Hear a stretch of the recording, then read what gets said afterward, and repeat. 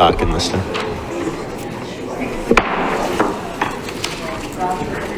I call the Mojave County Board of Supervisors meeting for June 6th, 2022 to order. Please join me in a invocation from Pastor Joe Burns along with the Pledge of Allegiance.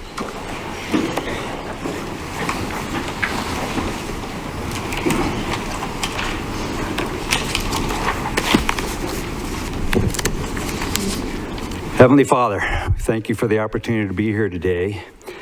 And Lord, I just ask that you would give our supervisors and their staffs and the associated offices here in Mojave County, that these folks would have your wisdom, your insight, that these folks would be men and women whose hearts are completely yours, that they would see the situations and the concerns of Mojave County that are pressure from outside, pressure from inside, people's legitimate concerns, that these folks would see these things with your insight, your wisdom, your discernment, and these would be men and women of fairness and integrity. And also, Lord, I ask that those that are going to speak today with their concerns would speak with clarity and brevity, and that the folks in Mojave County, that we would be more and more so a people who are self-governing, who have an interior moral compass, that we would see things as you see things, and that you would be pleased with us here in Mojave County, and that you will continue to extend your mercy upon us, I pray in Jesus' name,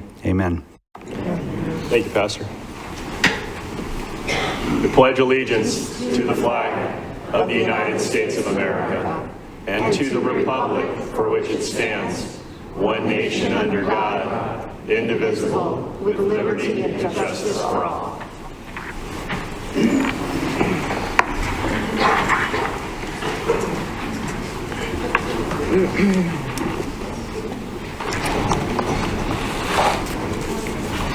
The Board of Supervisors may by motion recess into executive session to receive legal advice from the board's attorney on any item contained in this agenda pursuant to ARS 38-431.03A 3 and 4 and 7.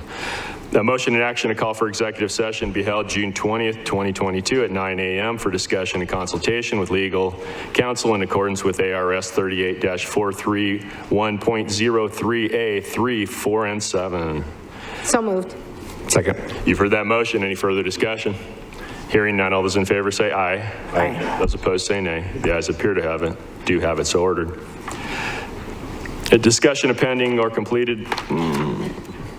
Jumped.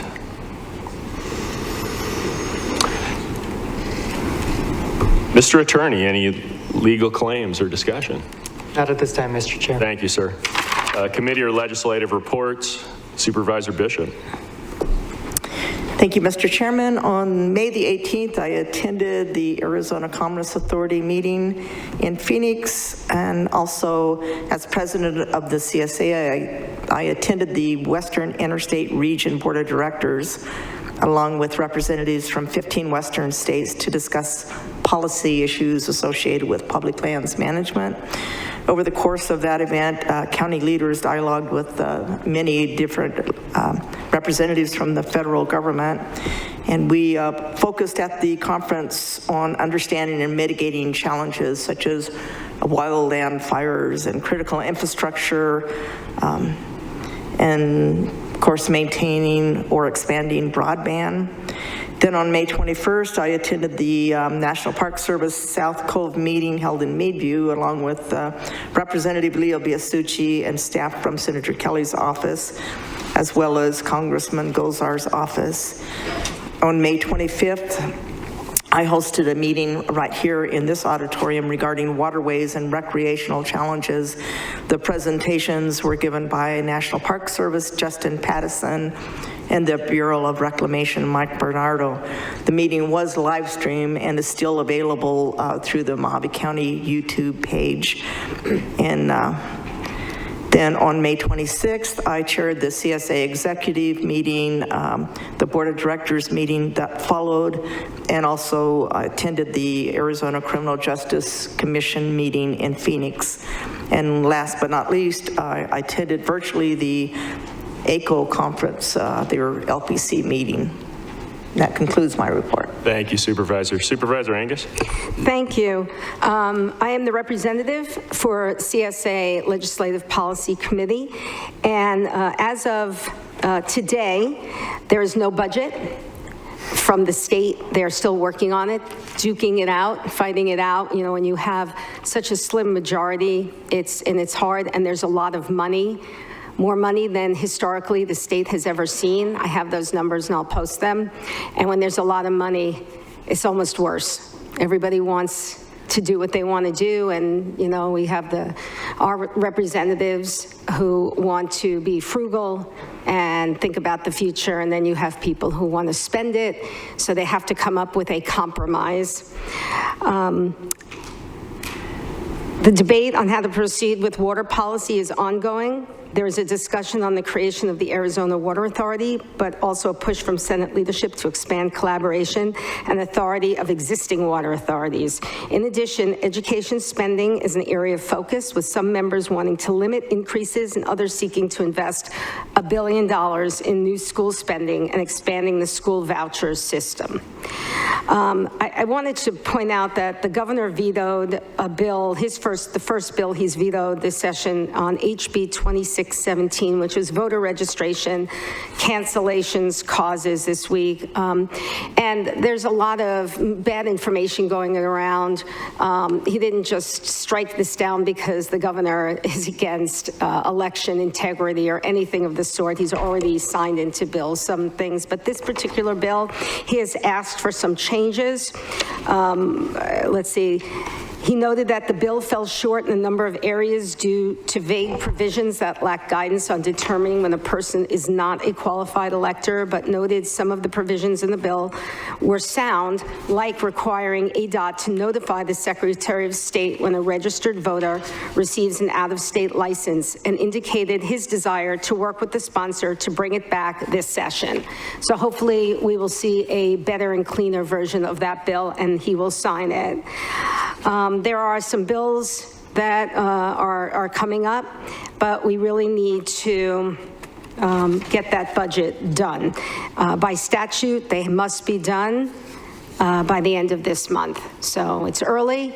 Hopefully we'll have our representatives here in the next several meetings, and they'll explain what happened this legislative session. I also met with the Director of Access, Jamie Schneider, and to get some ideas about what's out there for grants for housing and mental health and all the things that we're seeing an increase. Unfortunately, homelessness. We're trying to get our hands around that and do a better job. And I think that working with our state departments and agencies is the way to go. So thank you very much. Supervisor Johnson.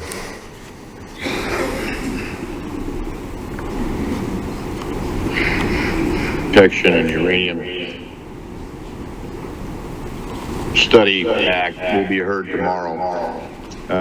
Just as a reminder, as of this morning, domestic utilities operating 93 nuclear power plants are importing from Russian satellites. Over half the uranium used to generate fully 20% of the electricity Americans use daily are thus feeding Putin's war incorrectly. That's all, Mr. Chairman. Thank you, Supervisor. Supervisor Lingenfelter. Thank you, Chairman Gould. I'd like to offer just a few additional comments about what's going on at the state with our rural water issues and the issues that Mojave County is advocating for. One called Rural Management Area Legislation, which has to do with our finite groundwater basins, and also Priority 4 Colorado River water, Havasu and Bullhead. So first on the RMA area legislation, the second version of the Arizona Water Authority legislation was released about 2 weeks ago. It was much improved from a conservation standpoint. Our legislative District 5 legislators, Cobb, Biasucci, Sonny Borelli, and a growing number of rural cities, towns, counties, water authorities are advocating for RMA legislation action at the same time that they take up the Arizona Water Authority legislation. There's talk about a special session occurring sometime in 2022. From a Mojave County perspective on the Arizona Water Authority that is proposed, there is a rural conservation fund that would allow for entities to obtain loans, possibly interest-free, for up to $3 million for conservation projects. Additionally, the modified proposed Arizona Water Authority would allow for grants of up to $2.25 million per project for rural conservation, so long as the local government contributed a 25% match. And that's all well and good, but Mojave County and others in rural Arizona are still advocating for some type of forgivable principle, as many rural agencies do not have the tax base to support, or nor do we want to take on some sort of large loan. I think prior, and Sam, you can back me up on this, they had $40 million that they had put up for the same purpose of, hey, we have these $40 million that will loan you out, but no forgivable principle, and that doesn't really help a lot of the rural areas, including Mojave County. Mojave County and Coconino County have now passed resolutions, and Yavapai County has passed a similar proclamation advocating for legislative action on rural management area in 2022. Supervisor Horstrom of Coconino County, Supervisor Michaels of Yavapai County, and myself have also submitted a joint op-ed piece to the Arizona Republic advocating for action on RMAs this year, which we're being told by that newspaper is scheduled for publication perhaps as early as this week. Mojave County staff and USGS have also been busy rerunning the mod flow model on the Wallapai Basin from 2019 to 2022. I anticipate staff, and I'll let County Manager Elters speak more on this, presenting those final scientific findings soon. As you might recall, if you've been following the water issues here for a number of years, the City of Kingman and the County of Mojave joint funded a Wallapai Basin study and the creation of a mod flow water model on the Wallapai Basin in 2019. It was actually 2017, 2018, 2019. We have heard communication from other friendly legislators throughout the state in recent weeks that some type of rural groundwater management would be part of the Arizona Water Authority discussions. However, that verbal agreement was apparently walked back this past week as Representative Gail Griffin has been working pretty hard to derail any action at all this year again. It should also be mentioned that citizens living within Gail Griffin's district down in Cochise County have now done an end run around her and have collected sufficient signatures to place the formation of a new active management area on the ballot. Our Mojave County water team is confident that there are enough votes in the legislature now to pass rural management area legislation if the majority would be willing to disregard Gail Griffin's objections and put the legislation up for a vote. However, as of the close of last week, it appears the House and the Senate, as Supervisor Angus mentioned, are currently working in opposite directions on the proposed Arizona Water Authority, and we'll just have to see if they can come up to some sort of an agreement on that. On the fourth priority water, fourth priority Colorado River water, it has been confirmed that the Harquahala bill will be voted on in the Senate after the budget passes. It has always been our LD5 legislators' intent this session to use their leverage and their votes to tie action on the Harquahala bill to action on prohibition of subsequent transfers of fourth priority Colorado River water away from our Colorado River communities. Senator Borelli, Regina Cobb, Leo Biasucci are prepared to fight for P4 legislation if the Harquahala bill is voted on without being tied to fourth priority Colorado River water. And I would just ask everybody in the audience and watching, please join me in thanking our LD5 legislators for standing strong on our two water issues this year, for staying in lockstep on these water issues. Everything is still up in the air. We're getting down to crunch time for the budget and these rural water issues, but our legislators have significant leverage and are being encouraged to use that leverage on their advocacy towards these two water issues. Thank you. Thank you, Supervisor. County Manager report. Good morning, Chairman, board members. No report today. However, we will have future reports and additional information related to the items that Supervisor Lincoln-Felter mentioned. Thank you. Thank you, sir. Call to the public. Pursuant to ARS 38. Number 4. Did I? Oh, I missed. Approval of the May 2nd, 2022 Board Supervisor meeting minutes. Motion to approve. Second. You've heard that motion and second. Any further discussion? Hearing none, all those in favor say aye. Aye. Those opposed say nay. The ayes appear to have it, do have it, so ordered. Call to the public. Pursuant to ARS 38-431.01H, a public body may make an open call to the public during a public meeting, subject to reasonable time, place, and manner restrictions to allow individuals to address the public body on any issue within the jurisdiction of the public body. At the conclusion of the open call to the public, individual members of the public body may respond to criticism made by those who have addressed the public body, may ask staff to review a matter, or may ask that a matter be put on a future agenda. However, members of the public body shall not discuss or take legal action on matters raised during an open call to the public unless the matters are properly noticed for discussion or legal action. Supervisor Bishop, do you have any? A guy Jeff Esposito. I need like the giant. Oh, okay. We'll let Jeff go and then we'll let the clerk go. Good morning. Well, since you guys didn't do anything about these two issues, you're going to listen to the same thing. Spring is ending and love is in the air. People want to be outside to enjoy themselves and each other, possibly gather in a park. Sadly, we have a county park that is one step away from being a desert. It is an embarrassment and a shame. That park is on the corner of Bank and Jagerson. It is named Neil Butler Park. Land was donated by Grace Neal. She is rolling in her grave due to its condition.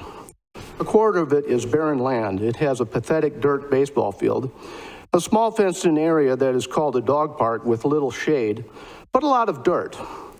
There are a few pavilions that are seldom used. Half of the trees are dead or dying. What fun it is to walk the 0.6-mile dirt track with no shade and horrible scenery. Wilma is responsible for the park. This park does not make any money, so it is treated like a bastard stepchild. Thousands of your constituents live within 2 miles of this park. Ron, Hildy, Travis, you guys need to take an hour and drive up there and look at this horror show. You will be so embarrassed. All right, on the park's west side runs along Bank Street, which is the major north-south artery. Approximately 2 miles or less is unimproved and unmaintained dirt. It has huge holes that can swallow an ATV. Emergency vehicles need to use this road. In order to traverse it, people have made go-arounds by cutting the fence on the west side on BLM land. Who is responsible for this atrocity? This is negligence and malfeasance, which puts the public in danger. Ironically, it turns out to be Travis' district and Wilma's, according to the district map. A random address on Calle Alamo to the parks using Bank is only 4.9 miles with one turn. Using Stockton Hill is roughly 10 miles with 7 turns. That's not too dangerous, is it? Wilma and Travis, you ought to be ashamed of yourselves. Yous have been here a long time, if not born here. The time to stop pandering to special interests, friends, and big money. Let's go, Brandon. Thank you, sir. Madam Clerk, would you like to read the call to the public statement that you received? The following was received from Chris Rodarty. We hold these truths to be self-evident, that all men are created equal, that they are endowed by their Creator with certain unalienable rights, that among these are life, liberty, and the pursuit of happiness. That to secure these rights, governments are instituted among men, deriving their just powers from the consent of the governed, that whenever any form of government becomes destructive of these ends, it is the right of the people to alter or abolish it, and to institute new government, laying its foundation on such principles and organizing its powers in such form as to them shall seem most likely to affect their safety and happiness. Prudence indeed will dictate that governments long established should not be changed for light and transient causes, and accordingly all experience hath shewn that mankind are more disposable to suffer while evils are sufferable than to right themselves by abolishing the forms to which they are accustomed. But when a long train of abuses and usurpations pursuing invariably the same object evinces a design to reduce them under absolute despotism, it is their right, it is their duty to throw off such government and to provide new guards for their future security. As we all know, these words were penned by Thomas Jefferson nearly 250 years ago in the Declaration of Independence. A study of today's board agenda reveals the long train of abuses and usurpations is chugging along through Mojave County right on schedule. As it pulls into the station, bureaucrats and public servants alike enthusiastically jump on board. The ticket price for the ride to the wonderland of federal bucks is steep and includes conditions, provisions, requirements, and obligations buried in 4-point font. That doesn't deter our duly elected representatives. The government cheese is just too delicious to pass up. I realize asking this board to demonstrate prudence when voting on today's hot button items may be an exercise in futility. Nevertheless, please remember, you derive your just powers from the consent of the governed, we the people, not some federal or state agency or council of governments. Do not further the governmental nanny state. Leave helping the poor and the indigent to private charities, churches, and synagogues. Spend taxpayer prudently, be like Jefferson, derail the despotic train of abuses and usurpations in its tracks. Thank you, Chris Rodardi. Thank you, ma'am. Jennifer Esposito.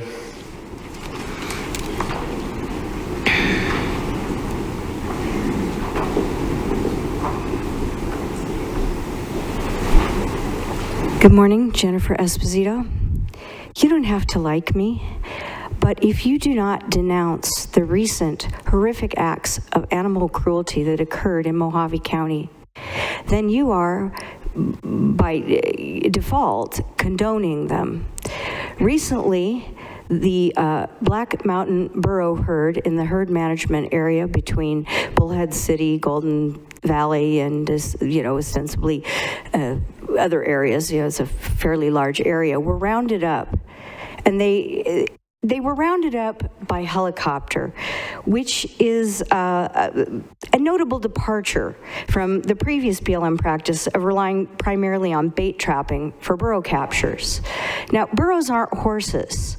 They deal with threats very, very differently, and it is very dangerous to round them up. As a matter of fact, a recent roundup by the BLM, I think it was in Colorado, resulted in the death of a burro, which was chased into a crevice and broke its spine. When I published my newspaper, I covered the roundup in La Paz County at the time, the Cibola Trigo roundup, where another burro was also chased to death and injured. But let's talk about the one that happened here. What I'm asking you to do is to come back at the next meeting and draft a strongly worded letter of reprimand against the BLM, because at the Black Mountain helicopter roundup, the observers from the American Wild Horse Campaign, they were placed over 300 yards from the trap site on flat ground, and the subcontractors from the BLM, the trailers, blocked their view of the pen. Now, according to the BLM's own CAWP assessment, contractor handlers treated the burros in an abusive manner by, quote, aggressively hitting and jabbing the paddle into the sides and sensitive areas of the burros, end quote, and, quote, using the handle and to aggressively poke and prod the burros, end quote. Not only that, but they used electric cattle prods on the animals to load them into the trailers. Now, as somebody who's owned burros, I can tell you that once you've abused an animal like that, a burro, they don't trust people. And you wonder why people don't want to go to the Bureau of Land Management and adopt them. Now, I have a burro right now, I only have one, who was abused. I bought her off of Craigslist a year and a half ago, and she still won't let us pet her. I don't know what happened to her, but after a year and a half of kindness and care and carrots and quality feed, she still will barely let us touch the tip of her nose. So what you're doing by allowing the Bureau of Land Management to engage in these horribly abusive practices, which would not be allowed on any horse or burro owned by any member of the public in Mojave County, is you're making these burros difficult for the public to adopt. Thank you. Thank you, ma'am. Wayne Collins. Might be Hollins.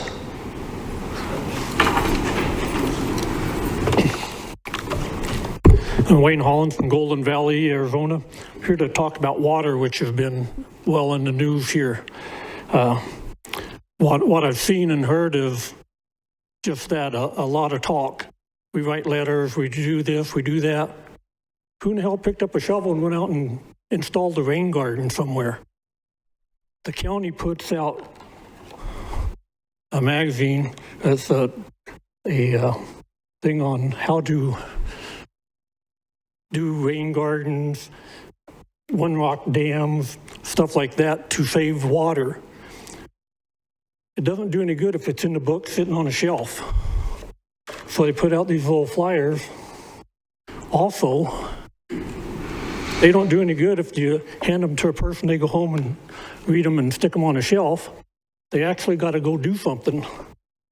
So why can't we get some training and show people how to do those things so they can do it on their property? Because if you look at all the properties, almost invariably, they're all designed to have the water run off instead of the water run on. Exactly. That's not helping the water situation. I've tried to get our community parks, rain gardens put in there, water tanks. We have pavilions. We could put gutters on there. We can direct the water to where it needs to go. We could plant trees to shade. They were said that bold things need to happen. A bold thing would be doing anything at this point, because writing a letter, you wasted the paper. This came out in 2019, about the time we started writing letters to the legislature. How much water has been saved since then? How many of you have put in a rain garden around your house? You know, we need to do something. The time for talking is long past. I don't expect the government to do all that stuff. I expect them to work with the residents to make things happen, because I'm tired of hearing that the county's looking at the big picture. Better lower your head and look at the pixels down here. There's over 200,000 of us down here that can do something. But if you're walking around looking at the big picture, you're going to walk out in traffic and get ran over or walk off the cliff. Let's do something together. Working together, we can actually save water. It gets delivered free. You get an acre of land and you get an inch of rain, that's over 27,000 gallons of water. At that rate, it takes 12 acres to get an acre foot of water on that 12 acres. So every 12 acres will get that. So let's do something. Thank you. Thank you, sir. Kenny Works.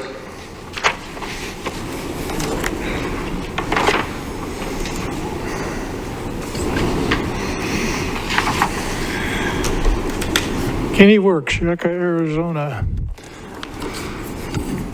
There's a birthday coming up, 75th birthday of my birthday coming up this year. And an iconic name, G. Brock Chisholm, reminds me of the Chisholm Trail in Texas, where cattle used to be herded to market. And in the movies about it in the 50s, there was a pretty common name back then. And it has a wholesome name to it, a wholesome sound to it anyway. G. Brock Chisholm, first Director General of the World Health Organization. Here's what G. Brock Chisholm had to say. To achieve world government, it is necessary to remove from the minds of men their individualism, loyalty to family traditions, national patriotism, and religious dogma. This is the World Health Organization, first Director General, 1947. I'm hoping that perhaps we can arrange for the 75th birthday of the World Health Organization not to come around this year. Maybe we can bring an end to this sort of tyranny. The transcendent culture and morals from our ancestors are being ignored. The WHO is undermining the public good and America's future. Our institutions are dragging our country in a disastrous direction, actively undermining all that makes America great. They're destroying their own credibility. Global health security. I think that what they really mean is global health control, and they'll manufacture the diseases as they need to see fit in order to gain that control. June 1st to 7th, the Epoch Times has a front page article about the World Health Organization and what they're doing.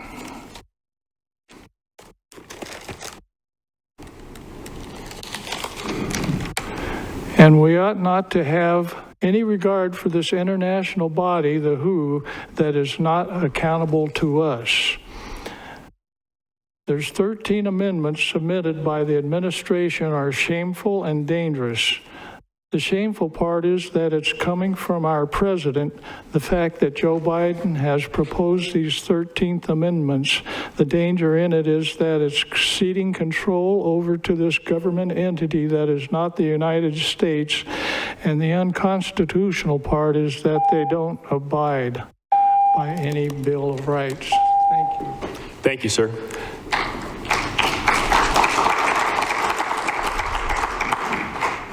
Jim Morgan.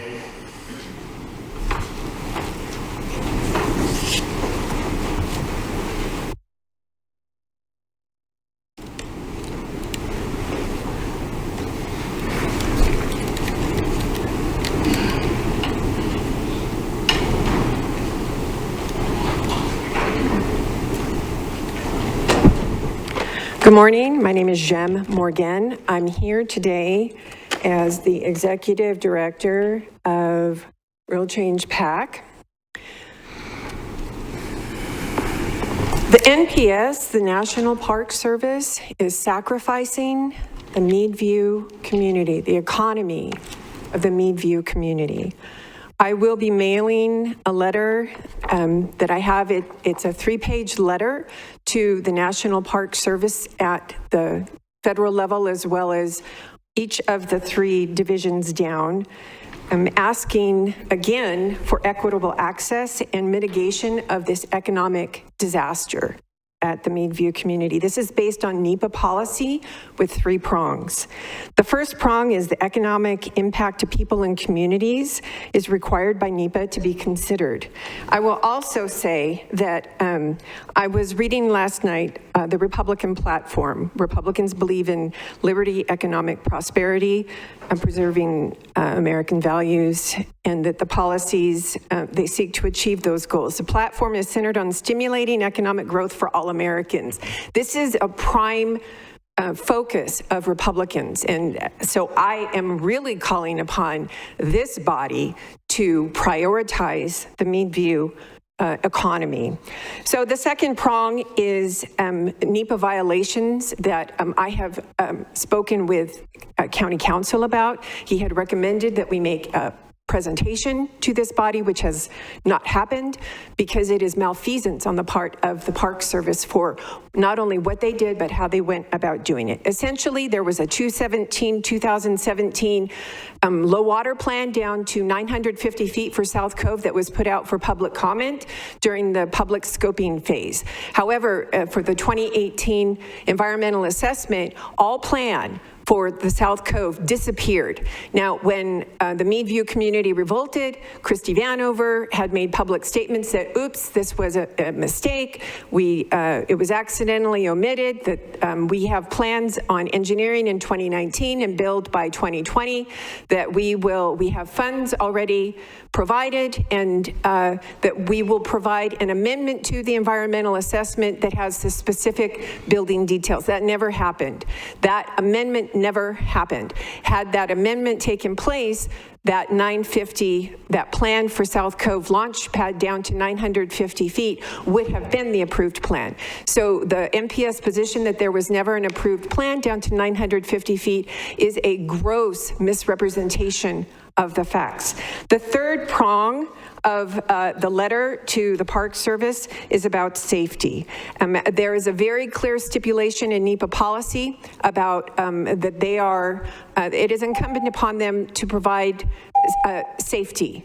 That launch ramp out there is destroying boats and trailers, and it poses great harm to people. Now, we don't want that closed down. That's not the point. We want them to do what they said they were going to do. I am calling upon this body I will provide you with an email copy of this letter. I am asking you to please fight for the Meadview economy. This is an unacceptable, just egregious betrayal of public trust on the part of the National Park Service, and this is your direct responsibility to fight for them. Thank you very much. Thank you, ma'am. Tanya Dowson.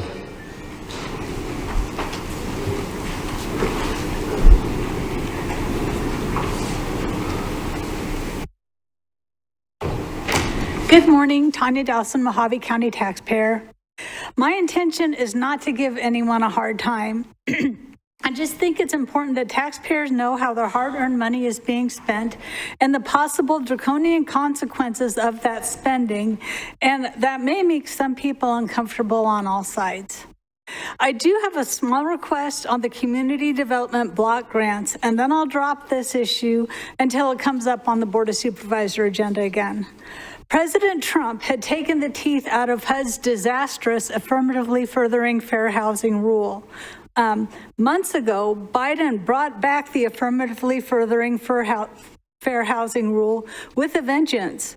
Please be sure to have County Council review all requirements that come with the HUD grants and the affirmatively furthering fair housing rule, because HUD's new radical mandates and dictates may not be compatible with the values of Mojave County voters.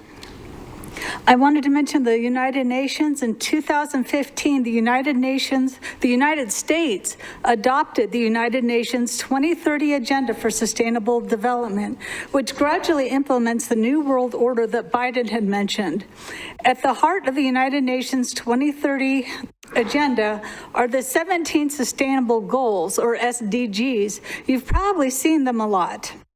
These goals aim to nudge us into high-density walkable housing projects near transportation hubs and business areas. In Phoenix, people are now, under the name of sustainable development, they're now literally being stacked into 6-story high-density housing complexes made out of shipping containers. And I put a little picture here. I don't know if that, there we go. That's an example. That's not the one in Phoenix. So ultimately, our government enforces its laws, including tax laws, through the threat of violence. If you don't obey the government's laws, then the government can send the police to use whatever force is necessary to take you to jail. For example, if you refuse to pay your taxes, you can end up in jail through whatever force is necessary. Americans are some of the most generous people in the world, but sadly, government has been allowed to dip into our limited charity budget and dictate which charities we must contribute to, or else. Government is actually forcing us to give up the fruit of our time, energy, and talent to support government's idea of charity, whether we want to or not. No matter how sympathetic the cause, compulsory charity is immoral, and it has to stop. As Americans, we must have the freedom to choose the charities we believe in. That's part of what it means to self-govern and to be free. Thank you. Thank you, ma'am. Consent agenda. Supervisor Bishop, do you have any items you'd like to remove? I do not. Supervisor Angus. 44. Supervisor Johnson. Thank you, Mr. Chairman. 9. That's all. Supervisor Lingenfelter. Item 7, item 26. 7. 26. So I'm looking for a motion to approve the consent agenda, less items 7, 9, 26, 34, 38, 44, 49, 54, and 56. So moved. Second. You've heard that motion in second. Any further discussion? Hearing none, all those in favor say aye. Aye. Those opposed say nay. The ayes appear to have it. Do have it so ordered. Supervisor Lingenfelter, number 9. I believe it's 7. Number 7. Thank you, Mr. Chairman. I only pulled this because I know that both the City of Kingman and the County of Mojave have recently issued a fireworks ban due to the very dry conditions, and I'm not sure who this question would be. Perhaps to you, County Manager Elters, is this item, is this consistent with our fireworks ban? We have a fireworks ban, but we're going to let somebody sell fireworks? Mr. Chairman, Supervisor Lingenfelter, I do believe it is consistent, and I'm going to ask Byron Stewart to come up and address that further.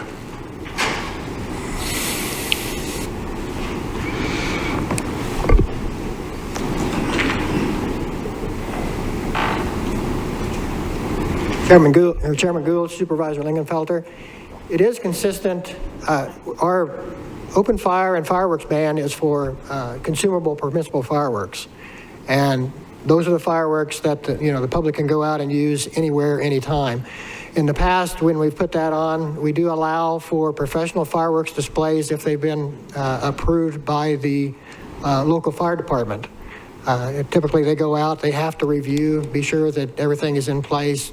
They have measures in place to actually take care of any issues that might occur. And so it's actually a contained type situation where they're available. And I know this has been reviewed, and after it's reviewed by the fire department, it comes to me also for approval. This has been approved by Chief Hoke with Northern Arizona Consolidated Fire, who happens to be in the audience, and I'm sure he'd be willing to speak to this if you'd like. It's not necessary. You answered my question. Thank you. Make a motion to approve. Second. You've heard that motion in second. Any further discussion? Hearing none, all those in favor say aye. Aye. Those opposed say nay. The ayes appear to have it. Do have it so ordered. Now we're going to do number 9. Supervisor Johnson. Thank you, Mr. Chairman. I believe there's some fire departments that would like to address this issue. Call them first.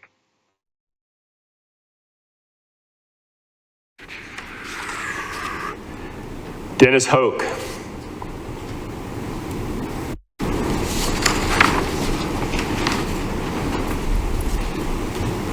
Good morning and thank you. I'm the new fire chief for Northern Arizona Fire District, and I would like to urge the Board of Supervisors to amend the proclamation to not allow consumer fireworks. I believe the verbiage was at below 4,000 feet in elevation. The city of Kingman has already banned consumer fireworks within the city limits. Besides the obvious confusion that this causes when you've got one area that allows it, another area that doesn't, the threat is pretty sustainable right now, that with the drought winds, and heat, it really just defies logic to allow this to occur. And it'd be really easy to sit here and give you, hypothetical, houses are going to burn up, people are going to die. I'm not going to do that. But what I'm going to do is I'm going to give you a real story. I was in charge of the Anchorage Task Force on the Miller's Reach fire. We lost 37,000 acres, over 400 homes on that fire. And it wasn't burning up a mountainside. People think they look at our wildfires and it's burning mountaintops and it's burning uphill because fire first man burns faster uphill, and that's true. This was very flat terrain, very similar to the terrain that we have here. That fire, the Miller's Reach fire, was started by fireworks. The economic impact of that fire was huge. We, besides the fact that the communities that were around the Miller's Reach area, the Houston, Alaska, it impacted the tourism throughout the entire state. They had to shut the rail line down for a number of weeks. Consider that if we shut down the rail line, it comes through Kingman because of a catastrophic wildfire, and particularly if it was caused by fireworks that we said was okay. And it was in the millions of dollars of loss of property, but the loss of the economic impact to that entire part of the state was devastating. So I urge you to please reconsider that proclamation and remove the provisions for consumer fireworks in that, and so we match the same thing the city of Kingman has done. Thank you. Sir, before you step away, you told us about a fire and you used the word fireworks. Were those fireworks what is in Arizona statute as permissible consumer fireworks? Yes. You're talking about my experience with the Miller's Reach fire? Yes, it absolutely was. What kind of fireworks were they? I believe the ones they said were sparklers that they found out. So Miller's Reach is a very small community outside of Houston, Alaska, and they allowed the sale of fireworks within the city of Houston, and they didn't allow aerial type fireworks. These were the smaller ground level type fireworks, and they were setting them off and started as a small fire, overwhelmed the local resources very quickly and turned into a pretty significant fire. Sir. Members, when I signed the proclamation, I added an exemption for permissible consumer fireworks on the 4th of July. When I was in the legislature, I voted to legalize fireworks on the 4th of July. I think the 4th of July is a special date. The fireworks, permissible consumer fireworks, are not very exciting fireworks. They don't leave the ground, they don't explode.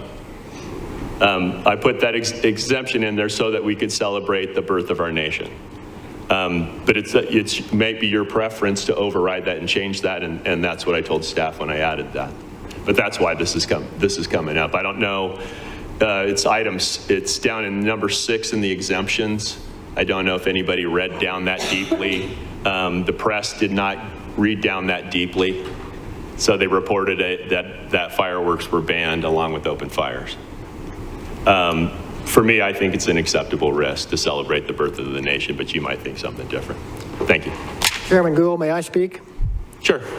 As I communicated to you at the time, I personally don't consider it an acceptable risk, and my recommendations were based on a poll of all of the fire chiefs in the county, as they always are when we go into these recommendations for an open fire and fireworks ban. It's not just me, I have a lot of experience in that area, but I rely on the experience of Chief Hoke and all of the other fire chiefs on telling me what they want to do. As you I think know, the BLM and state forestry ban fireworks year-round on their managed lands for this reason. And we do have fires that are started every year by fireworks. There was a picture in the Mojave Daily News week before last of a fire in a dumpster caused by fireworks last 4th of July that caused an evacuation of a motel there. So I agree with you totally about celebrating 4th of July, and I would love it if we did not have such a high threat at the 4th of July that we could use fireworks, but unfortunately the way it works in our area of the country, that is at the highest fire risk that we ever have is starting on the 4th of July and lasting up until the time that we actually have the monsoon season comes in. So I would be remiss in my job duties and my professional opinion if I didn't recommend that we do not allow that exception. We have never allowed that exception before when we've gone into open fire and permissible fireworks ban. So. Yeah, I tried to amend the last resolution to allow for consumer fireworks on the 4th of July also, so this is a consistent position. And I sympathize with your position. Well, I sympathize with yours too, but I just...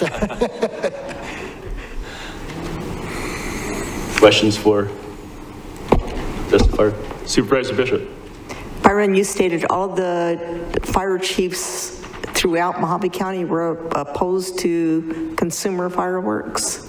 No, all the fire chiefs were throughout the county. What we do is we poll them when we're getting into extreme severe conditions for wildfire. We poll them usually on a weekly basis and ask what conditions are within their particular jurisdictions. And we also talk with the fire experts with the BLM and determine when we really need to go into restrictions. And when we go into those restrictions, it's banning open fires, it's banning permissible consumer fireworks up until the time that the monsoon season comes in and we have enough rain that the danger is reduced. And all the fire chiefs supported that. It's just something that we do every year in order to, and the main reason we do this is both open fires and permissible consumer fireworks, we're trying to limit the number of potential ignition points. So if you've got a lot of people out there burning open fires, a lot of people using consumer fireworks, you've got a lot of potential ignition points for a wildfire. So if we can reduce those numbers of potential ignition points, hopefully we won't get into a situation where we'll have numerous fires at the same time, where our fire resources, particularly in the rural areas in the fire districts, are spread thin and maybe can't get to the one that gets away. Okay, thank you. And I agree with Supervisor Gold. I think this is the all-American holiday, the Independence Day, the 4th of July. We all look forward to those fireworks, but I think it's been so long since we've had any substantial moisture in the way of rain. I can't even remember how long ago it was. I don't even think we had much of a monsoon season last time, so the vegetation out there is ripe for fire. And if a sparkler can set a fire, I think the danger is very high. So I would be in support of removing that provision for consumer fireworks, at least for this year. The exemption also was below 4,000 feet. I just wanted to throw that in. Further questions from the board? Which is where I live.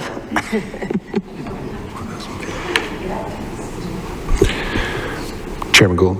Supervisor Lingenfelter. So your exemption already took out the Wallapies. Right. That's the area I'm, I was living in Kingman for a long time. Everybody still remembers the horrible fire we had up there, and we definitely want to protect those areas. I kind of lean on the side of not wanting to tell people what they can do in their own backyard. I don't think that it's really enforceable anyways, but it is definitely very dry out there. I'm not sure how you would enforce it, but maybe we could just say we strongly discourage or something. I'm not sure. I'm kind of on the fence on this one. Does Chairman Johnson want to speak, or sure. If not, I'll make a motion. Supervisor Johnson, do you have anything to add? No, if Supervisor Bishop wants to make a motion, she can go right ahead. Thank you. Okay, then I will make the motion that we implement an outdoor fire and permissible consumer fireworks prohibition, and that we remove the provision that was added by Chairman Gold and make it effective May 26, 2022 in the unincorporated areas of Mojave County.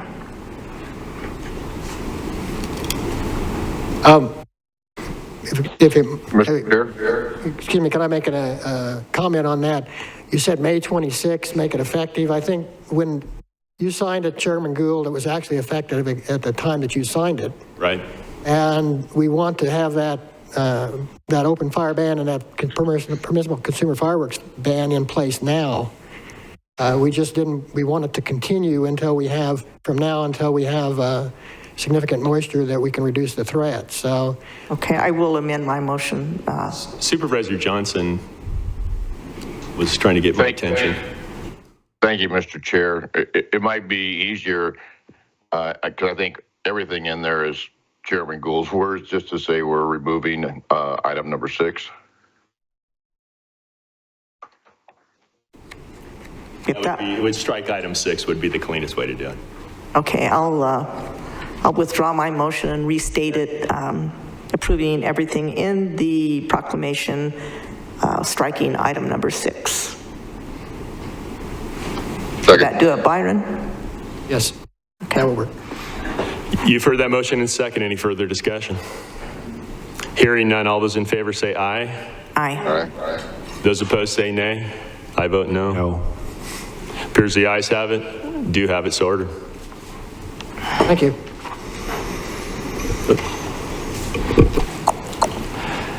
Let's see. Item 26, Supervisor Lingenfelter. Thank you, Chairman Gould. Director Smith, could you come down and just explain what this countywide housing needs assessment is going to do for Mojave County?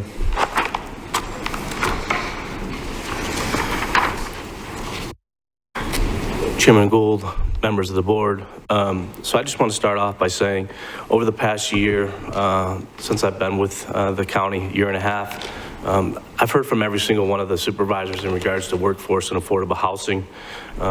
So with that being said, I worked with procurement, the procurement department to put together a housing needs assessment. The last time that a housing needs assessment was done was in 2006. With that being said, this proposal will cover all of Mojave County and just a little bit of south of the border for La Paz with Parker, and this will be actually paid for through community funds, through grant funds through CSD, so through our administration funds. What will this do for the county? Well, first, one of the things that I would highlight is that it will be a gap analysis. So when you think of all of the housing for Mojave County, what is that? What does it look like? How many single family homes do we have? How many apartment complexes do we have? How many LIHTC buildings do we currently have in development and so forth and so on? Senior housing. So looking at all of those needs of the county. And then what we'll do is when you have that gap, it'll say, all right, within this range for the areas that were identified, there's a gap of this many people still looking for affordable home. So then what we would do is we would take that information, we'd bring it to the decision makers, to the board, and then we can look at policy, and then we can look at grants, and then we can go after different resources within the county. And like Supervisor Ingis had mentioned in regards to grant funds and working with different bodies and organizations, we can use those funds to leverage that in such a way that we can address those needs. Then after it's done, it's conducted with the citizens of Mojave County, as well as the board. This will be brought back to the board for a full presentation. But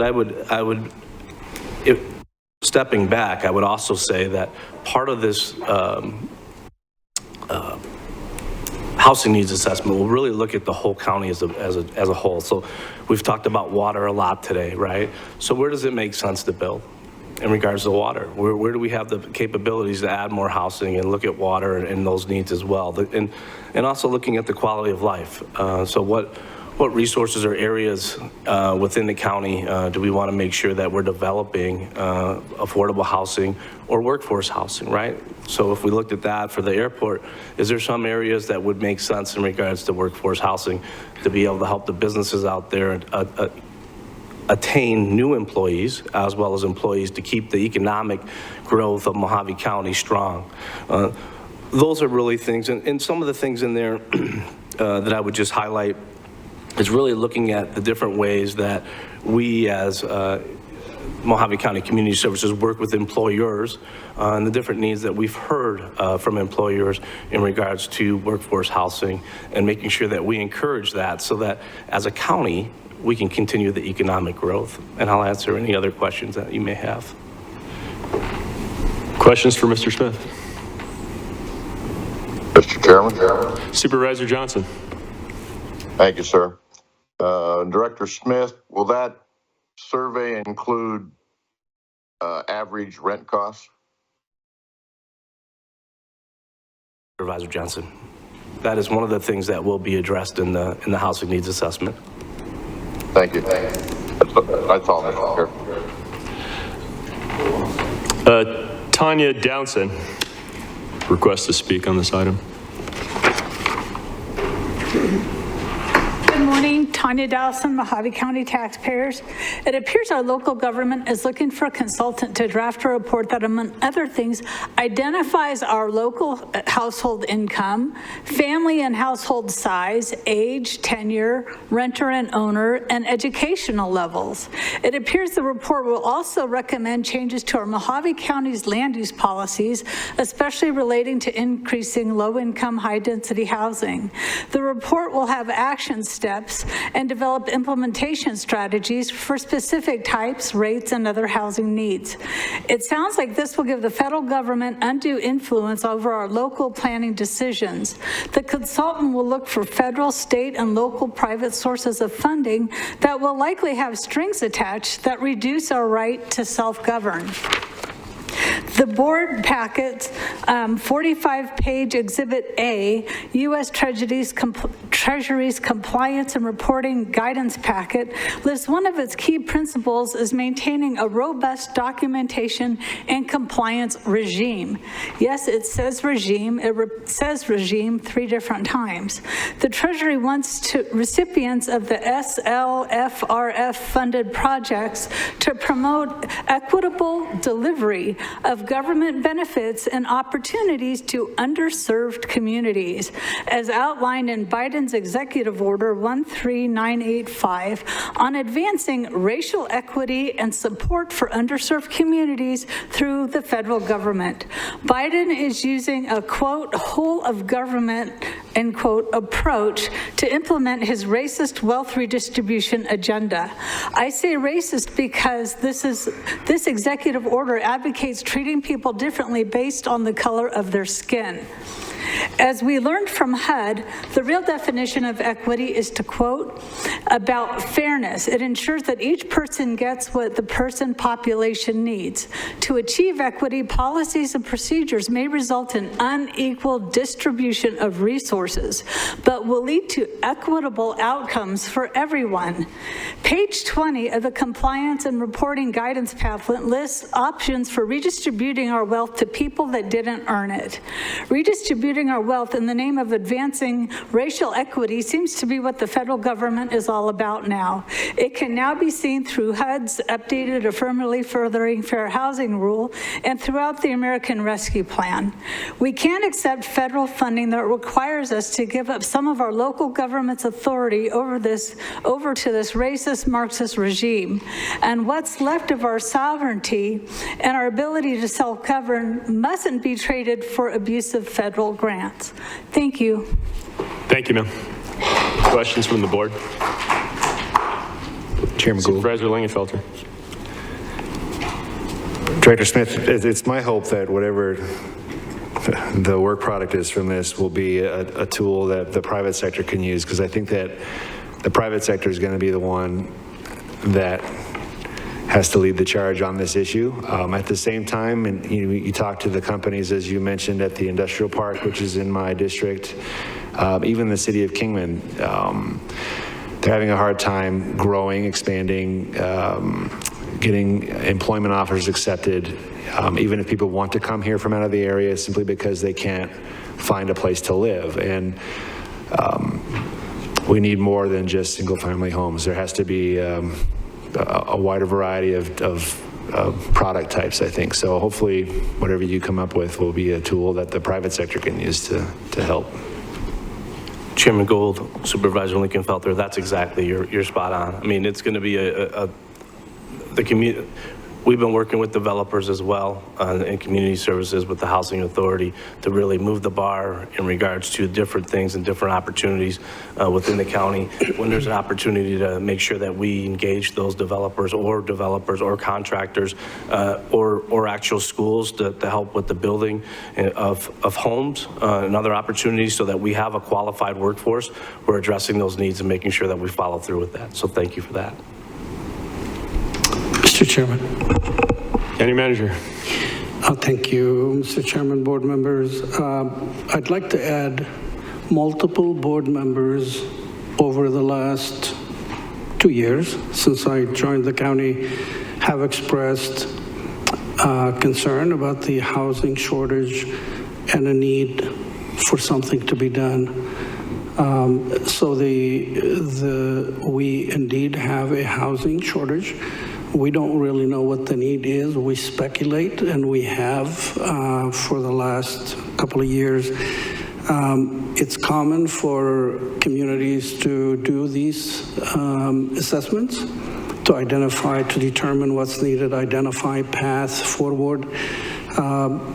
This housing needs assessment study was delayed deliberately to ensure that the scope of work is truly comprehensive and that it will produce what is needed and what Supervisor Lingenfelter just really highlighted.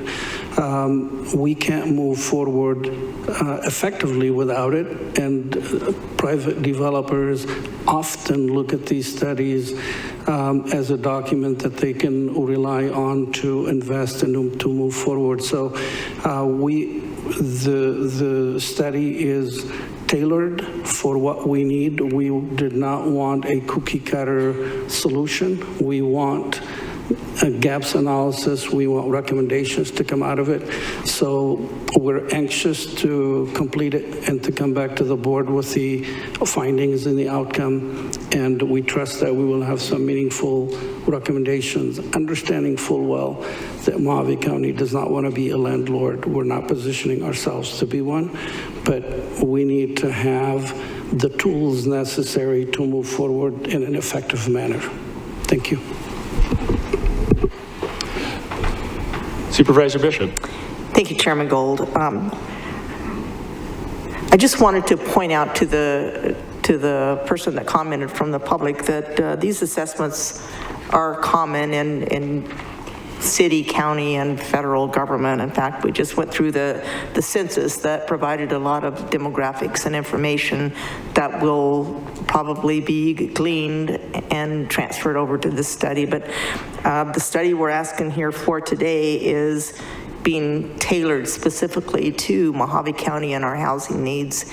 And I don't think that it'll be used so much by county government as it will be by the private sector and economic development to maybe bring in contractors that would be interested in investing in our communities. So with that, I'll make a motion to approve. I'll second. Mr. Smith, do you have any idea what this study is going to cost? You know, that's a great question. There are some studies out there that have been done. We're sending this out for RFP, so I mean, I don't want to put a dollar amount and, you know, have somebody come back and say the dollar amount will be this. I can tell you that there have been local ones, or I've known of other local studies that have been done, and they've been in a range between 35,000 for a particular city. For a county, that would be, we'll have to follow up on that. Thank you, sir. My problem is us taking a survey of something that we already know is a problem. I don't really see that as a solution. The only option for government is to subsidize people's homes if you want to make them more affordable, and I'm just not willing to do that. So I don't really see the point. I think the free market knows how to deal with situations. They know how to fill supply and demand shortages. And I don't think that there's people waiting for Mojave County government to do a survey for them to invest their millions of dollars. But that's merely my opinion. You have a motion and a second on the floor. Any further comment? Supervisor Angus? Yeah, thank you. I mean, it's just another needs assessment. We've done so many. We've done the health, and it seems we do them and they kind of go in this black hole if I saw, I've evolved in my thinking about this over the years. I understand how government works, but I just haven't seen the outcomes that I would hope with all of these studies. And I'm not sure if I'm up to agreeing to another one. Mr. Chairman. County Manager. The last housing need assessment study done in Mojave County was in 2006. That's about a decade and a half ago. A lot of things have changed. And I agree with you, if it was only a survey, it really would not have value. We expect more out of this. We expect specific identification of what the need is, whether it's affordable housing, workforce housing, and the recommendations for us to act on. Many of the grants that have been mentioned that could be tools and could be available for housing needs mitigation inquire and are predicated on having a professional study done to determine your needs and your specific gaps. So, as I said, grants are based on having a tool such as the study. Private developers use it as a tool to make decisions as to where to invest and how much to invest and what the need is. So, I truly understand your concerns as board members and the fact that this is another assessment study, but please know, as far as housing needs assessment, 16 years ago was the last time one was done in Mojave County, and much has changed since then. Chairman Gould. Supervisor Angus. You said the last one was at 2006. What happened after that? Was that used for anything? I wish I knew, Supervisor and Chairman. I honestly don't know. And I don't know. Do their own assessments of the needs? Cities, yes. And in fact, 2 of Mojave County cities have done recent assessments. One was the city of Kingman, one was Lake Havasu. I think those are even underway. They're not completely done yet.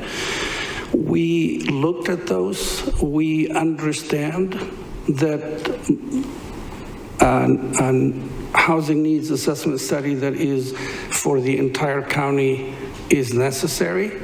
And so we ensured there was an opportunity to piggyback off of these city studies, and we did not think that those would serve the countywide need. So talk about grants. So we're competing against our own cities for these grants. Everyone's competing against each other. Well, Supervisor, there are, I'm not. Nonprofits, I mean, again, duplicating efforts and doing stuff. I would be amenable to approve this, and maybe we can use this as our guide. If I would see what happens every step of the way, I want to see it when it gets turned in. I want to see what happens to it, and then we'll know for the future whether these things are really necessary. Supervisor, Chairman Gould, Supervisor Angus, that will happen. We're just asking now to proceed with the study. We will not award a contract until we come back to the board with the various submittals and a recommendation to you.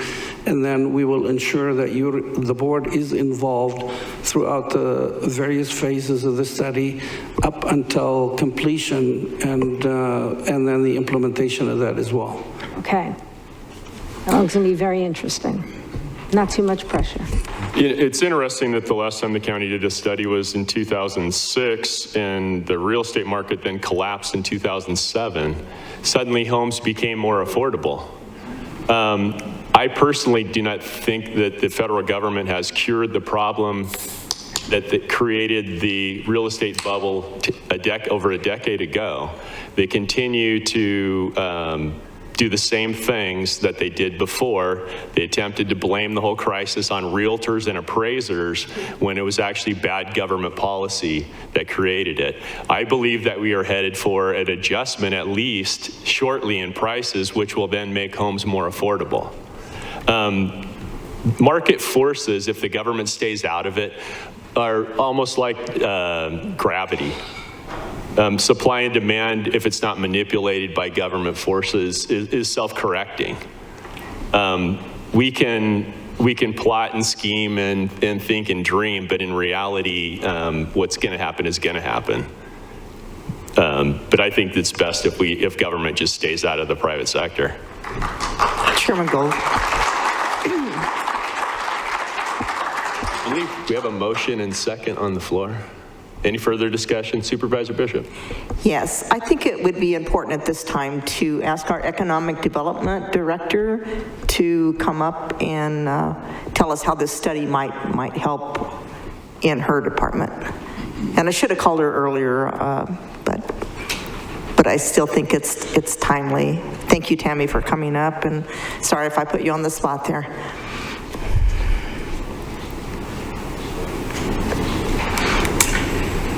Thank you, excuse me, Chairman Gould, Supervisor Bishop, for calling me up. I actually am waiting on this study to be completed. I've got several developers that are looking to come to the county, but they want to actually see what the needs are. They're looking for affordable workforce housing, which is very hard for them to pencil in, and they don't want to bring in more than is needed, but they also don't want to bring in a small amount when we need a lot.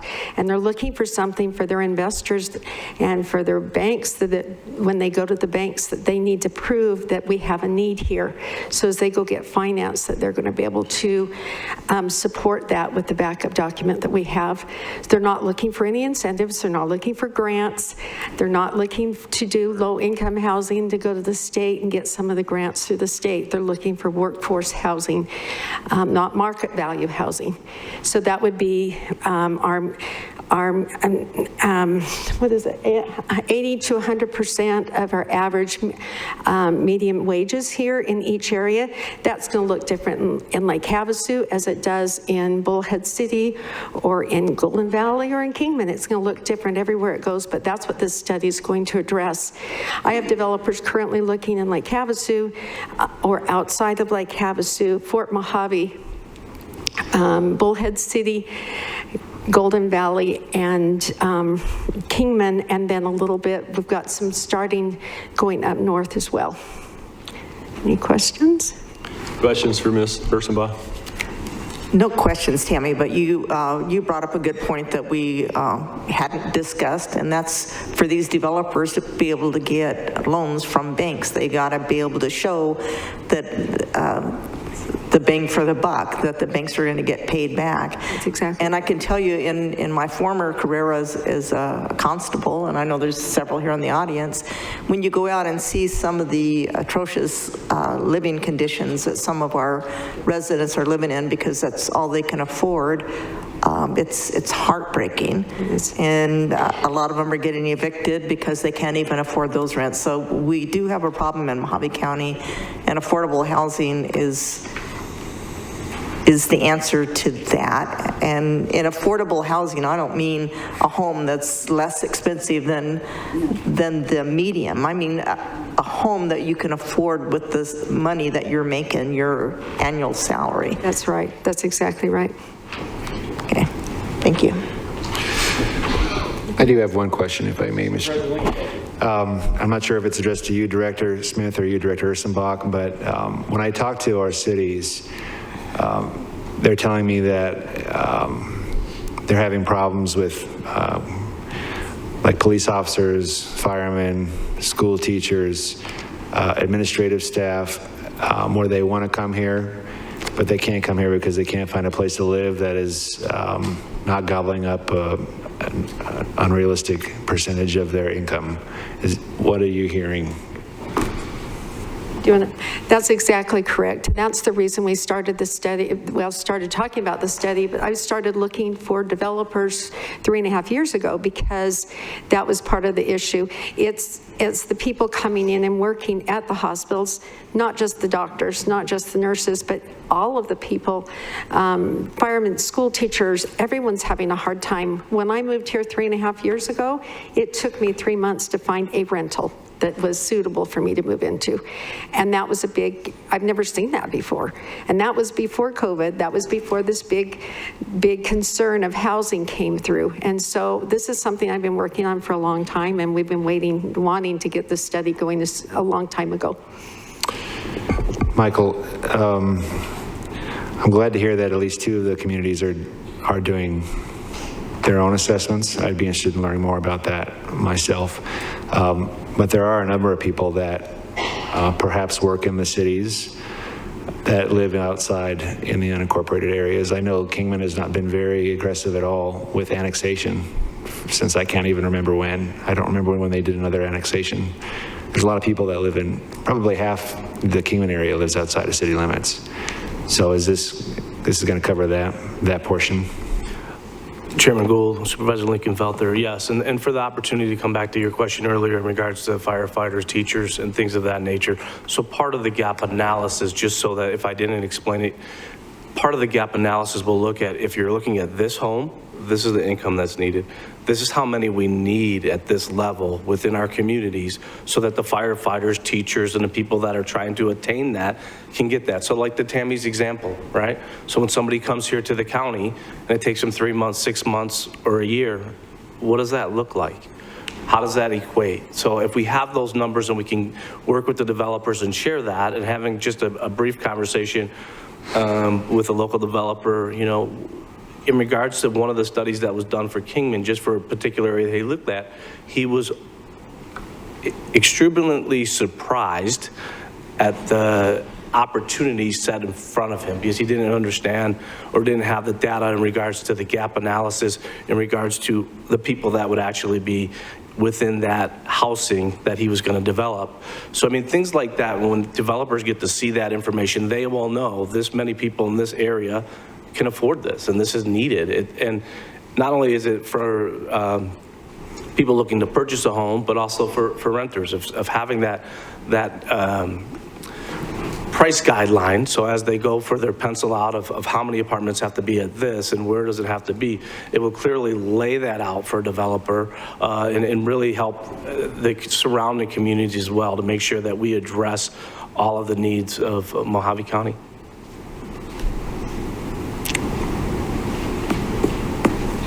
Mr. Smith, how do they figure out what rents are? Well, so there's a couple different ways that they can do it, but normally they'll start going right through all of the different apartment complex, contacting them, going through that and doing that. Some other ways that they do it is they'll do direct surveys to people that are renting and looking at that as well. So there's a couple different ways that they can do that. Because as a landlord, I don't tell the government what my rents are.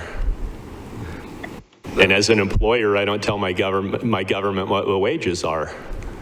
Right. No, those are. So I often wonder how accurate these things even are.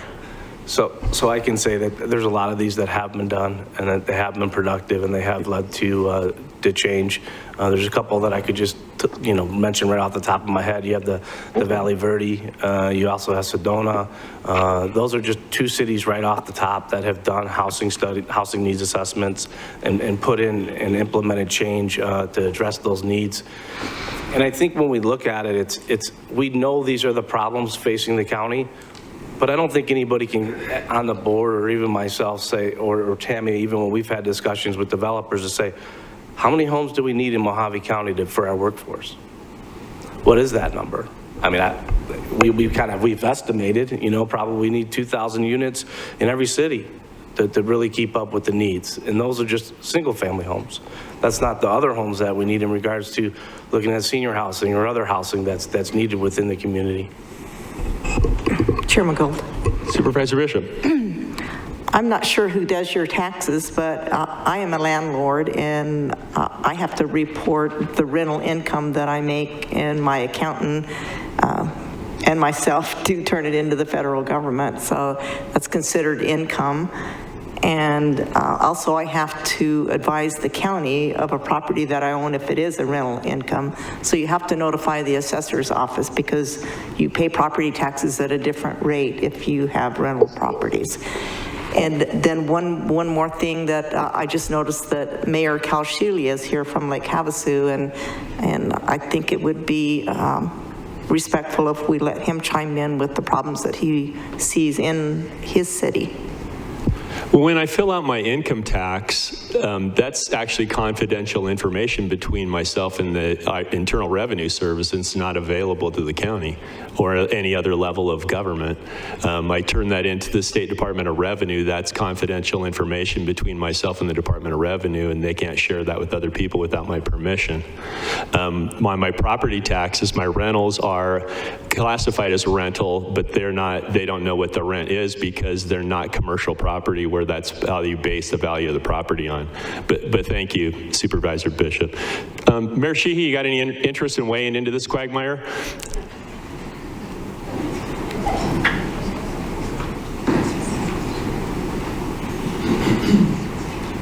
Good morning, Chairman Gould and Supervisor Bishop. We are one of the cities that are currently running one of these studies through our Partnership for Economic Development, so we can understand exactly what the housing needs are. And we're doing it for the same purposes that your directors reported, so that banks and investors have the information that they're willing to make the investment. So I would think there was an opportunity for the other two communities that are doing this and the county to have some collaboration together, but it is something that we find needed and necessary in our community. Thank you, sir. Questions for Mayor Sheehy? Chairman Gould. Supervisor Lingenfelter. Thank you for being here this morning, Mayor Sheehy. Perhaps you can answer this, perhaps the city manager could, but does the city of Lake Havasu City, have many employees that live outside of the area? And my question is, your housing study specifically, is it specifically centered upon the municipal boundaries of the city of Lake Havasu City, or does it look at outlying areas as well? Yeah, thank you for the question. Ours is going beyond the city boundaries, so we're going through the area that is a drive-to area, so that'll include up to the I-40 corridor in that area. Speaking on behalf of city employees, we have offered positions to folks that have accepted the offer to take employment with Lake Havasu City and then had to rescind that offer because they're unable to find housing to relocate to our area. Thank you. Further questions for Mayor Sheehy? Hearing none. Thank you, Thank sir. you. What's the pleasure of the board? We got a motion on the floor, don't we? We have a motion and a second. Any further questions? You want to restate your motion? The motion was just to approve item 26. Thank you. You've heard that question. Any further discussion? Hearing none, all those in favor say aye. Aye. Those opposed say nay. I vote nay. The ayes appear to have it. Do have it. So ordered. Item 34, which is one I pulled off. 44. 34. Oh, okay. I missed that one. Tanya Dowson asked for that to be pulled off the agenda.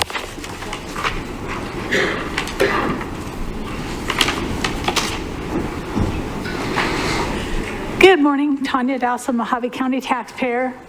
Last month, we were informed that the county spent $33,240 of our tax money to refurbish a privately owned 1987, 953 square foot mobile home that the county currently values at barely over $23,000.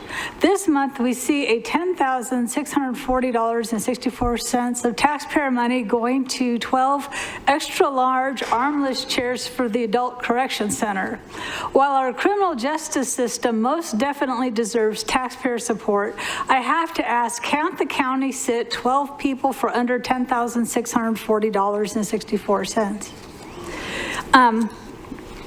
Our county used ARPA funds, which is also taxpayer money. I put a little picture up here. to refurbish somebody's nice 1988 privately owned home to the tune of $29,330.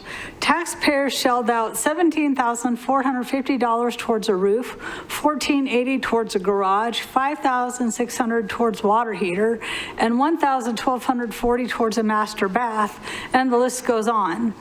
And then taxpayers also paid $10,000 to rehab some property that's unspecified, and $4,445 went towards a roof, and $5,300 went toward drywall. What was the rehab? What property was rehabbed with our taxpayer money, and what program did the taxpayers' money come from to rehab this property? Government funding may have been spent this way for decades, but that doesn't make it right. Again, refurbishing private homes is compulsory charity, where the government uses the threat of violence, the force of governments against peaceful people to take their money and give it to others who didn't earn it.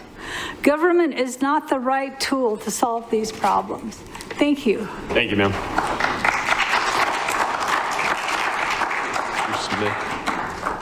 Is Director Smith still in the gallery? It's Director Walsh, if you need some answers on that. Oh, okay. Chairman Gould. Mr. Walsh, come on down.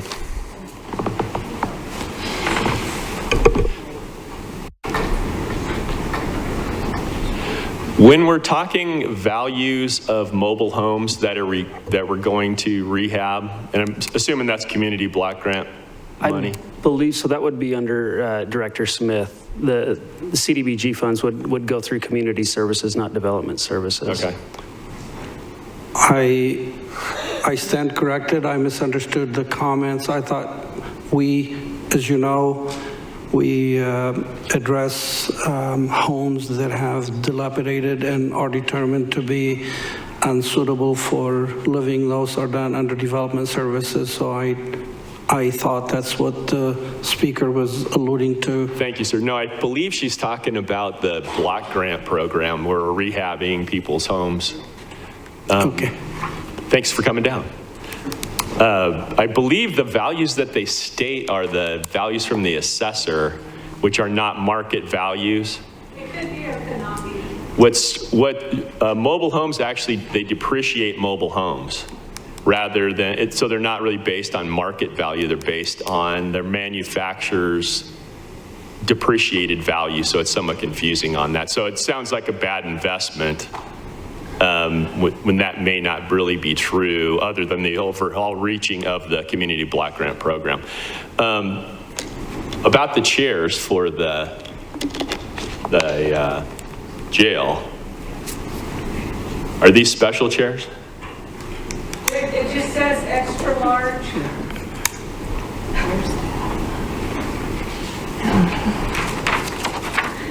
It just says extra large armless chairs. Okay. So I don't know any more than that. It's just all the information I was provided. Okay. So. Do we know if these are special chairs? Chairman Gould, thank you. I can't tell you if they're special chairs. I did just pull up the quote that was attached to the purchase order. We did buy them at a contracted price. We used a state co-op contract.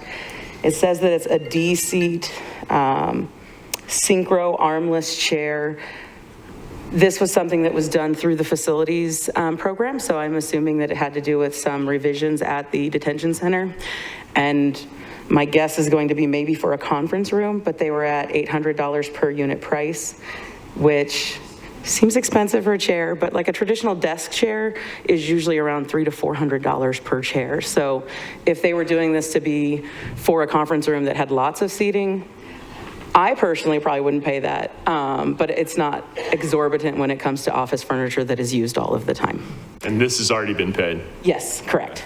So this is a done deal. Chairman Gould? Supervisor Angus. I recently redid the little office, the conference space at mine, and I am frugal. I am when I go shopping. I'm a bargain hunter. So it comes down to this. You either get something inexpensive that's going to break in a couple of years, Or, and I'm sure at the corrections department, we're talking about some large people. I'm trying to say that delicately.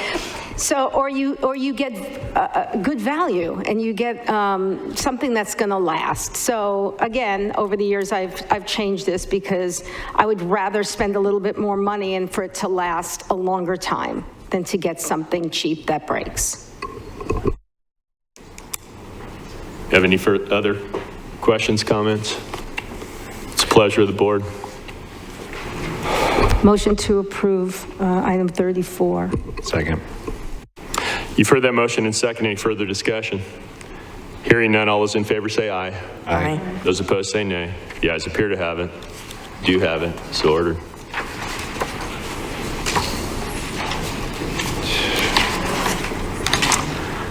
Let's see. Item 44, Supervisor Angus. Thank you, thank you.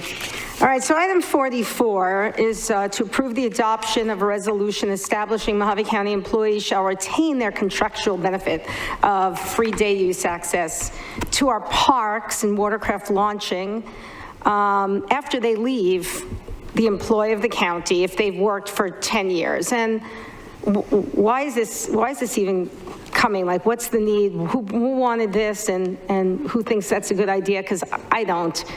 Again, if we're going to be giving out, free days and stuff, I think there's other groups. Like now we're getting into special groups and it kind of smacks a little of elitism. I just don't like it and I don't agree with it. Mr. Latosky, Director Latosky. Chairman Gould. Supervisor Bishop.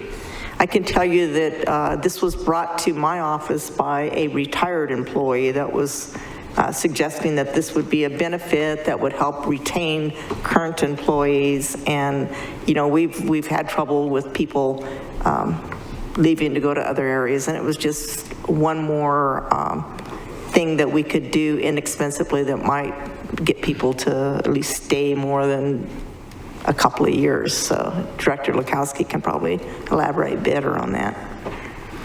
Good morning, Chairman Gould, Supervisor Bishop.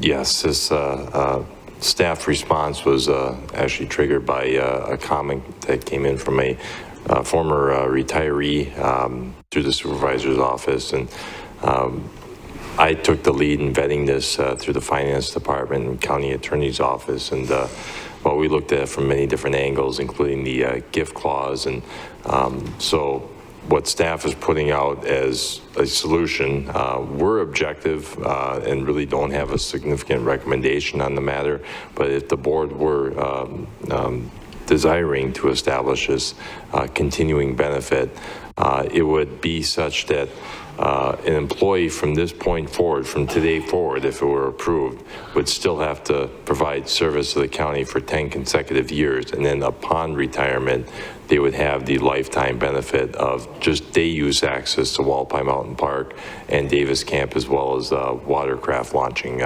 privileges.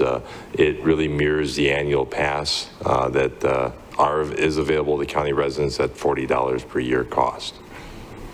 So if they stay in the county, they're basically saving $20 if they wanted to do it for the year. $40 per year, that is correct. And you think then there are people who think that's going to keep people staying at our employ?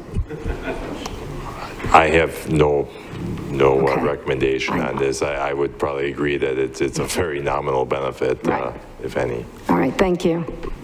Mr. Latosky, so this is a benefit that's currently available to existing employees?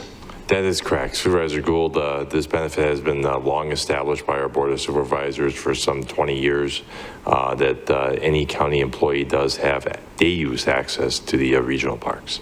Do we track their use of this benefit? To the best of my knowledge, we most likely make notation of that. I know we keep records of the annual pass users coming into the park as well. I have a bit of a problem with the whole thing because we don't own the parks. They belong to the taxpayers, but we charge the taxpayers to go to the parks, but we let our own employees in for free.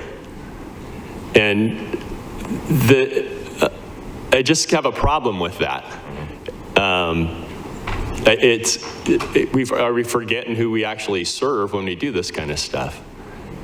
I just think it's an existing bad policy, and I think to extend it to retirees would just make it even that much more bad, to tell you the truth.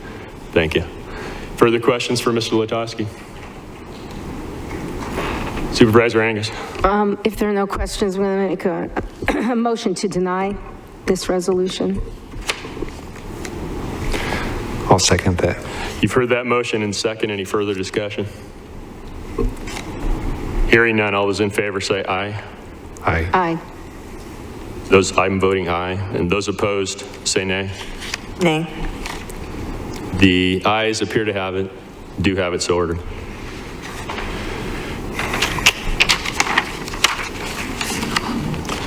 Let's see, number 49.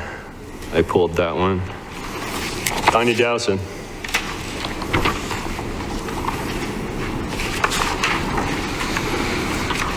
Good morning, Tanya Dowson, Mojave County taxpayer. The county is using the taxpayer-funded Racist American Rescue Fund, the ARPA funds, to buy lots of cool toys for the libraries. They're buying science kits, toy robots, doodle pens, etc. One of the stated goals of the American Rescue Plan is to bring awareness and access to programs the federal government has to offer. The government appears to be indoctrinating children to believe that taxpayers should give them all the really cool and fun things that they need or want. According to the White House website, ARPA is built on the misguided notion that, quote, effective stewardship of taxpayer funds also means supporting all Americans, unquote. Now, nowhere in the Declaration of Independence, nor the U.S. Constitution does it say the role of government or taxpayers is to support all Americans. Supporting all Americans can't be done without mass redistribution of wealth. The sole purpose of our government is to protect the life, liberty, property, and pursuit of happiness of all Americans equally. Treating people differently based on the color of their skin, as the American Rescue Plan advocates, is racism. Maybe it should be called the American Racist Plan. We must not be part of this racist redistributive program. Thank you. Thank you, ma'am. What's the pleasure of the board? Motion to approve. Second. You've heard that motion and second. Any further discussion? Hearing none, all those in favor say aye. Aye. Aye. Those opposed say nay. The ayes appear to have it, do have it, so ordered.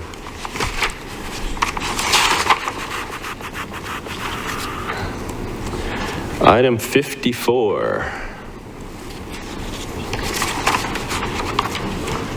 That was mine.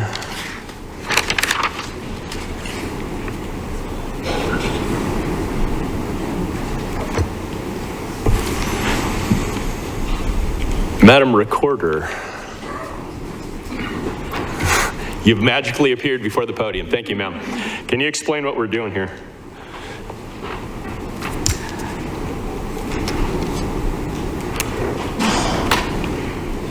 By statute, I need to come and ask the board if they want to have emergency voting or not. The most I've ever had are 3 for emergency voting. It's an unforeseen circumstance. We do not do it all weekend after early voting, before an election. It's limited to 8 to 5 Monday through Friday, 8 to 5 on the Monday before the election.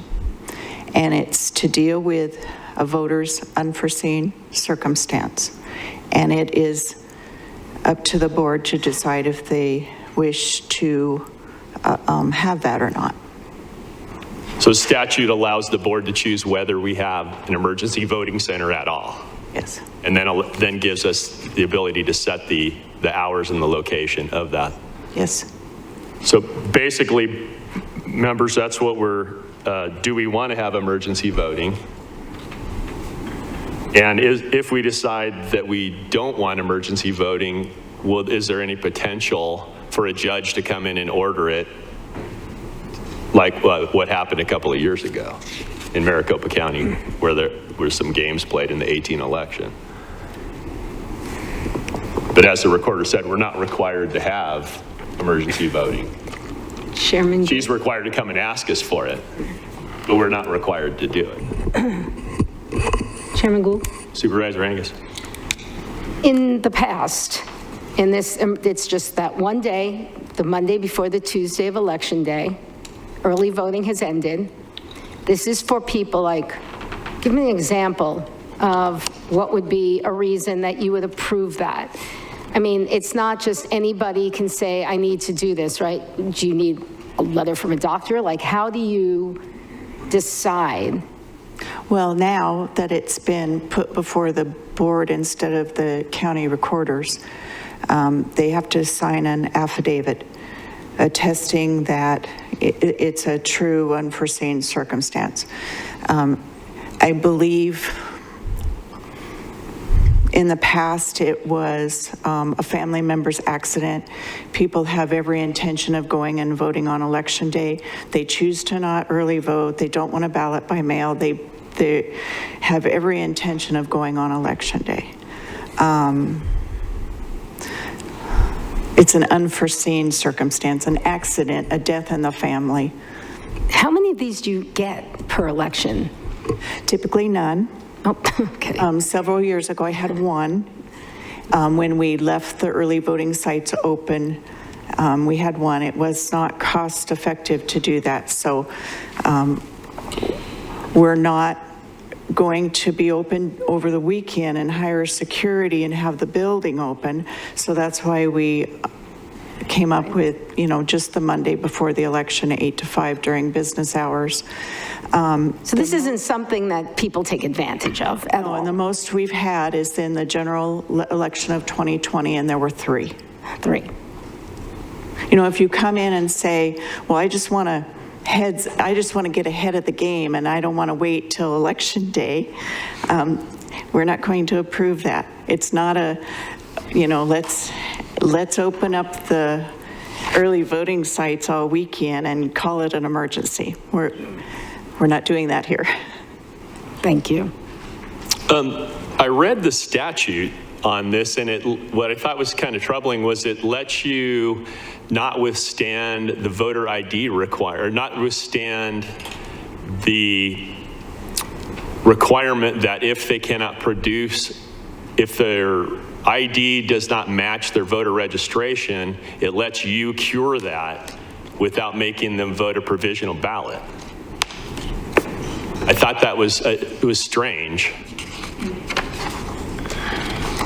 They have to show their ID.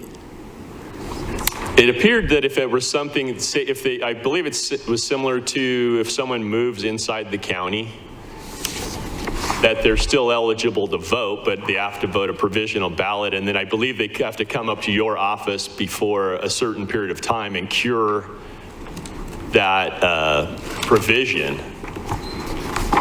Well, even at an early voting site, if you've moved, we give you the appropriate ballot for where you now live, and we have you fill out a new voter registration form. Okay, so that's nothing. I don't think that would be any different. Okay, so it's nothing different than what you're already doing. Right. It's just because it's not a cast at the poll on election day, you can go ahead and take care of what you would normally take care of up here following the polling at the election day.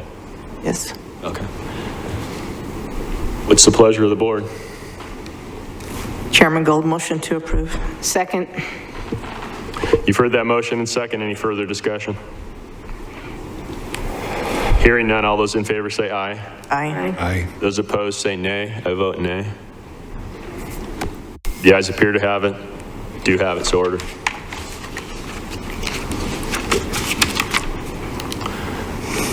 Let's see. 56.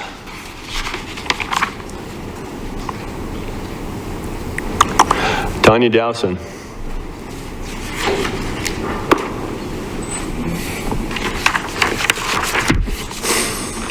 Good morning, Tanya Dawson, Mojave County taxpayer. This item was placed under routine personnel actions. It includes 16 housing assistant payment contracts. Taxpayers are paying the monthly rent for 16 additional households. Some rent payments are upward of $800 a month. All totaled, it appears taxpayers are being forced to pay approximately $85,000 a year for other people's rent. In addition to our own personal bills, like our own rents, mortgages, gas, food, and the rest of our own expenses. The government's money doesn't just appear out of thin air. It comes out of our pockets. The government doesn't have anything to give that it hasn't first taken from someone else through the threat of violence, which you might experience if you don't pay your taxes. Since the government gets its money from us through the threat of violence, government is the wrong tool to use to solve these problems.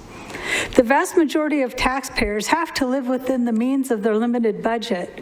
Every dollar the government takes from the taxpayer to pay for the government's special interest, or what some might call charity, is one less dollar the taxpayer has to spend on charities of their choice. Because taxpayer resources are limited, the government is essentially robbing taxpayers of their right to choose their own charities. I'd like to leave with a quote from Frederick Bastiat on legal plunder. He says, "But how is this legal plunder to be identified? Quite simply, see if the law takes from some persons what belongs to them and gives it to other persons to whom it does not belong. See if the law benefits one citizen at the expense of another by doing what the citizen himself cannot do without committing a crime. Then abolish this law without delay, for it is not only an evil itself, but it's also a fertile source for further evils because it invites reprisals. If such a law, which may be an isolated case, is not abolished immediately, it will spread, multiply, and develop into a system." And look where we are now. I believe we have that system. Thank you. Thank you, ma'am. Questions for the testifier? Hearing none. What's the pleasure of the board? Motion to approve.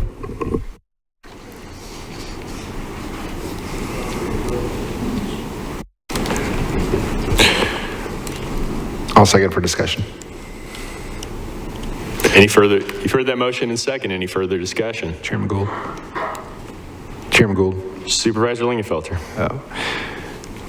Perhaps County Manager Alters can, is that ERAP funding that is being covered in your report, or what are those payments? So Chairman Gould, Supervisor Lingenfelter, it's not clear to me from the comment, but it has to be either the housing assistance program or the ERAP. Both have been approved by the board and both have been extended or expanded since the ERAP funding became available, which was March of 2021. The board accepted $6 million in ERAP 1 to go to assisting those that need it, that have been administered by the Department of Economic Security at the state level through an IGA that was approved by the board. They have key criteria that they have to meet. Both the tenant and the landlord have to attest. So it's either or, but both are programs that have been in existence for some time and are approved by the board. Further comments? I just wanted to clarify that we are not the plunderers, but we are the spenders of the plunder. And I believe I voted against this bill as it went through. But this is the county manager, this is the acceptance of the county manager's report. What's the pleasure of the board? So we have a motion in a second. Any further discussion? Hearing none, all those in favor say aye. Aye. Those opposed say nay. You guys appear to have it. Do have it, so ordered.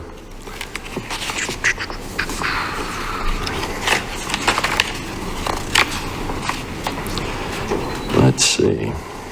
Public hearings. I'm going to open the public hearing on item 59. Is there anyone here to testify on item 59?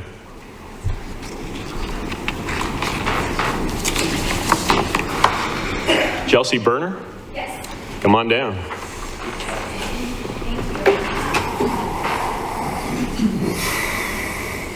Good morning, supervisors. How are you doing today?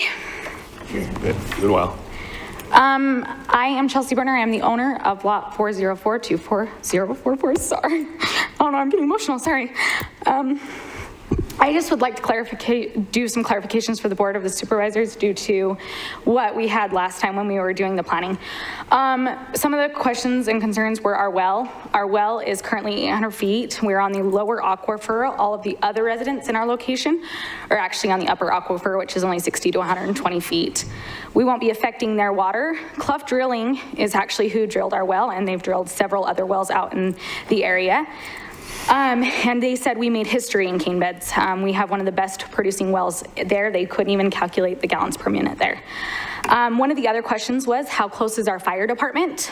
Our fire department is actually 6.7 miles in Colorado City. We have talked to them several times on what we need: water, storage, fire access, hydrants, etc., all which will be in place before opening. The other thing was, we are not on a main road. The legal definition of a main road is a road commonly used and that goes through the main part of city, town, etc. Our address is 1905 East Cane Beds Road, and we currently own just under 700 feet that meets the main pavement of that road. We also put up a camera just to document how much traffic is actually going through that location. We had over 800 vehicles in just under 24 hours. That is not including some of what our camera did miss, actually, because it couldn't keep up, and it doubled on the weekend. The other thing is that there already are 42 Airbnbs in the location, and some of those are actually our direct neighbors. This is one of the direct routes to Zion National Park and to Coral Pink Sand Dunes, and we had over 5 million visitors just last year.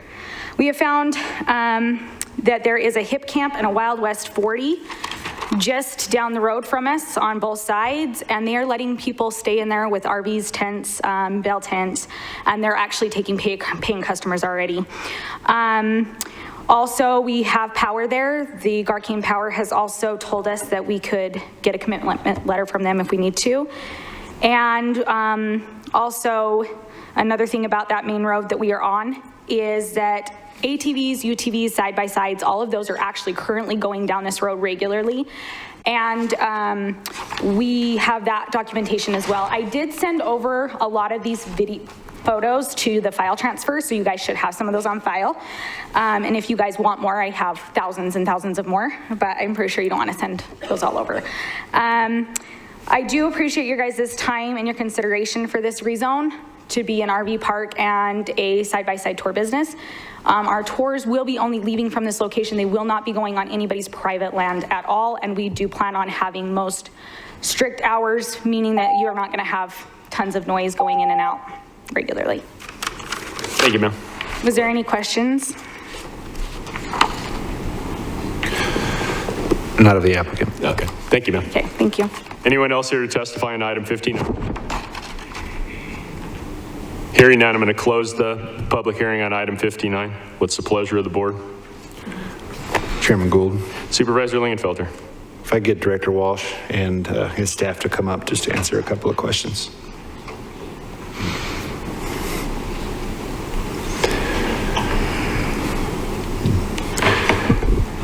Good morning, Tim. Good morning.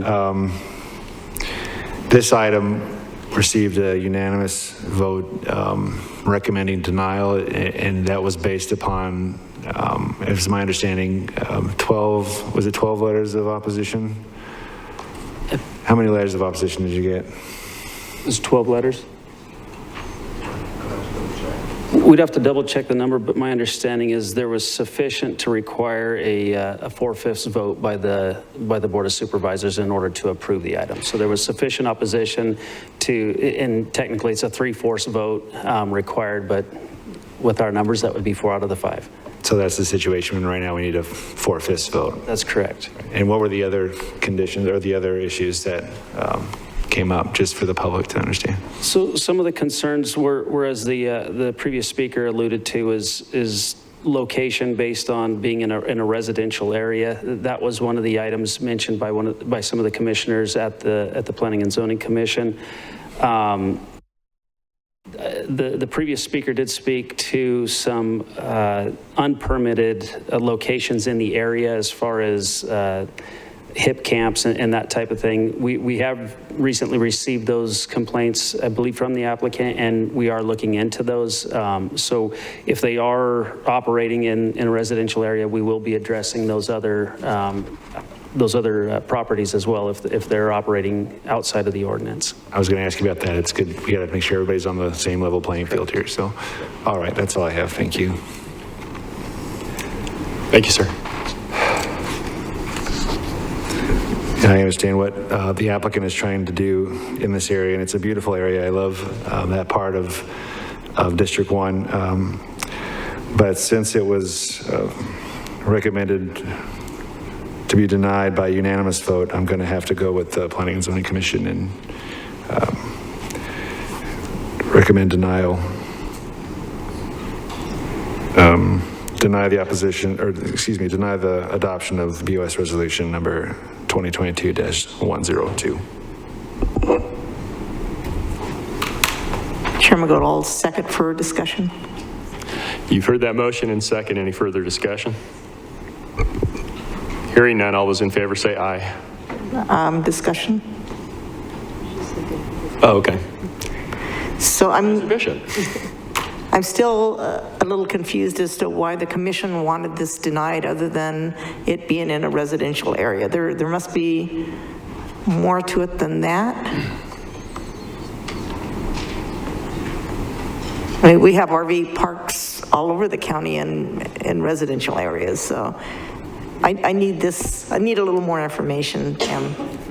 Chairman Gould, I believe, being at the Planning and Zoning Commission, my feeling was, or my understanding of the reason the commission voted unanimously against it was, one, the concern of placing it within a residential area, two, the numbers of letters of opposition that we received opposing the item, and then three, I believe the ATV portion of the proposed business was a concern as well. So I believe those three items were really the reasoning behind the unanimous vote against it. I couldn't tell you specifically, each member, their own concerns, but those were some of the items that were discussed at the Planning and Zoning Commission. So I know it would call for speculation on your part, but if the ATV portion of the business was eliminated, do you think the residents would still have the opposition? Or is it just the noise? I'm thinking the noise would be an irritant in a residential area. To be honest, I couldn't say one way or the other if that was removed, as it was presented as part of it. I don't know how they would respond if that was removed, how the commission would respond. Okay. Supervisor Lingenfelter. Tim, I just thought of one more thing as Supervisor Bishop was talking. So if this goes forward today with the recommendation for denial, does that provide the applicant with a year, and they can reapply within a year to correct, go and meet with their neighbors, go do those things, right? Or tell me if this is an option, if this item can this item be pulled, and at that point, it would die and then they can resubmit after maybe a modified application, or what are the options right now for the applicant? Chairman Gould, Supervisor Lingenfelter, as far as, I guess, kind of options, if the item were denied today, basically they would have two options. One, wait the year and then reapply in a year, or two, if they could convince one of the supervisors that voted, that was on the prevailing side to reconsider the item, it could be brought back sooner than that.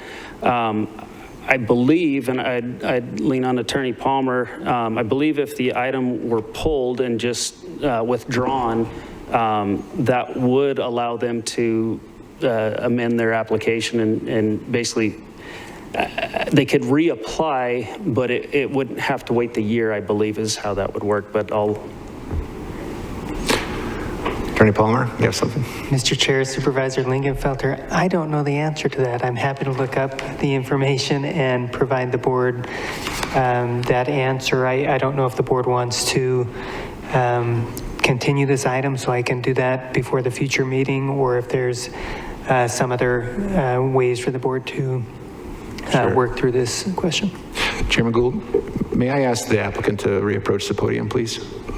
Sure.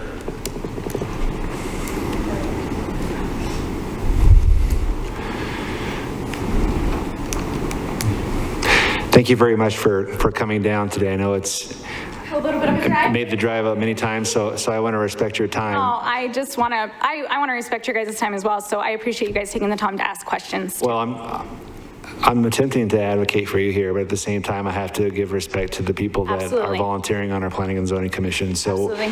what I'm hearing is, what your options are, we either vote and you can come back in a year, or I can continue this. Okay. So that Attorney Palmer can do his research, and then if it comes back that I can just pull the item, then you may not have to wait a year. But it sounds like you might have a little bit more work to do with some of the neighbors up there on maybe perhaps the ATV portion, I don't know. Yeah. But what would your pleasure be? Honestly, my husband's not here, and so it's kind of hard to like make that decision without him, since this is a joint venture together. But Sure.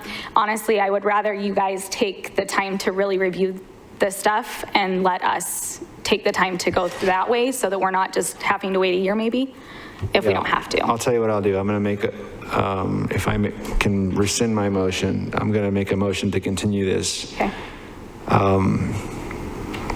For another 2 weeks to allow Attorney Palmer to do his research. And then if you would be in contact with my district as far as, if you guys want to have us pull it and you guys can go back to work. Okay. What we will need to do from there. I'd be appreciative of that. Thank you. Yeah, no, I appreciate your guys' time. And in question to that, will I need to come back down here, or will this be able to be over? No, we live in 2022 and there's Microsoft Teams and a lot of different other tools that. No, that's okay. I just asked just because I asked if we could do Zoom, because we did Zoom last time for the planning, and they were like, no, you need to be there. And so, like I said, I made the trek down 4 hours. So Sure. I just want to make sure that I can possibly do this later, because I have 2 kids at home. So, Understood. I think I can arrange that. Chairman Gould? Supervisor Angus. Taking that into consideration and some of the things you're asking the applicant, do you think 2 weeks is enough? I was going to extend just for the research. Might move it to a future, just Sure. future date. Okay. Yeah, let me do that. Retract your motion. I'm going to retract my motion first, and then I'm going to, let's put it on for 30-day extension. okay. Thank you so much. I appreciate your That's guys' my motion. Second. Mr. Chairman? Supervisor Johnson. Thank you, Mr. Chairman. Does this need to be reposted? Tim, does this need to be reposted? Chairman Gould, Supervisor Lingenfelter, with the board continuing the item to a date specific, it would not need to be reposted. Thank you. So Tim, if it was to a date unspecific, would it then have to be posted? I'm going to go to the attorney on that one. Attorney can answer. And Mr. Chair, I hear the clerk is wanting to answer. Chairman Gould, Supervisor Lingenfelter, no, a continued item does not have to be reposted through the planning and zoning process and all of that. It'll be posted on our agenda at the date specified. Great. I'm glad we could take everybody back to school on this one. Thanks. Supervisor Johnson, that answer your question? Yes, thank you, Mr. Chair. Thank you, sir. I believe I need to rescind my second and then have, I don't. You second for discussion. Twice now. I seconded his first motion, though. I think just to be safe, I rescind my second on the first motion that was rescinded. There you go. I think you covered it. All right. You've heard that motion in second. Any further discussion? Hearing none, all those in favor say aye. Aye. Those opposed say nay. The ayes appear to have it, do have it, so ordered. Let's take a 5-minute break. You can have my Nutrisystem snack.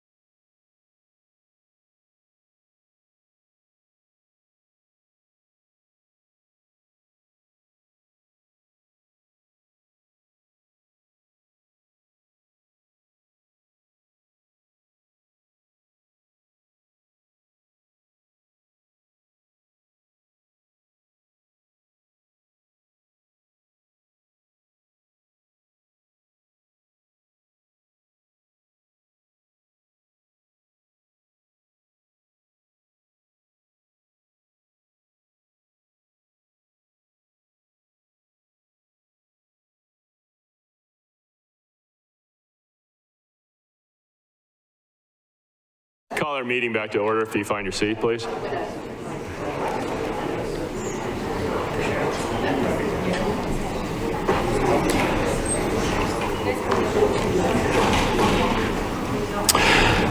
Item 60, is a public hearing. I'm going to open the public hearing on item 60. Anyone here to testify on item 60?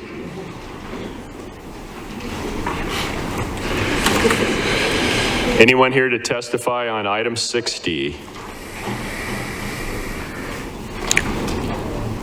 I don't see anyone here to testify on item 60. I'm going to go ahead and close the public hearing.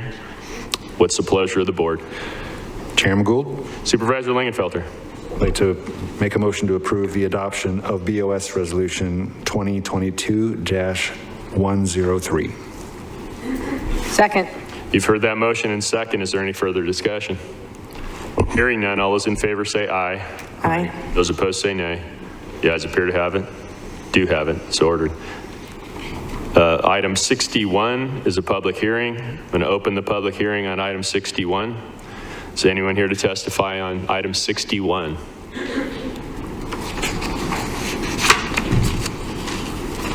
I don't see anyone here to testify on item 61. I'm going to close the public hearing on item 61. What's the pleasure of the board? Supervisor Johnson.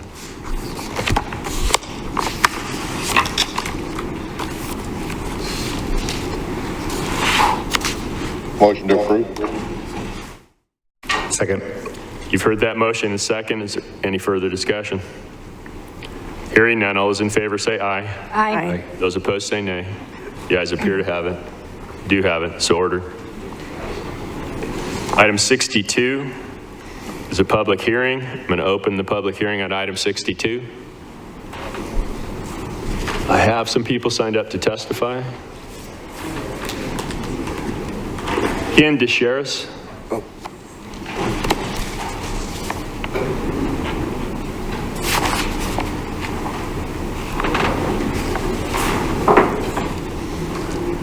Mr. DeSharis here? D-E-S-H-A-I-S. There was quite a line out there. Debate at the county. At the counter? Yeah, they're in the way of the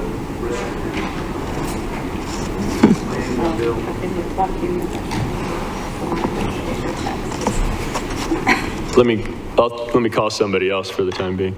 Robert Fisher.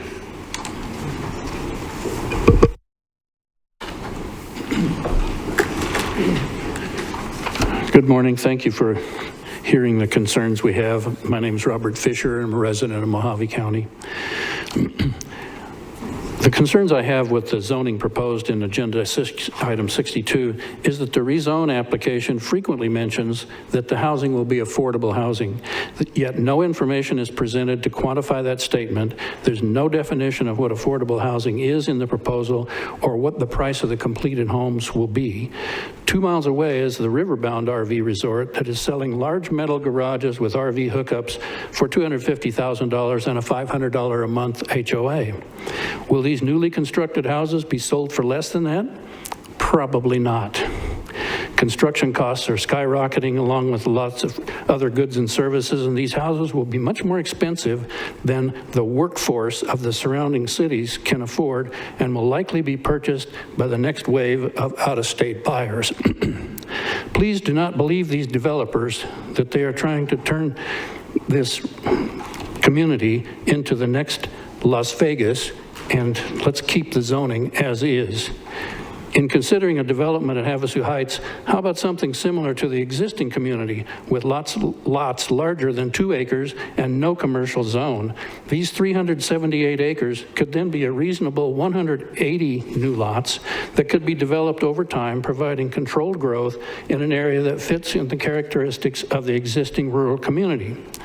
The increased population in Havasu Heights from the proposal, if it was affordable housing, would require infrastructure such as schools, post office, law enforcement, and emergency services not currently available. There's no part of the proposal includes funding any of these costs. Thank you. Thank you, sir.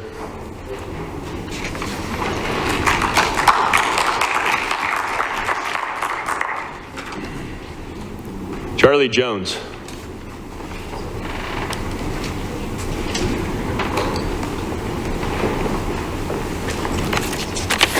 Thank you, Mr. Chairman and Supervisors.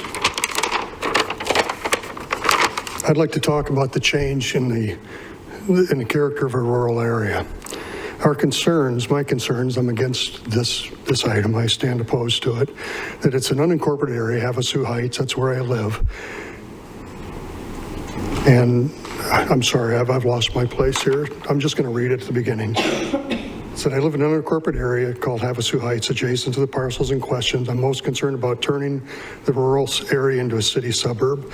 We already have construction going on at the previously abandoned Ranchos Havasu lots, and developers are targeting other parcels in the area, which can be seen. There's an MLS listing for 480 acres out there. Havasu Heights is a rural area where most of the lots, as Bob mentioned, were 2+ acres. Roads, most of them are unpaved. Most of us moved out there for peace and quiet, right? To be in a rural setting. The road right next to me was open. It was a road closed when I built. It was open to the best of my knowledge without any input from us out there. It's affecting us already. And if you bring in 1,600 families, you're talking thousands of cars a day.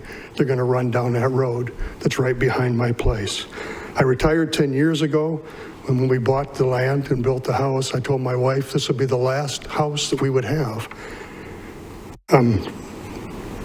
It's very disconcerting that I may have to move. At our age, we don't want to have to go through that again. So I would ask if you imagine that this was you. You built your dream home, and a few years after you were there, someone put a 2-lane road in, and thousands of cars a day went by your house. How happy you'd be. What would you think? What would you do? So my questions are, Arizona 95 is already a very busy road.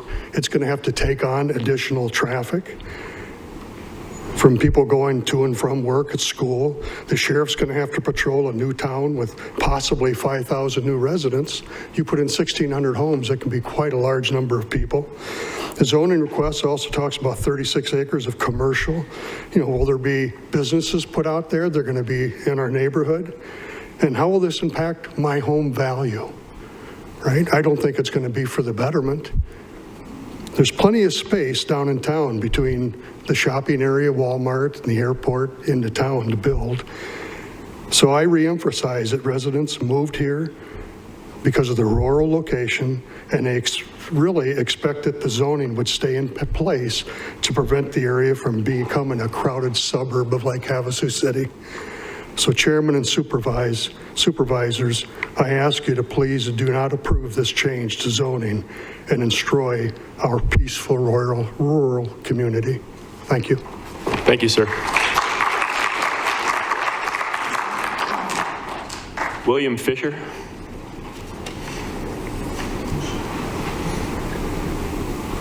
Good morning, thank you. I'm also opposed to 62. I do live in the Havasu area as well, Havasu Heights. We're concerned about water as well as all the other issues mentioned here earlier. As you know, Havasu Heights is about 250 lots. We have a domestic water district that services our area with 3 wells. And as we've heard here today, that water is a frequent topic in Arizona, of course, and with wells running dry in other areas of Arizona and the Colorado River reservoirs at dangerously low levels, I'm sure water is on the minds of everybody in this room. I first learned about this development when I spoke with Nancy Campbell, the Lake Havasu City Council member and a realtor. She said she was involved with this development and that explained it was going to include 1,600 homes, as mentioned before, designed like a neighborhood right out of Phoenix. To me, that doesn't seem to fit with approximately 5,000 residents living there. That would be a very big change for this area. So as also mentioned, there are other development projects going on in Havasu Heights, and my main concern is continued water availability for those of us living here. I looked for information related to the Sacramento Valley Aquifer, and I found this report that was created in 2013 by the U.S. Geological Survey. It was prepared for the Arizona Department of Water Resources and Mojave County.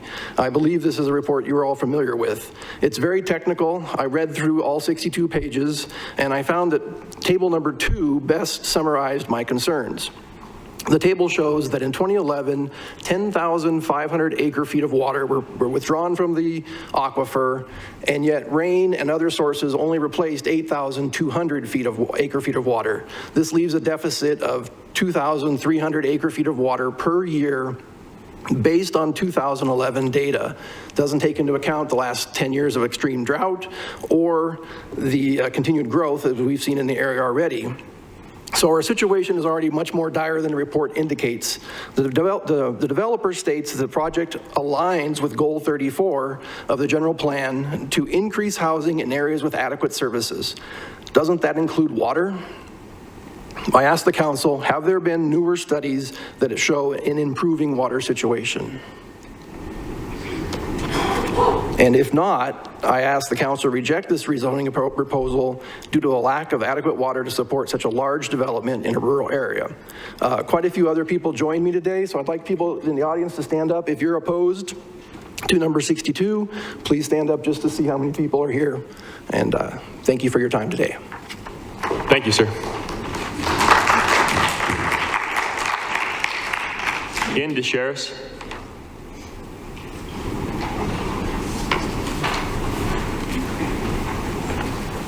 Good morning. I'm also a resident of Havasu Heights, and I notice, I'm also against 62, Agenda 62. And what I've noticed in the past 3 months is there's so much talk of the low-cost housing, workforce housing, and everybody seems to be, the developers, I should say, or people that are interested in building, appear to be trying to jump on the bandwagon. And my concern also is water. And I understand in the past, I owned a few homes, and I recall that when you purchased a home, whether it was in a tract, most of the time in a housing tract, the developer was supposed to prove or show evidence of being able to supply water to the residents for like 75, 50 years, that kind of thing. So when a resolution is passed to go from agriculture to residential, can you tell me what's the time frame that a developer has to prove that? I don't believe that that's in effect in Mojave County. Mr. Attorney. I mean, I think that's in an AMA, and we're not in an AMA. I see. Active management area for groundwater. Okay. And again, a nod from the attorney. So. Yes, Mr. Chair, that is correct. We're not in an active management area. Sure. So there's no other evidence that developer would have to provide to show that he could build those homes and there's sufficient water? No. Okay. I see. Okay. All right, thank you. Thank you, sir. Applicant here?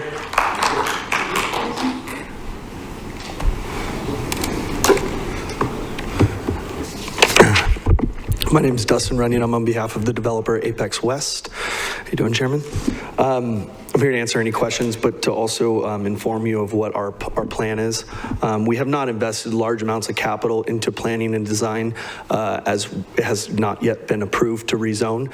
And so we're waiting for the rezoning to be approved in order to put in large amounts of money to in planning and designing. Obviously, workforce housing has been an issue. It's something that has been talked about for the past 24 months plus, and we have partnered with the landowner and also investors whose heart is in the community of Lake Havasu City to come up with a solution for alternative housing.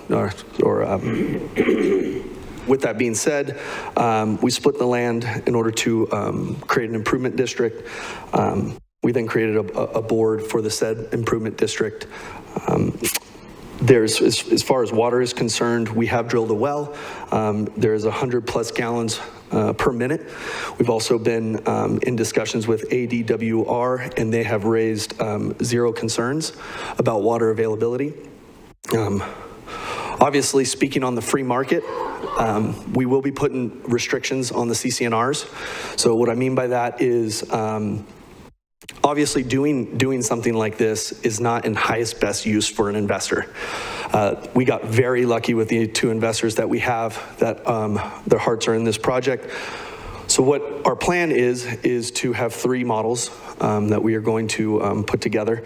And what we are going to do is there will be restrictions on the CCNRs. So if I go and sell a home for $200,000 and that homeowner finds out that they can sell it, they can sell it in a year for $400,000. Well, that can happen. And so we will be putting restrictions on what they can sell the homes for in the CCNRs as a way to limit and as a way to make sure that it stays workforce housing and it doesn't turn into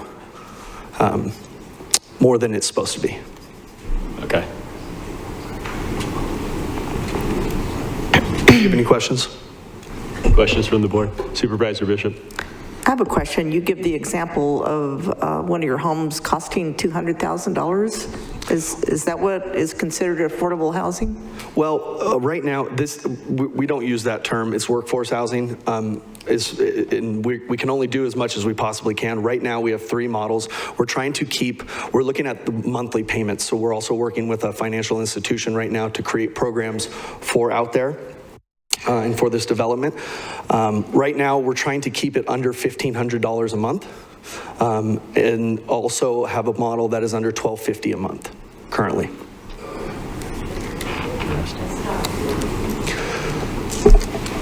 Supervisor Angus.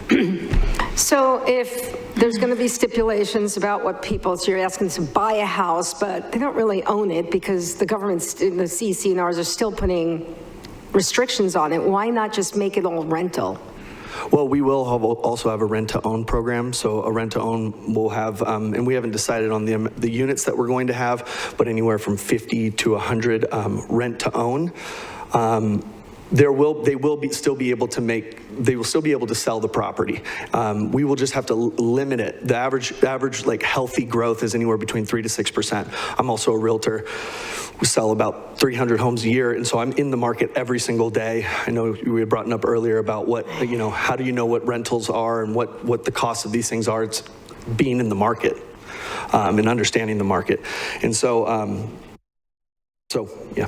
I just don't like that direction where you're being told you're buying something, but you're limiting what you can make. I mean, that just seems some kind of anti-capitalistic, but I guess if you're agreeing to something, but I just don't like the way this sounds. Willing buyer, willing seller. Yeah. Well, yeah, that's correct. Without getting subsidies and grants involved, this is really the only, we have studied this for, the better part of the year, and this is really the only thing that we have come to the conclusion that will fit the need for workforce housing.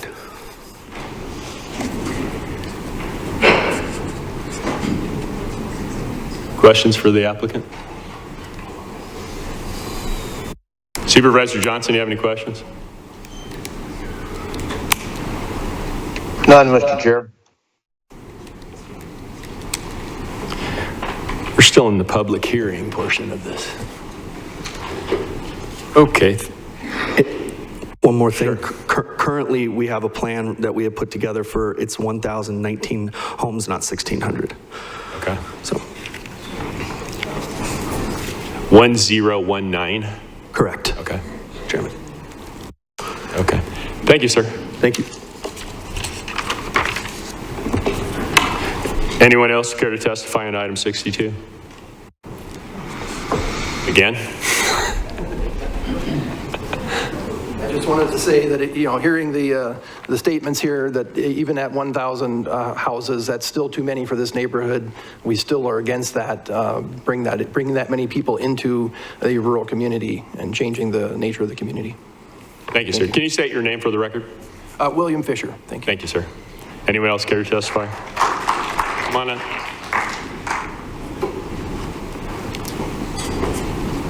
Get your name for the record. Good afternoon, Nancy Campbell, investor as well. I want to go back a little bit on some of the things that you guys have talked about already. We are in the same crisis as everybody else, as a business owner in Kingman and in Lake Havasu City. Prior to get on to City Council, I fought for workforce housing. I looked at every avenue we could go at. The opportunity zones were the only things available, and we missed the boat on that. So as I was driving home from Las Vegas one day, my husband says to me, Chip Campbell, do you want to go buy the Havasu Heights property that we own, that we bought for a motorcycle track decades before? It's in a proper opportunity zone. I said, wow, you're holding on to this? I didn't realize it. We looked at the terrain, the lay of the land, and being a developer, we realized this is the best location for workforce housing in Lake Havasu City. We looked at, it was on a different aquifer. We looked at the connection to Highway 40. We looked at the growth and density within our own community and our lack of water allocations of up to only 90,000 people, and we're, according to the last census, well into 57,000. I spoke with business owner after business owner after business owner as we watched them pack up and move out of our community. I was a board of trustee at the hospital. I watched doctors pack up and leave. I watched police, fire, teachers. I went to the school board and I asked, what do you think about this? They said, we would bus the children in. This is such a need. So I am a local business person, not a realtor. I am also an owner of many companies that need help. And so this is what we did. Our family has been in town since 1964. We moved into a rural county as well. We're just trying to do the best for our families and our communities. And these gentlemen that we have hired sitting next to us over here are all children that my kids grew up with. So to think we have bad intention here is wrong. And if any of you up here can come up with a better solution to Lake Havasu's workforce housing, I'm here to listen. Thank you again. Do you have any questions? Questions from the board? Hearing none. Thank you, ma'am. Thank you. Anyone else care to testify on item 62? If you state your name, please, sir, for the record. Charlie Jones, again, all this traffic goes right by my house. When she talks about school district, our taxes go to Golden Valley schools and over to the Mojave Valley. Our taxes do not go down into town.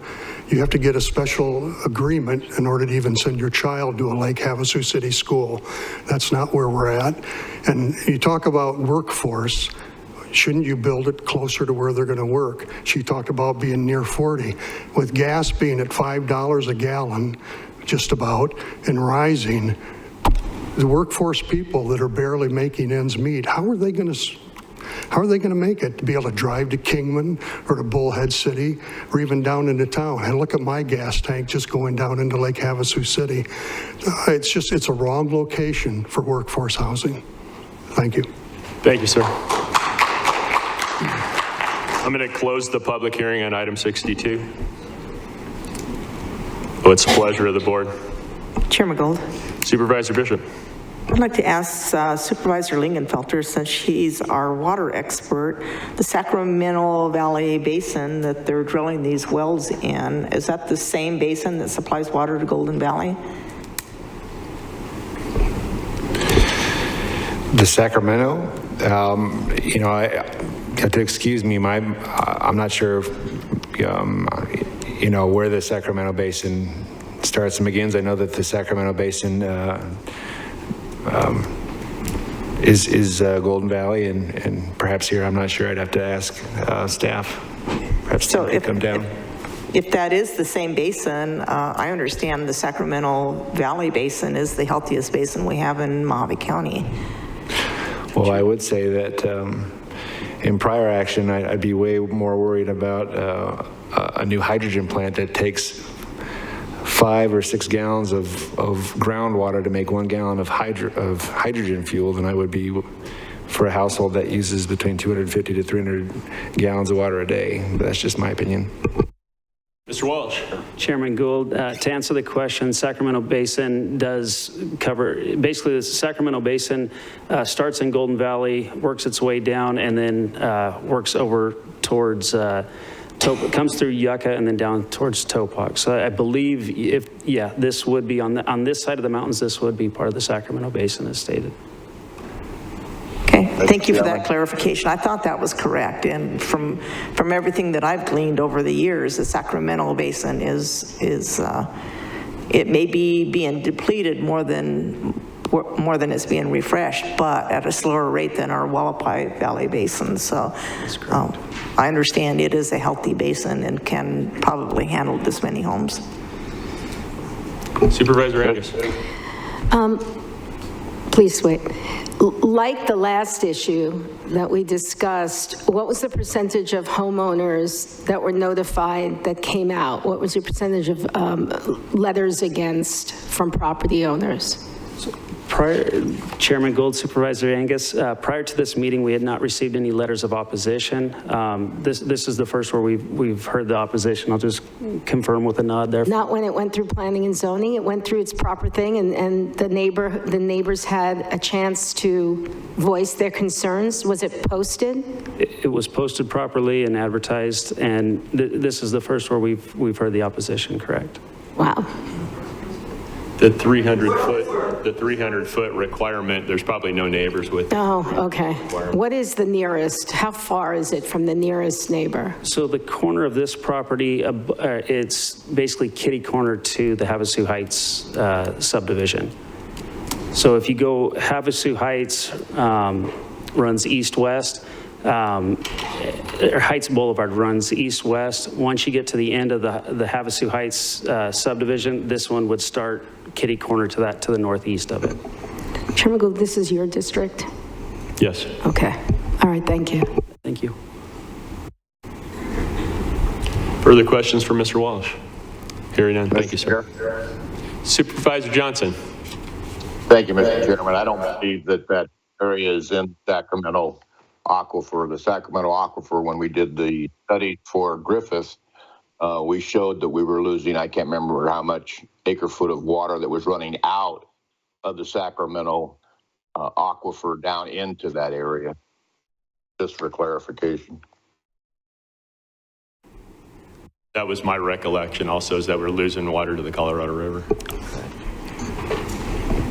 I have one more question. Supervisor How Angus. does it affect our sheriff's department with all these new homes?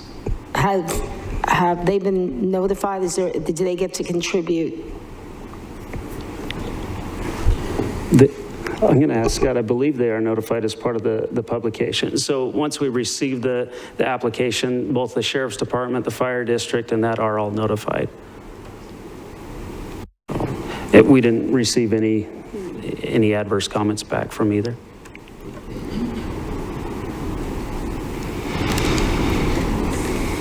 Further questions for Mr. Walsh? Hearing none. Thank you, sir. Thank you. What's the pleasure of the board? Chairman Gould, I'll make a motion that we do approve this.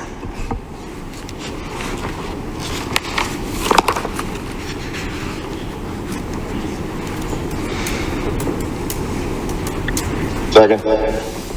You've heard that motion in second. All those in favor say aye. Aye. Aye. Those opposed say nay. Nay. The ayes appear to have it. Do have it, so ordered. Item 63. Item 63 is a public hearing. I'm going to open the public hearing on item 63. Anyone here to testify on item 63?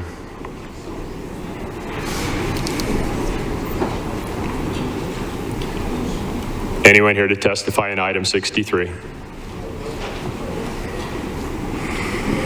Hearing none, I'm going to close the public hearing on item 63. What's the pleasure of the board?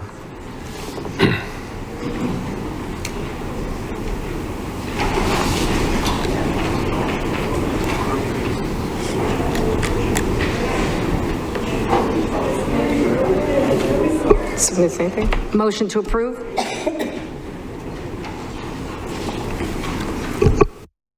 I'll second. You've heard that motion and second. Any further discussion? Hearing none, all those in favor say aye. Aye. Aye. Those opposed say nay. The ayes appear to have it. Do have it, so ordered. Item 63 is a public hearing. I'm going to open the public hearing on item 64. Item 64 is a public hearing. I'm going to open the public hearing on item 64. Anyone here to testify on item 64? Hearing none, I'm going to close the public hearing on item 64. What's the pleasure of the board? Chairman Gold. Supervisor Bishop. This is in my district in the Dolan Springs area. I don't see anybody here that is in opposition. And the Planning and Zoning Commission recommended approval by unanimous vote. So I will make a motion that we approve. Second. You've heard that motion and second. Any further discussion? Hearing none, all those in favor say aye. Aye. Aye. Those opposed say nay. The ayes appear to have it. Do have it, so ordered. Item 65. Item 65 is a public hearing. I have a list of people that would like to testify on 65.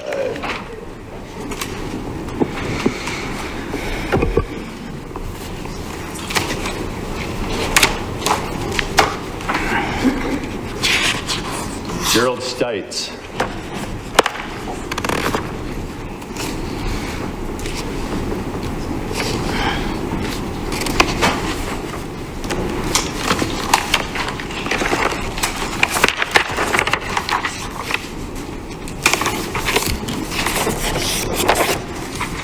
You can state your name for the record, please, sir.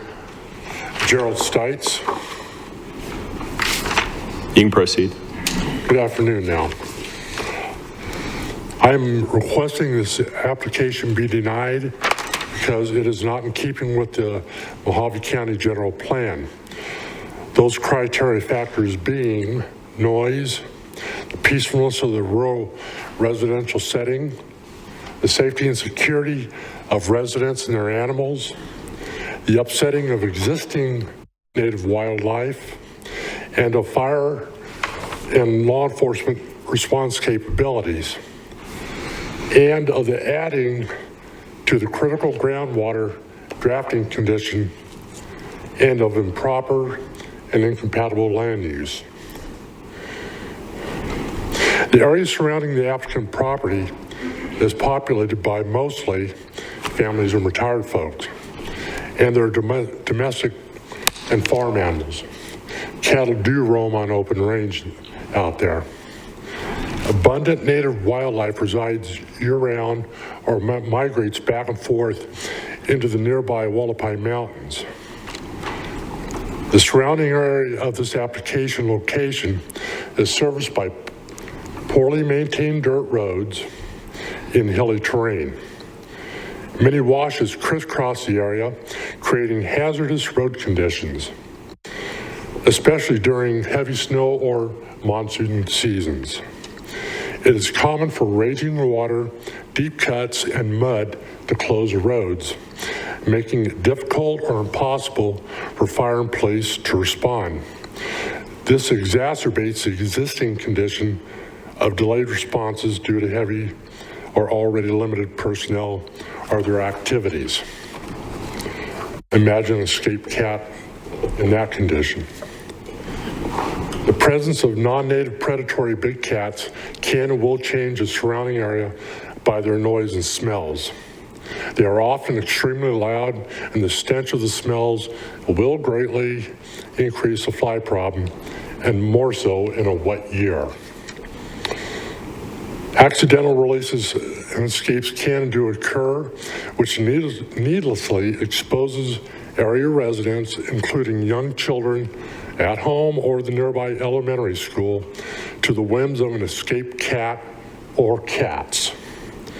Just these facts alone will greatly reduce the value of surrounding properties and homes, as well as reduce property tax revenues. This sanctuary is a stated not-for-profit business of which its presence serves no use to the surrounding residential area, nor can it service nearby highway traffic. The existing groundwater draft condition will be made even worse in our area. Thank you. Thank you, sir.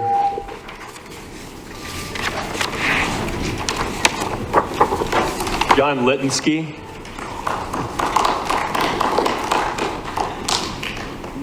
Melissa Gears on deck.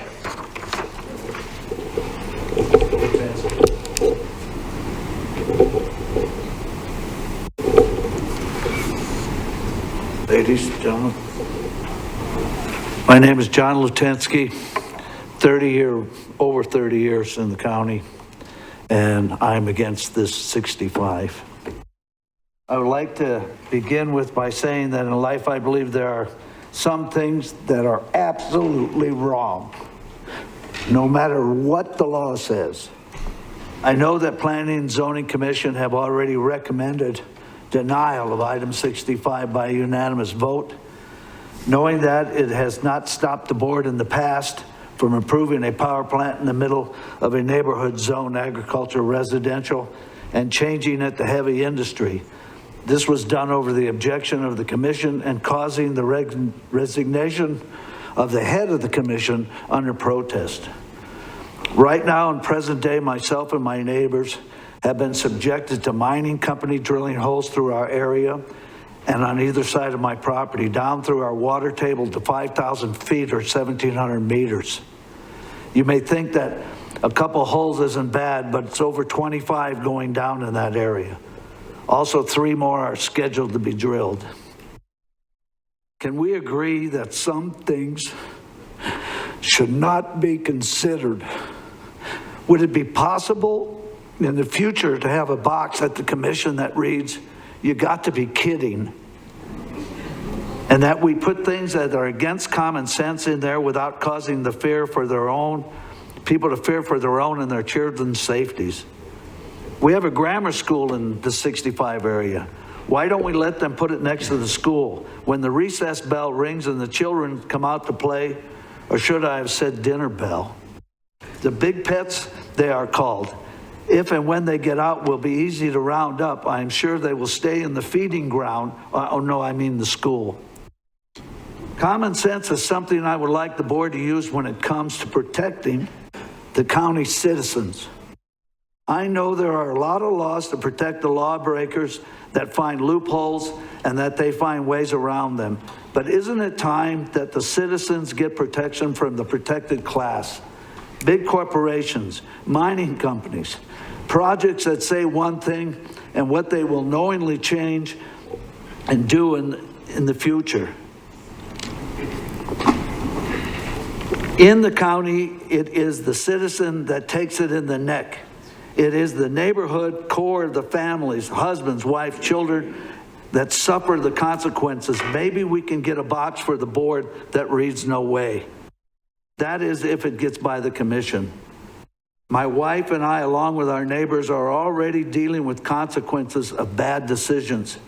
Please don't give us another item to deal with and find out just how bad it is and how bad it can get. Thank you very much. Thank you, sir.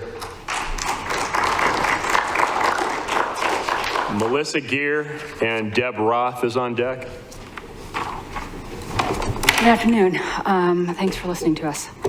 So as much as I'd like to discuss the quality of life for approximately 23 exotic animals, and 11 of those being large, I guess. I don't know a lot about tigers, but you'll hear a lot more about the commercial zoning implications. That's certainly not my field of expertise. Can I get you to speak into the mic, please? However, I am concerned about the long-term implications of commercial zoning. I also, you'll probably hear more about this, but I'm concerned about the traffic, the change of intent, like I mentioned, water implications, and then the disruption of the natural habitat. All that to be said, our property line we share a property line with them, and the roars, or the decibel levels, are 114 decibel levels, which is about 25 times the average lawnmower. Which can run 2 to 5 miles. You can hear it 2 to 5 miles away. Not only that, they can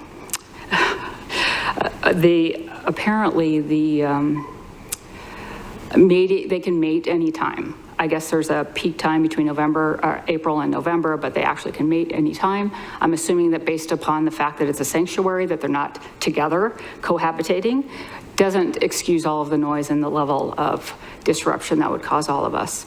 They also live 20 to 25 years, and they're nocturnal, which means that we could potentially be listening to cats roar at night for 20 years. So, thank you. Thank you, ma'am.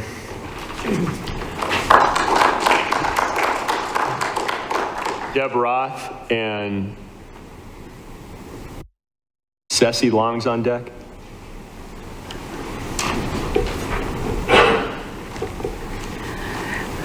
My name is Deb Roth, and 17 years ago, I attempted to get a permit to open up a boarding facility for dogs and cats, people's pets, family members. And the Board of Supervisors denied it to me because the neighbors objected. Well, you got a whole auditorium full of neighbors that do not want this. So I'm just saying, it's not what we need in our neighborhood. We've got enough problems with the plant making so much noise. We don't need cats making noise all night long. We never know when the plant is going to go off. It's like a 747. But I'm against cats. Thank you. Thank you, ma'am. Ceci Long and Jean Bishop is on deck. It's the other one.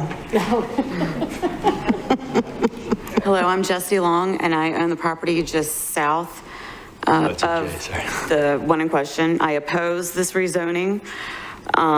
Like I said, I share a property line. My parcel number is 354-18011. And the reasons that I oppose this are some of the responses from the applicants have mentioned that they wanted to relocate from Oregon due to the wildfires and all these kinds of issues that have come with those. Well, we've had wildfires in Arizona also. I don't know that there's a plan in place in case, you know, a fire does come through our community, God forbid. The attention to detail, I think, would be paramount when housing large predatory cats. Their proposed plot plan shows the cages right on top of a natural gas pipeline, which is not going to be okay with the pipeline people. I know this because I also have 2 pipelines through my property. I also do not want to open the door for additional commercial rezoning in our area. I moved out here in order to get away from the hustle and bustle of city life and all that comes with that. And I really don't want to be subjected to it again. So, thank you. Thank you, ma'am. Jean Bishop and Debbie Gersiri is on deck. I'm Gene Bishop. I live very close to this area. Lived there about 20 years. And I have a slightly different concern. This package was provided to you in your background information. My discussion is mostly pertaining to all of the rules and regulations that Arizona already has in place that must be provided for and followed in order to have these animals on property in Arizona. No one that I know of in the county is trained and authorized to make sure that all of these compliant requirements are met. But somebody in the county will be responsible for ensuring that all of these requirements are met. There are very strict building, construction, maintenance, and support requirements. Also, this area has no infrastructure. There's no commercial roads. There are no roads at all that are being maintained, quite frankly. And I don't understand why a commercial entity in the middle of a residential area is going to be allowed when these animals aren't even normally allowed in the entire state. That's it. Thank you, sir.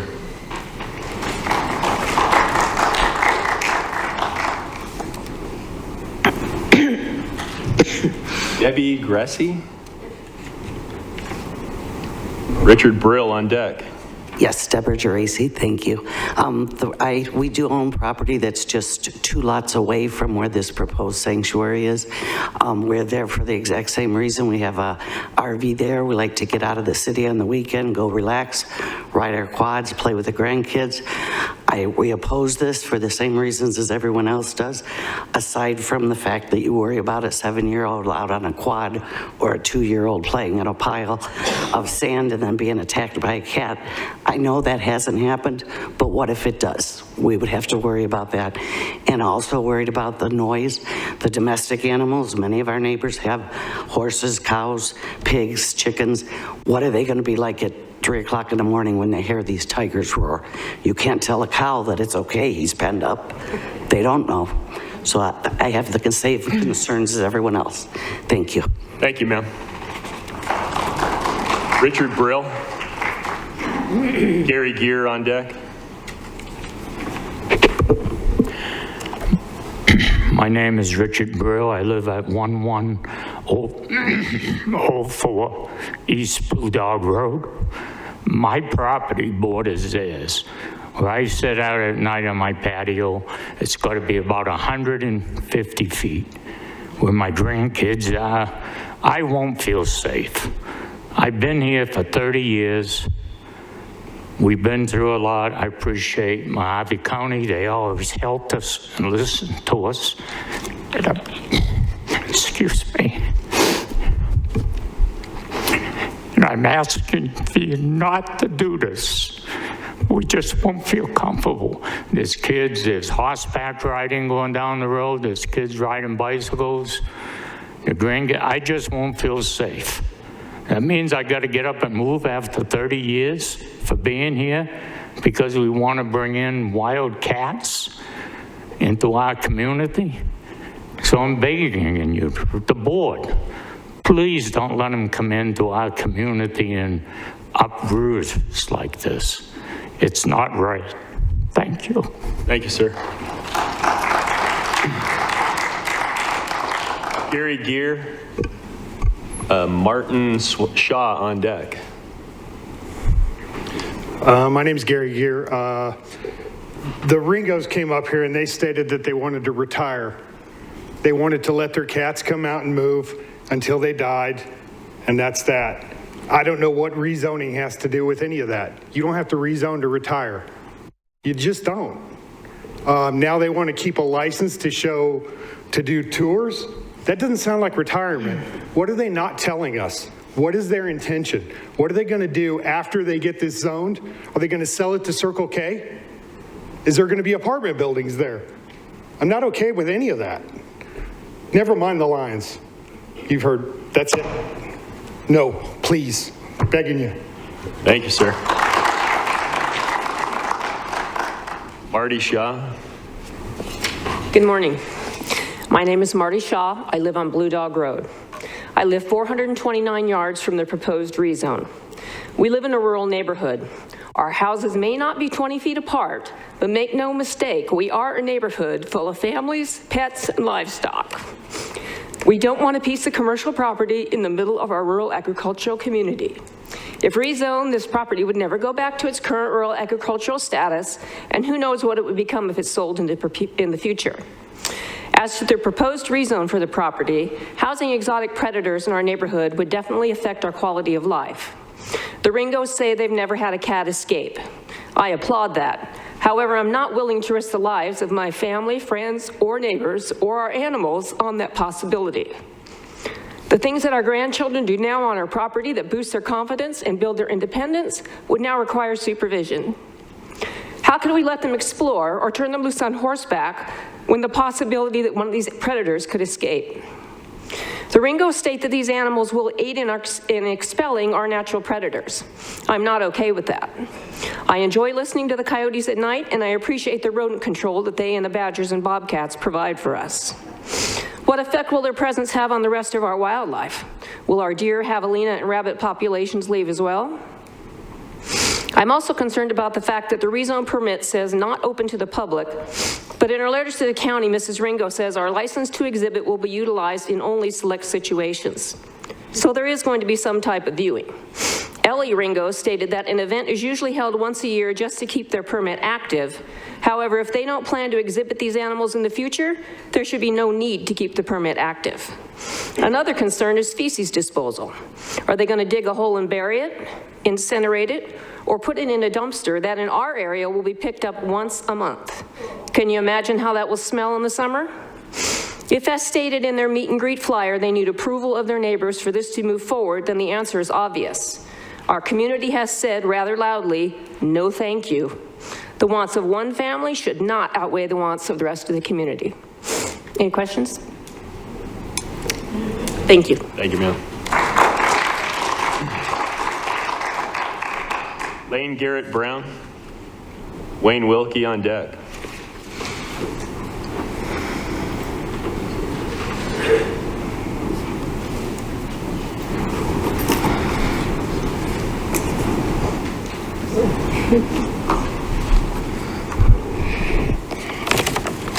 My name is Lane Brown. I live on Blackfoot Trail and Cedar Ranches. The reason why tigers should not be here is because if one escapes, it could kill a cow, or worse, a human. If we have livestock, and it really worries me. If the tigers come, they would probably be scared. There is loud noises all around our community, such as gunshots, side-by-sides, quads, and other loud vehicles. They could be hurt if they escape. They should live somewhere where they are safe and won't be stressed out by the things around them. Please don't bring them here. I love our ranch, and I don't want to be scared to live here. Thank you. Thank you, sir. Wayne Wilkie. And Donna Wilkie on deck.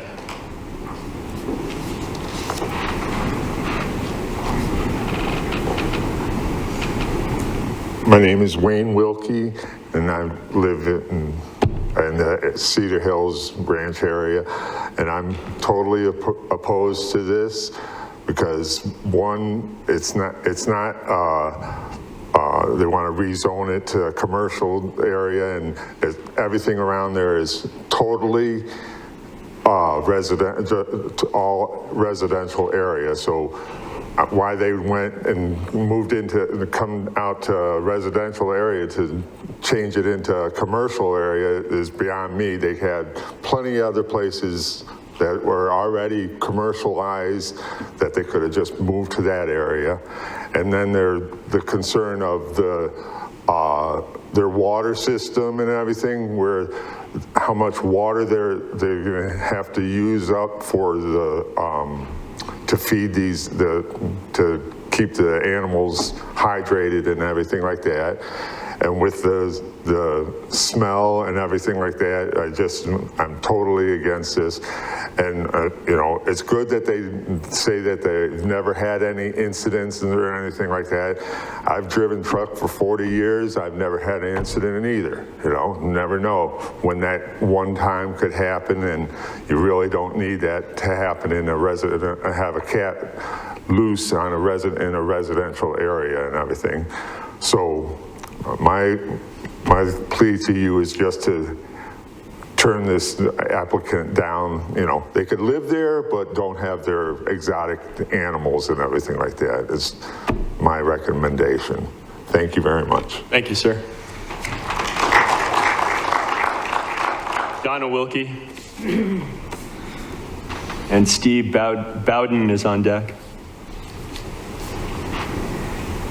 Good afternoon. My name is Donna Wilkie.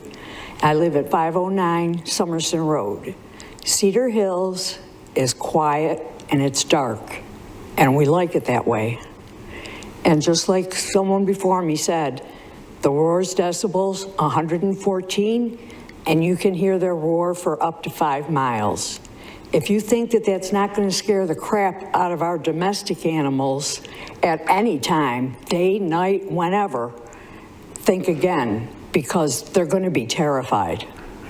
They're going to be terrified. I've heard both the Ringos have been bitten by their cats.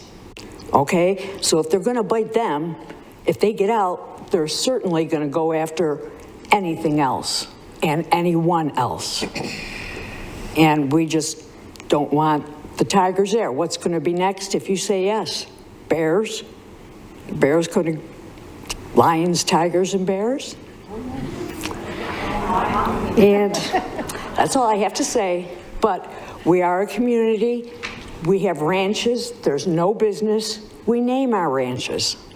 And even though we may all have acreage out there, we're extremely close and extremely tight, and we're all going to stick together. Thank you. Thank you, ma'am. Steve Bowden. My name is Steve Bowden. I live at 11107 East Blue Dog Road. I'm directly north of their property. I butt their property. I did submit a map of the area. Hopefully you got it that I give you, and outlined the surrounding area.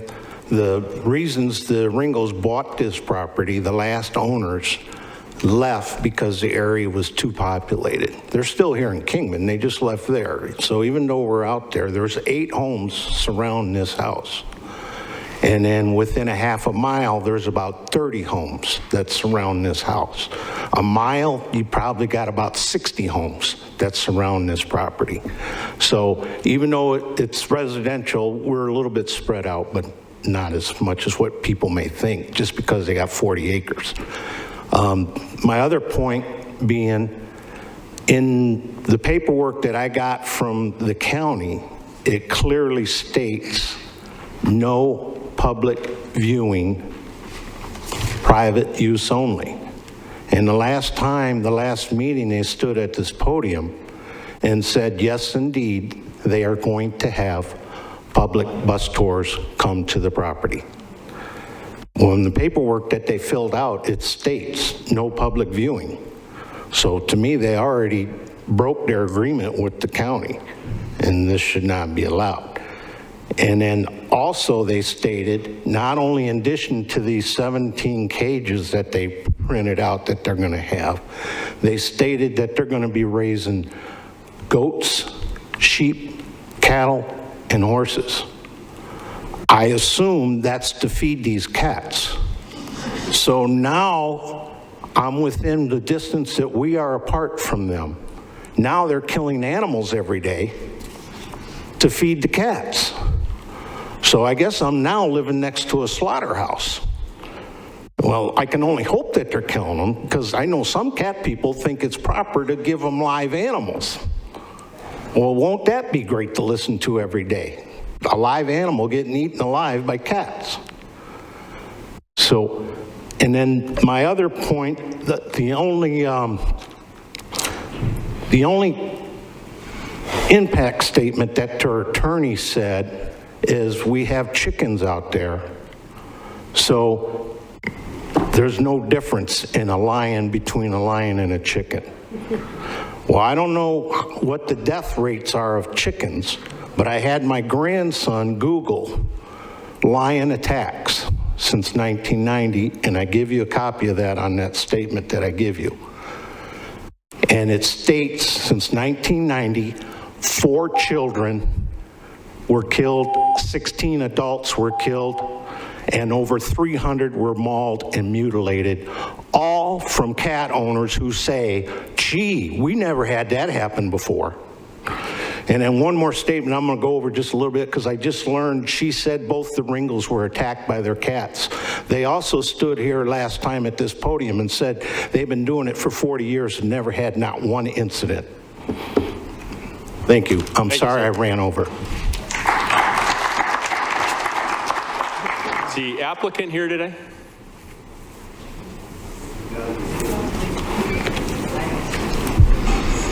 Okay. I'm going to go ahead and close the public hearing. Supervisor Bishop. Thank you. And all I can say is, that's positive anyway, is that I've gotten to know a lot of the neighborhood, a lot of the community, and I do own property in the area that's just one parcel away from the proposed location of this tiger sanctuary, if you want to call it that. So I spoke to Jonathan Kraft after the planning and zoning meeting, or maybe it was just before, but Jonathan told me that he would take these lions and tigers into his keepers of the wild, should these owners want to just retire in Cedar Hills. So their daughter at the P&Z Commission stated that these are family pets. I don't believe that. But if they wanted to keep the cats close where they could visit them, they could leave them at Keepers of the Wild, and Jonathan has assured me that he does have room for them. So one thing that wasn't brought up by the people out here is that this area is open range, and I believe the Blake Ranch Cattle Company run cattle freely in that area, which means they would be running right up to the fence line. And then personally, I have these two giant puppies, and I can just imagine spending the weekend at my cabin in the area and hearing a roar. You know those two dogs would be in bed with me, and I'd be badly injured. And I don't believe the ambulance could get there fast enough. So with that, I make a motion that we deny. Well, this is my district, and I've researched this issue, and all I have to say is it's not a good fit. So I'm going to second the denial.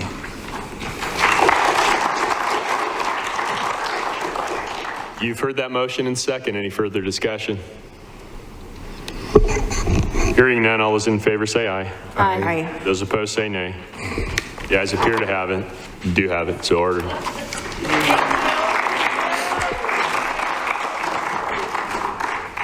Okay. Item 66. Can I ask one question? No. Sorry. I've already moved on to the next item.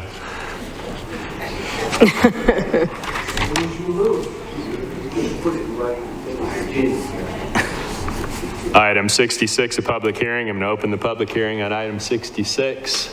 And I've got a person that wants to testify on this. Katie Manning. Good afternoon. This is the longest record time-wise that I've been at the meeting, and my body says so. So good afternoon, Chairman and Board. I am speaking on item number 66. It is a request to change the zoning from agricultural 10 acres to residential 2. The property in question is in the Thompson Road, Route 66 gas station and swap meet area. The property is across the street from Chaparral Mesa. It's a community of 500 homes. In speaking with the Planning and Zoning Department, notices were posted on the property in question. There is a 300-foot notice for the surrounding properties. Problem is, Thompson's here, Rose comes this way, vacant property is here. On the other side of the street are 6 streets down, all are totally walled. The street is over 150 feet wide. So property owners within 300 feet, no, what are you looking at? 6 to 12 people would have been notified, because the way the housing goes and the houses go, because they all butt into Rose. And the property is on Rose on this side of the wash from Lone Mountain property. Okay, let's see. They were posted from the end of April to May 11th. The 3.3 acre subdivision of 15 to 18 patio homes will abut the Wallapai Mountain water wash. It floods onto Rose with every cloudburst we have. This morning, I visited the area in question. All previous state markers, STAKE markers, have been moved to new locations. Why? The old markers aren't there, the notices aren't there. They've moved everything around. So I'm not sure what's happening.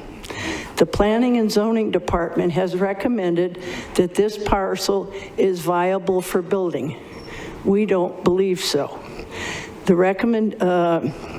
And this recommendation is based on the 2004 approval for the adjacent Lone Mountain subdivision, which is across the wash. This took place 18 years ago.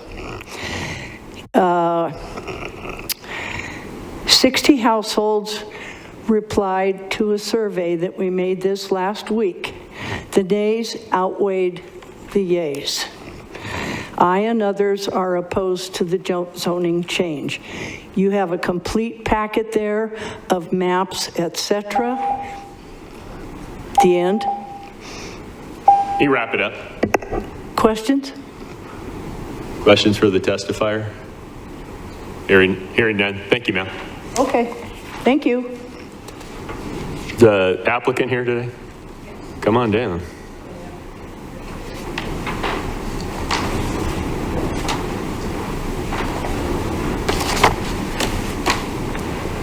Good afternoon, Honorable Chairman, Supervisors. My name is Kathy Tackett Hicks. I'm acting as the owner's agent.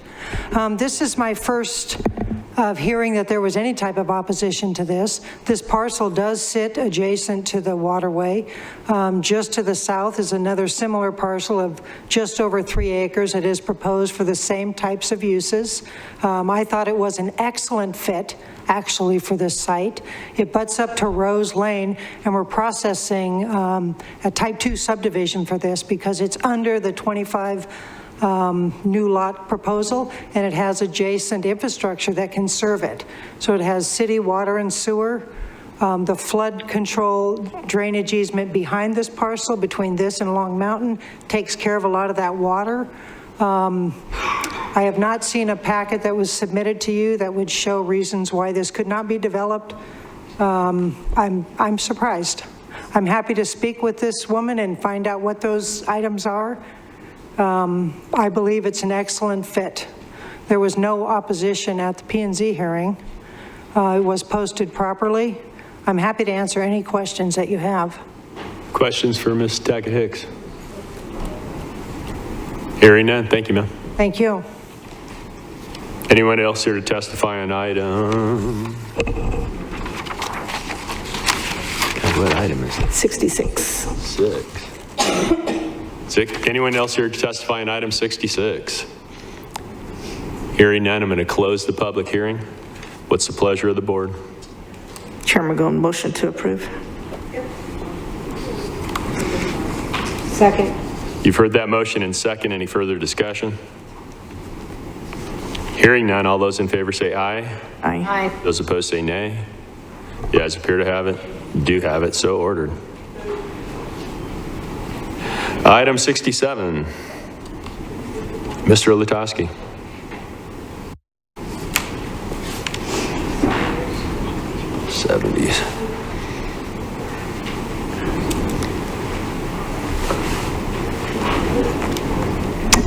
Chairman Gould, members of the board, staff has been successful in working with area property owners in securing 2 segments of right-of-way for Anson Smith Road, which the county has been maintaining for some decades. It's the portion that's right in that switchback area, as well as a portion of Anson Smith Road just on the far easterly end where it abuts the city line. So this is just a presentation of that dedication of right-of-way to the board for formal acceptance. Questions for Director Lutowski? Hearing none, thank you, sir. It's a pleasure of the board. Motion to approve. I'll second. You've heard that motion in second. Any further discussion? Hearing none, all those in favor say aye. Aye. Those opposed say nay. The ayes appear to have it, do have it, so ordered. 68 was pulled. On to 69. Supervisor Lingenfelter. Thank you, Chairman Gould. I put this on the agenda. As we all know, the redistricting happened, and as a consequence of that, everybody received a new voter registration card. And at my house, I actually received 3. I'm the only one that lives there. Two other individuals received new voter identification cards at my residence. I don't think that they lived there at the same time. So it made me wonder if it's happening in my house, chances are it's probably happening in other households within Mojave County. And I think, we hear all about the voter machines and all that kind of stuff, but this is a voter integrity issue also, to make sure that we have accuracy in our voter rolls. And I'm wondering, what can we do, to correct the percentage of Mojave County's voter rolls that are either invalid or significantly inaccurate. I did a web search. I found there was one company that is like an online software that tackles this exact same problem, but I'm curious, and I'm going to give these to you obviously after this. I'm not going to be a mule. So There's talk a to process. us.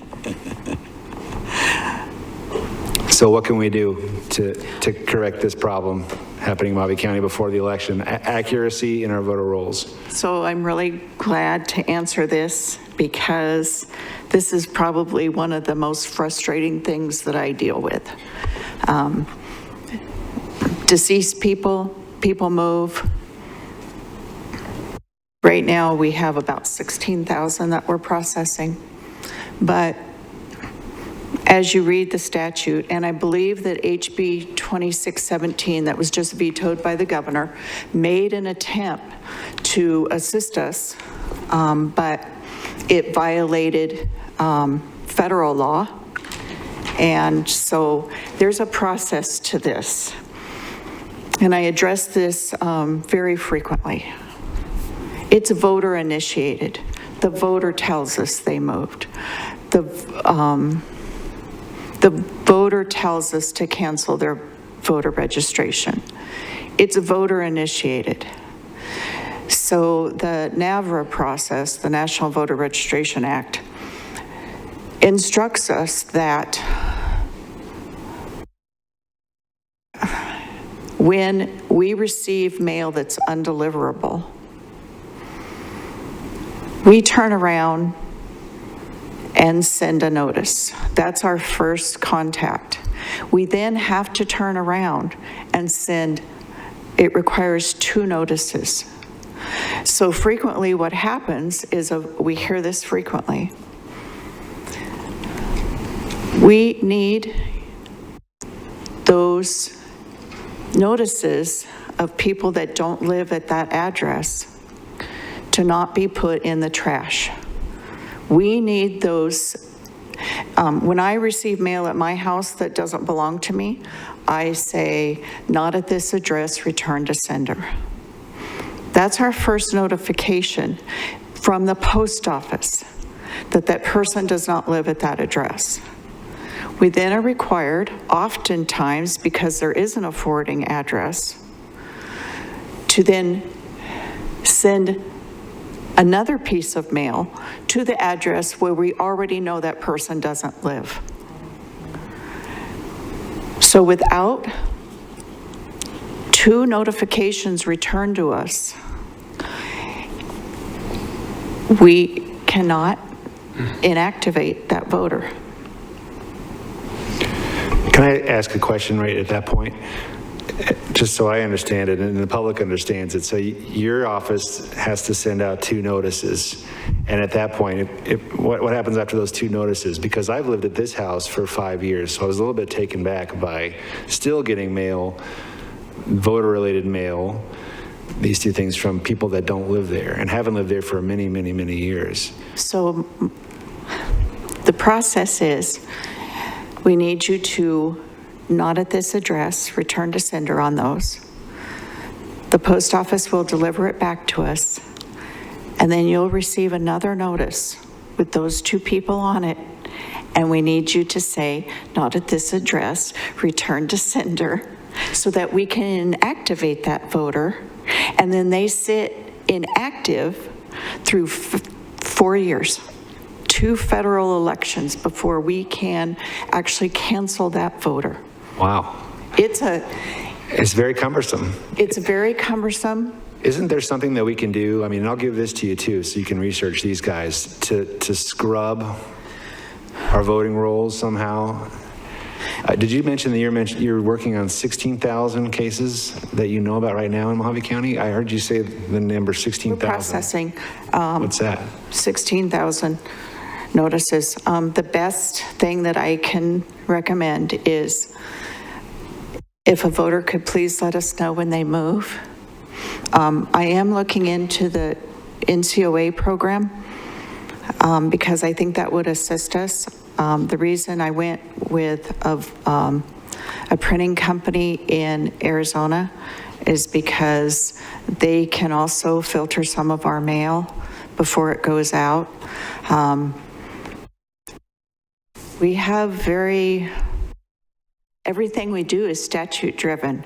And I think that this is one area of tremendous concern and so frustrating that voters sit out there for a very long time.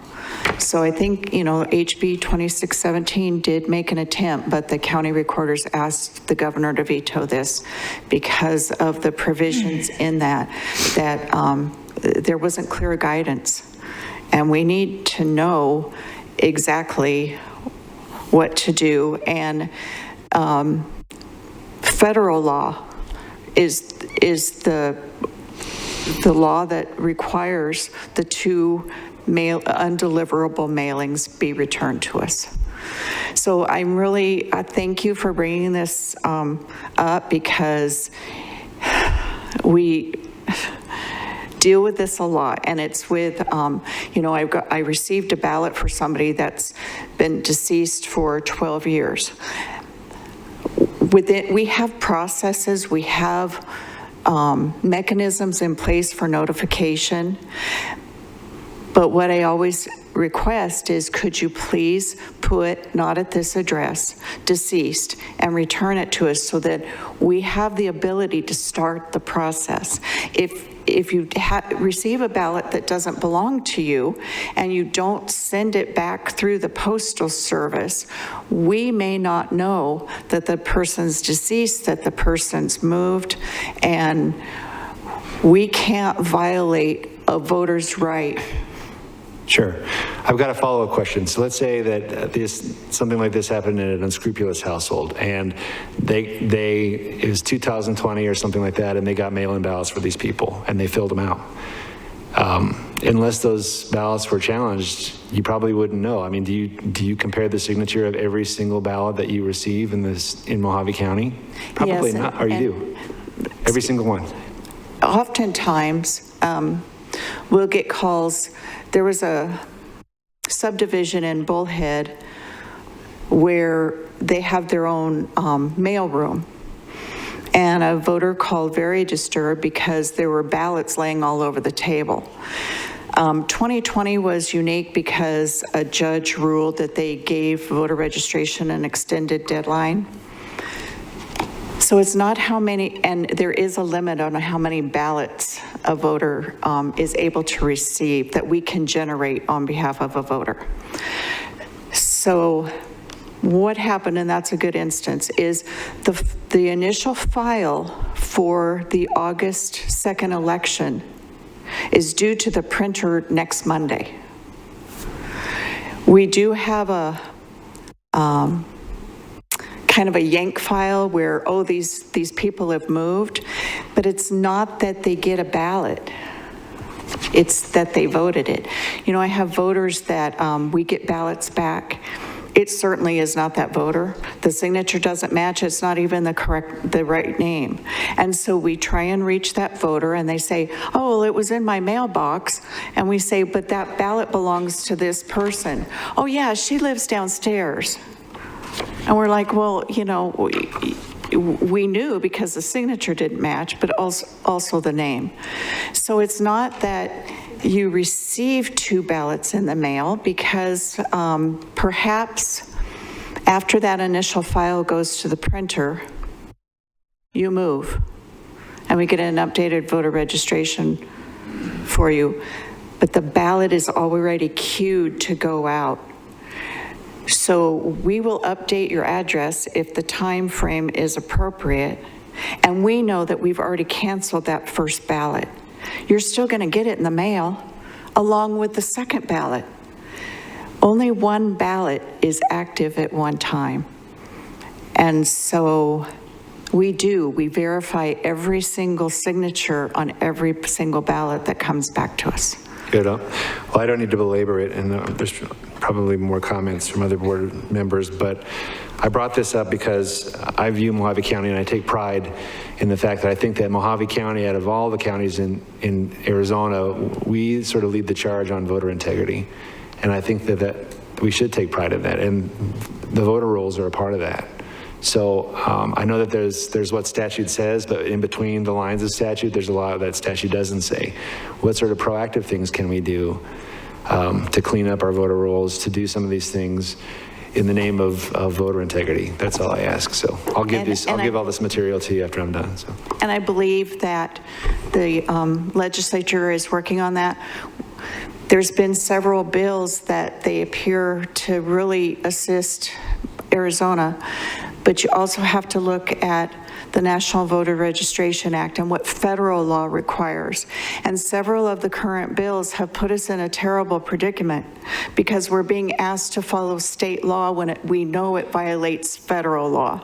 And how do you reconcile those two, knowing that one way or the other, I'm going to be in violation of something? So, you know, we try and work with the legislature. We want something to be able to handle this. It's just the way that it's written that's very important. I'm sure that those conflicts between the state and the feds will be solved in court. I think that states have the authority for elections, not the federal government. So. Question? Chairman Gould? Supervisor Angus. Thank you very much. So in this thing I read, seems like hours and hours ago, about the bill that the governor vetoed, but he did like something in it, and that thing he liked was requiring ADOT to notify the Secretary of State when a registered voter receives an out-of-state license, which is a good idea. Yes. Why couldn't the same thing be done, let's say, with Social Security when somebody dies? As soon as somebody dies, it's one of the first thing that happens. Social Security is notified. Why can't there be something where the county of death gets that note? Maybe they do, right? And how about when people move, invariably, almost always, they'll do a change of address at the post office. These are all government agencies. Why can't they work together? I think that would simplify our lives greatly if government entities work together. In your experience, has this ever been discussed between the post office and Social Security? Am I going to have to go down to Phoenix? The desire has been expressed. Right. Well, I'll look into that. I will look into that because it just almost seems too easy. Well, because of the fact that not everyone that lives in Arizona passes away in Arizona. So it's that also Social Security does seem the ideal place. But they know exactly where this person was when they passed away. Yes. Which would be extremely beneficial. Right. I think it could, okay. It would be very, very beneficial. Thank you. I just don't have the authority to call the Social Security. I know, oh, of course. I'm just saying it just seems like, and again, I'm not a genius. I'm sure people smarter than me have thought about this. It just seems like an easy fix. Thanks. I agree. Supervisor Bishop, any questions, comments? No, all I can add is when my husband passed, I notified elections, gave him a copy of the death certificate, and I have not received any extra ballots for him. So I think if people just know what the rules are and follow them, that would take care of the problem. So I don't know if a campaign to educate the public would help at all, but you know, maybe it's something we could put out there on social media, on the county website and the county Facebook page saying, I do talk about it frequently. Sure you do. Supervisor Johnson, any questions, comments? None, Mr. Chair, thank you. Thank you, Supervisor. Supervisor Lingenfelter. Thank you, Chairman Gould. And no action is necessary on this item, but I gave to the clerk those two pieces of documentation, also a website I found that looks like it maybe is something that a recorder's office such as yours could work with volunteers in the community, you know, that volunteer their time to kind of go through and sort of scrub some of this stuff. So if you, all I would ask is that you just look at that website, and if you think of anything else that we can do that's within the County of Mojave's circle of control, I mean, I do a lot of trainings trying to promote the message, so. Thank you. Thank you, and thank you for the opportunity to talk about this. And one more thing, years ago, when I first got involved in politics, the political parties used to do that. They used to go through it, and they were very successful. Do they do that anymore? Yes. They do. Do all the parties do it? Because I only know about the Republicans. That is the party that is the most active in assisting us. Yes. Right. Well, maybe we can expand something like that and even make, you know, some incentives to do that, because that seems like the natural place for some of this. All right, thanks. It is. So, Madam Recorder, can anybody initiate the process where you send them the voter that you believe has moved a piece of mail? Or does it have to be a voter ID card or a ballot? No, if somebody tells us that this person is not at that address, we will generate a correspondence to that address. And we ask the person there, please tell, not at this address, return to sender, so that the post office can then notify us. And then we tell them, and we're going to be sending you another letter even after you told us. And the letter explains that to them? Yes. Okay. So if you're a precinct committeeman or a candidate or a volunteer that was walking a neighborhood and runs across, knocks on somebody's door and they say this person doesn't live there anymore, then they could use that as a prompt to get you to mail that household a piece of mail to then pull that person that's no longer there off the ballot. We do that. Okay. Any further questions for the recorder? Hearing none. Thank you, ma'am. Thank you. Let's see, item 70, Supervisor Angus. Thank you. The 4 people left sitting back there for this item. This is that time of year where we by statute have to decide the salary on the constables.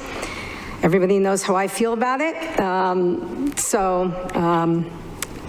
Other people wanting to talk before we talk about it?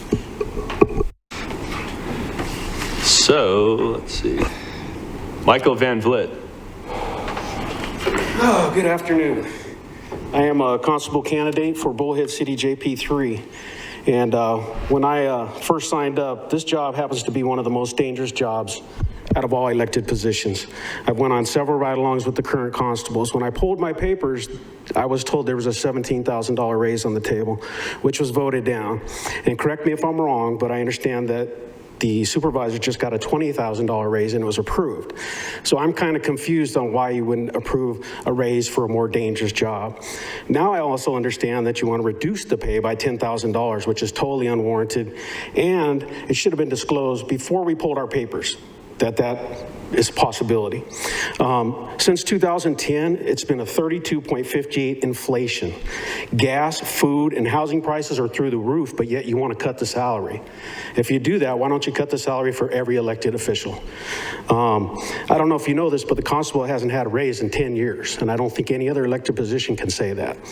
Mojave County is the 5th largest county in the nation. This constable position is absolutely unnecessary. It's a dangerous job. You get knives pulled on you, guns pulled on you, axes pulled on you. So it's a very needed position. So if you're going to reduce by 10,000, then it's basically your intention to defund the police. And I just don't think it should be. I think you should give them a raise. So thank you. May I answer? Sure. I don't know where you got any of this information, because most of it was incorrect. Okay. I don't know where you're getting that. We haven't even talked about it, where you got that, and we've spoken. Mm-hmm. I never said that to you. No. So I don't know where you got that from. The state decides our salaries. Okay. We haven't had a raise for about 20 years. Yes, we're getting one in the next, the next election cycle. Okay. Okay? So we do not decide that. But Okay. by statute, the Board of Supervisors does do the salaries of the constables, which is why we are here. Okay. We understand, you know, that you, when you put in your petitions, there was a certain expectation. We Yes. understand that. So again, I think you've been misled Okay. on some of your information. Okay. I just wanted to go with what I was there when I pulled my papers, and at the time, it was a $57,000 salary. And so I think if it was going to be reduced, then I think that should be disclosed. Right, but I don't know where you got that from. That's what they told me when I pulled my papers. No, I mean about that, we were set to reduce it. We hadn't even spoken about it. It was posted all over Facebook last night. Oh, okay, well, there's the authority, Facebook. But I just... And you know it must be have to true. confirm, this way I get a confirmation. Yeah. So, thank you. Thank you, sir. Martin Stansberry.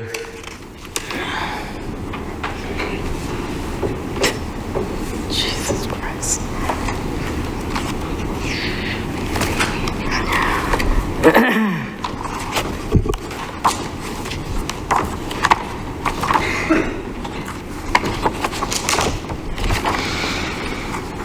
Martin Stansbury, Constable from Lake Havasu, Chairman of Supervisors.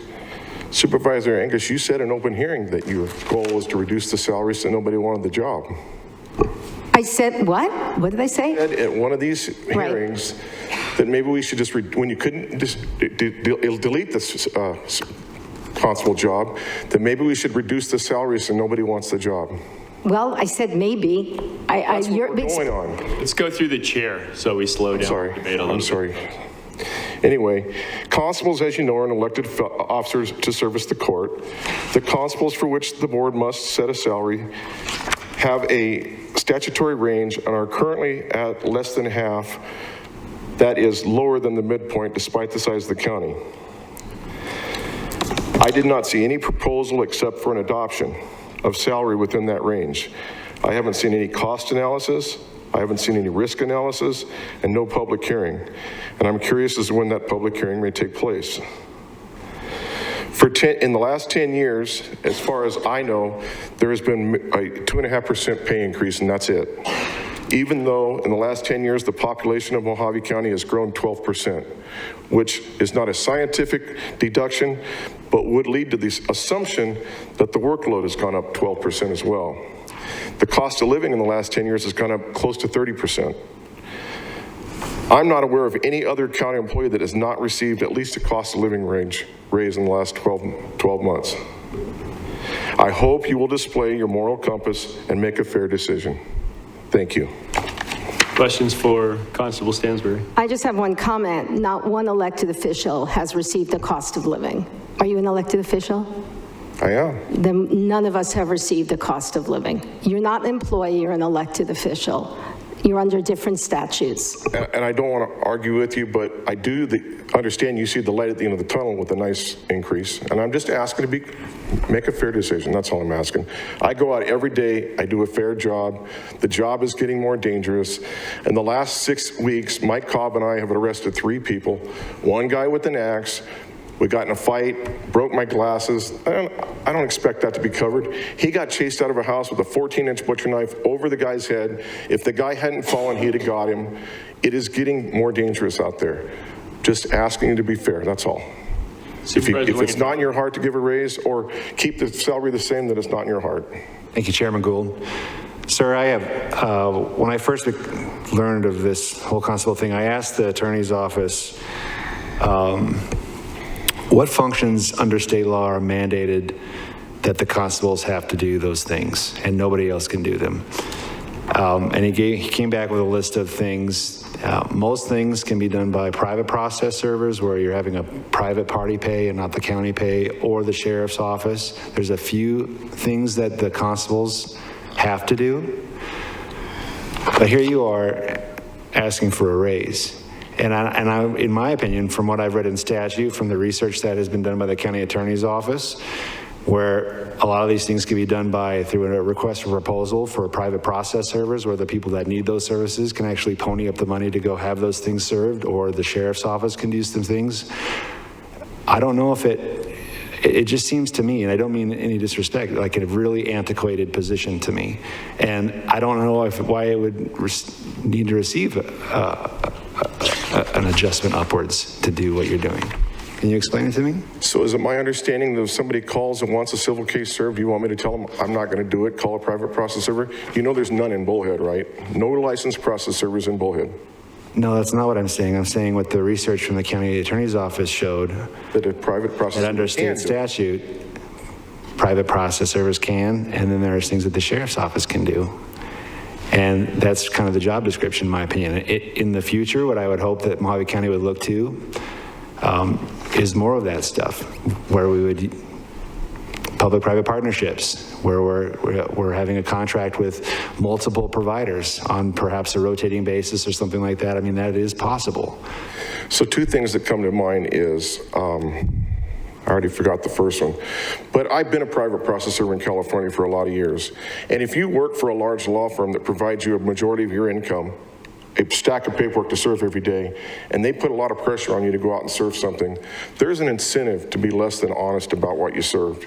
As an employee of the county, if Chairman Gold hires me to serve you and I can't serve you, there is no pressure on me to do anything but the honest and truthful response. I'm not saying process servers are less than scrupulous, but it happens. But we're not employees of the county. You're an elected official. The second point, I'm sorry to interrupt. The second point was, I don't understand why it's cheaper for a sheriff deputy to go serve something as opposed to a constable. Their hourly rate's got to be similar.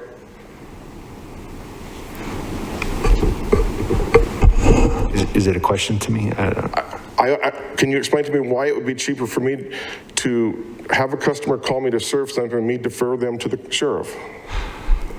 I think that the sheriffs are understaffed, and it's probably not the best use of their time. Where my focus is really as a business person is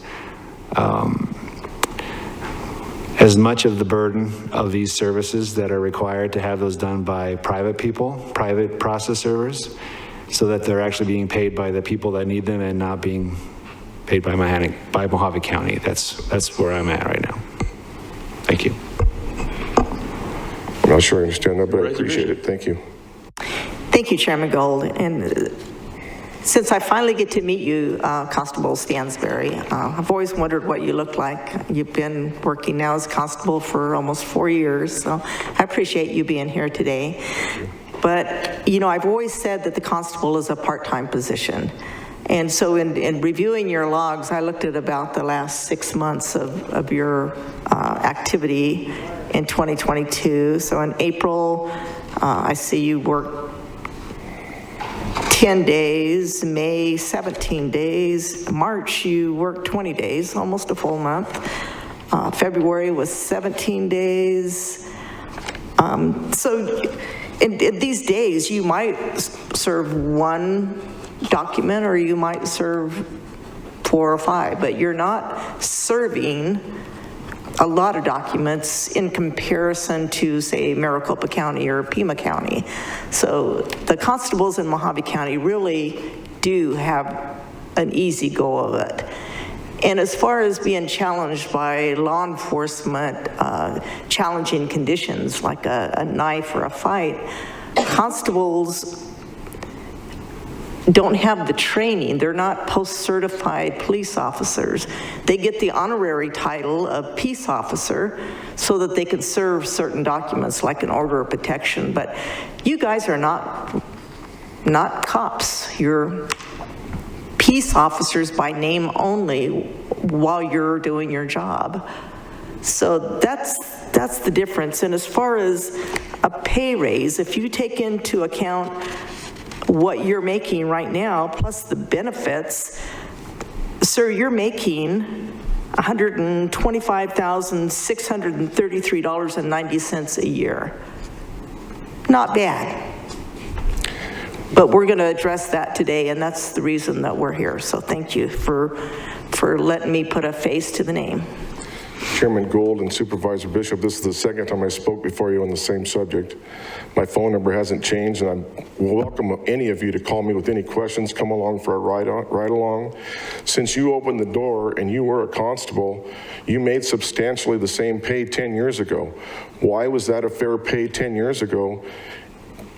And the cost of living has gone up, but it's not fair pay now. That's really confusing to me. And by the way, 2 of the constables are retired law enforcement, and we go through 2 weeks a year of training.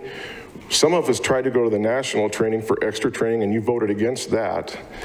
And I did every possible ride-along I could before I was even elected and for the first year. If you look back in my logs, my mileage was through the roof for the first year because we are in a group text, and when anybody needs backup, they say, can somebody help me with an eviction tomorrow at 10 o'clock? I always put my hand up because I wanted as much on-the-job training as possible. And I plan on doing the same thing with the new constables coming into that are potentially going to be elected in the future. So I suspect my time and my miles will go up in the near future. Interesting. But I'm curious as to why the pay was fair 10 or 12 years ago and it's not fair now.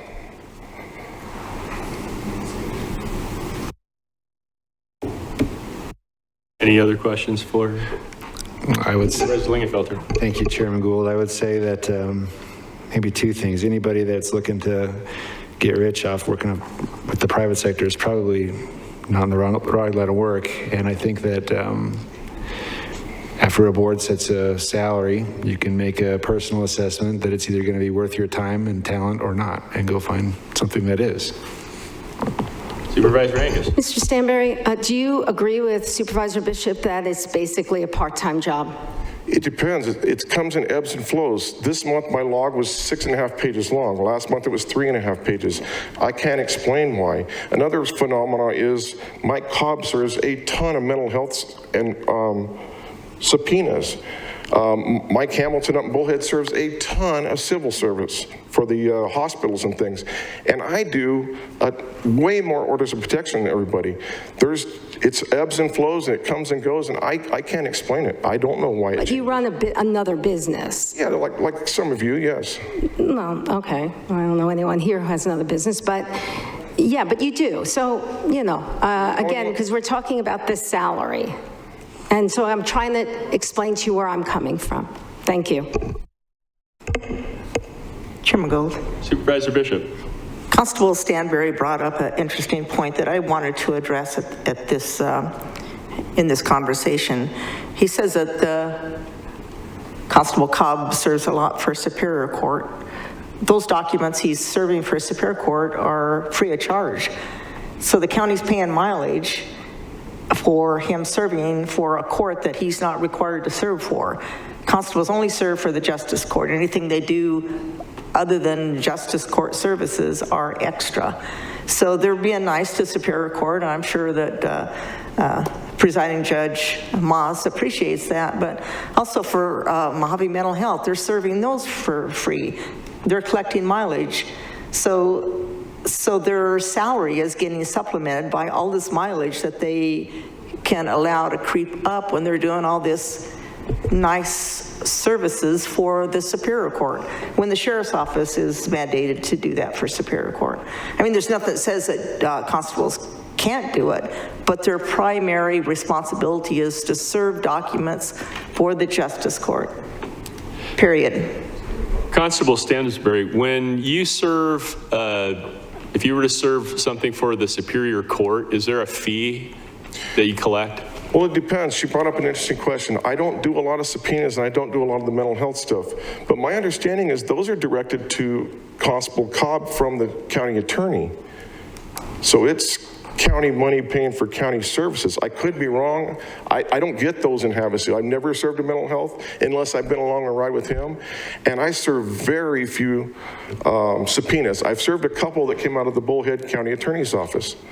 So I don't know if those are Superior Court actions or not. And I'm sorry, back to your question. I forgot what it was. Whether you collect a fee for that work. If it's not from a county attorney or a public agency, we do charge fees, absolutely. It's a $40 fee, and that covers the first 6 miles. Everything over 6 miles is $2.40 a mile one way. Okay. But on the stuff from the Superior Court or from the mental health? I believe those are zero no charge. fee. Okay. I believe subpoenas and mental health and all the COVID stuff we served was all no charge to anybody. Okay.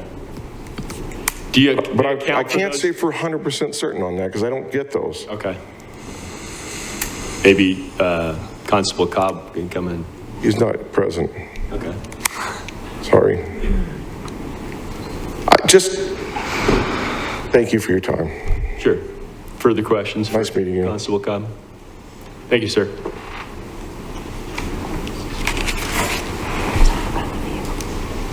Or Constable Stansberry, rather. No, I thanked the wrong constable. Sorry, Constable.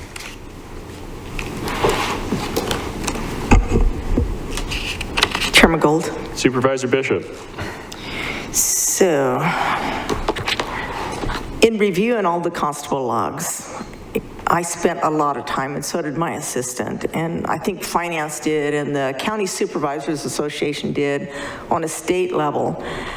The major drawback that we've all seen is that most of the logs are not high quality. Some constables submitted handwritten and or incomplete logs, which were not easily turned into data, and they included items other than service attempts. Excuse me, it's hard to concentrate with the discussion going on in the back. Thank you. So anyway, it was extremely difficult to provide any relevant findings with the information given to us in the backup that we all received as far as the constable's logs. But as county supervisors, as with any position, we as supervisors need financial accountability, and the available information provided with these constable logs is not consistent across the precincts, and that creates significant challenges.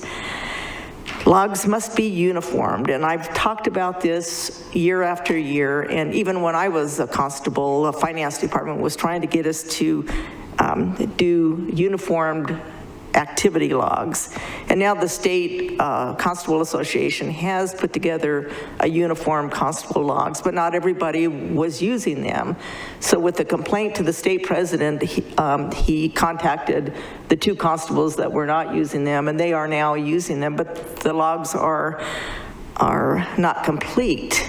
They're just filling out bits and pieces, so it's hard to take everybody's logs and try to figure out what exactly is happening.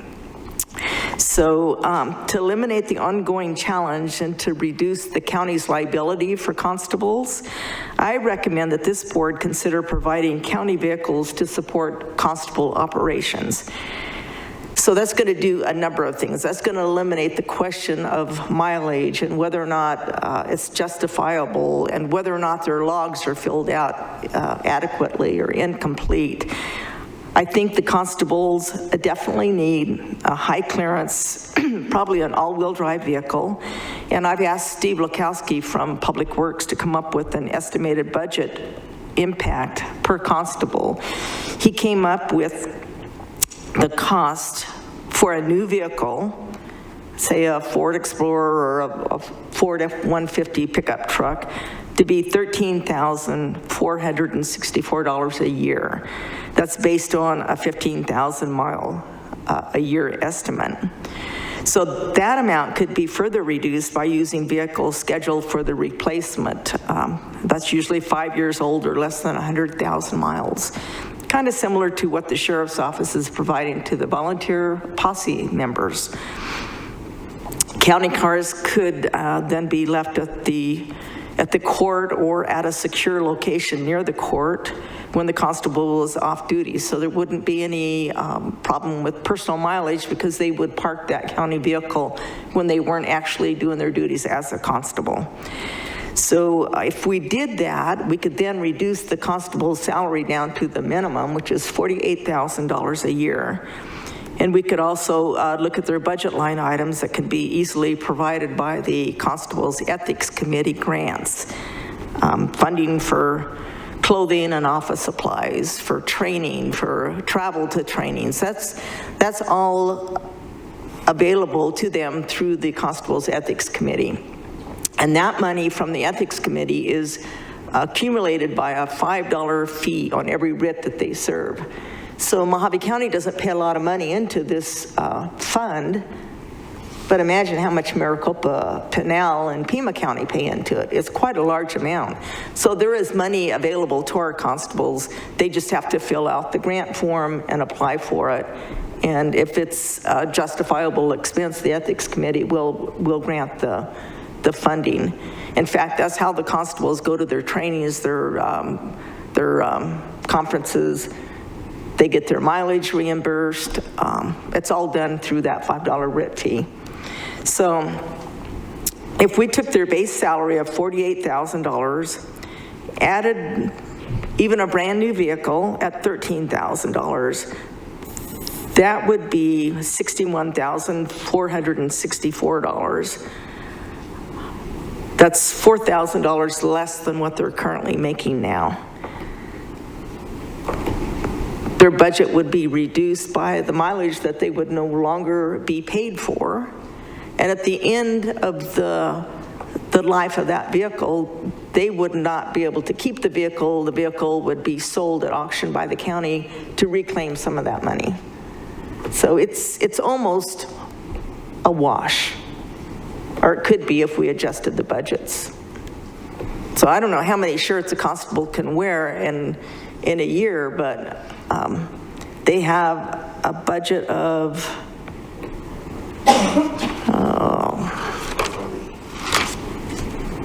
how much is the budget for uniforms? $500 a year. $500 a year. So how many polo shirts can you buy for $500 a year?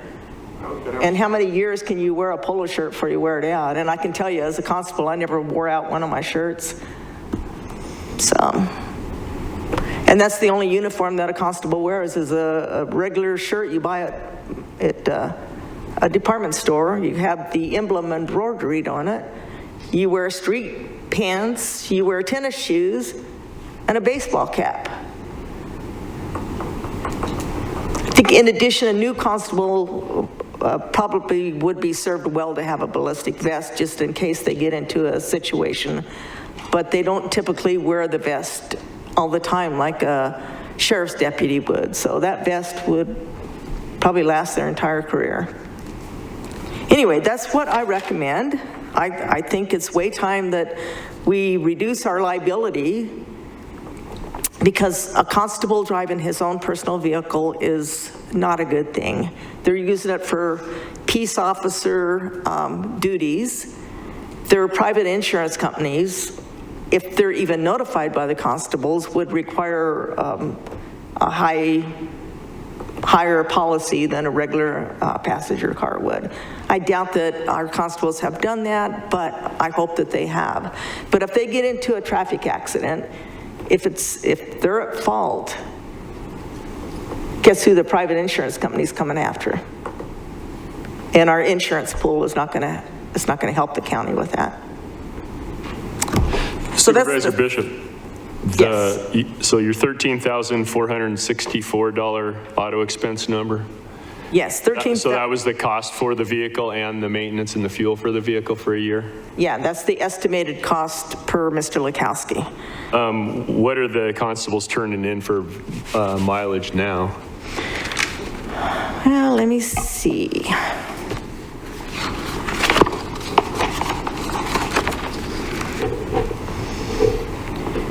Travel expenses from Constable Stansbury was $4,600. That's 2021. For Hamilton, $5,400. For Constable Cobb, it was 7,300 miles, or $7,300. So they're turning in less mileage than your $13,463 number now. Correct. So that would actually be an additional expense to the county to put them in a county car. That's true. At the end of the life of the vehicle, though, we sell it and recoup some of that money. So this Plus, is- we eliminate the liability. This is not the amortized, so that doesn't subtract the scrap value of the vehicle? No. Okay. No.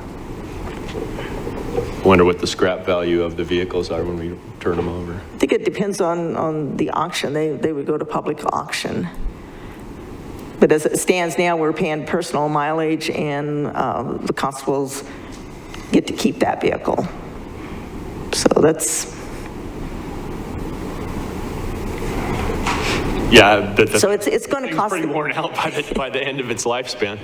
It's going to cost the county a little bit more money, but the peace of mind and the liability issues and the fact that we don't have to look at these very difficult to read logs to figure out how much personal mileage is in there, whether or not this is justified. Nobody really tracks what the constables do because none of us really have time to do that. No, I'm not that concerned about putting them in a county vehicle. It just looks like it was going to cost us more money to have them drive a county vehicle than it would to let them drive their own vehicles and charge mileage. It will. Are we allowed to, Mr. Attorney, to make them fill out forms in a standardized method? Do we have any, as the Board of Supervisors, have any control over that? Mr. Chair, I don't know of any statute or code that says yay or nay. Certainly, as I looked into the issue prior to the board asking about some of the constable issues months ago, I didn't find any requirement either way. So it's kind of voluntary for the constables at this point as to whether they're using the uniform forms that Supervisor Bishop mentioned or doing it by hand. And so that's what makes it all over the board. Certainly if the board voted today or in a future meeting, I think that certainly sends a stronger direction to constables. And again, I don't know of any statute or law that says that cannot be done. Okay, so we're not prohibited. You don't think we're prohibited.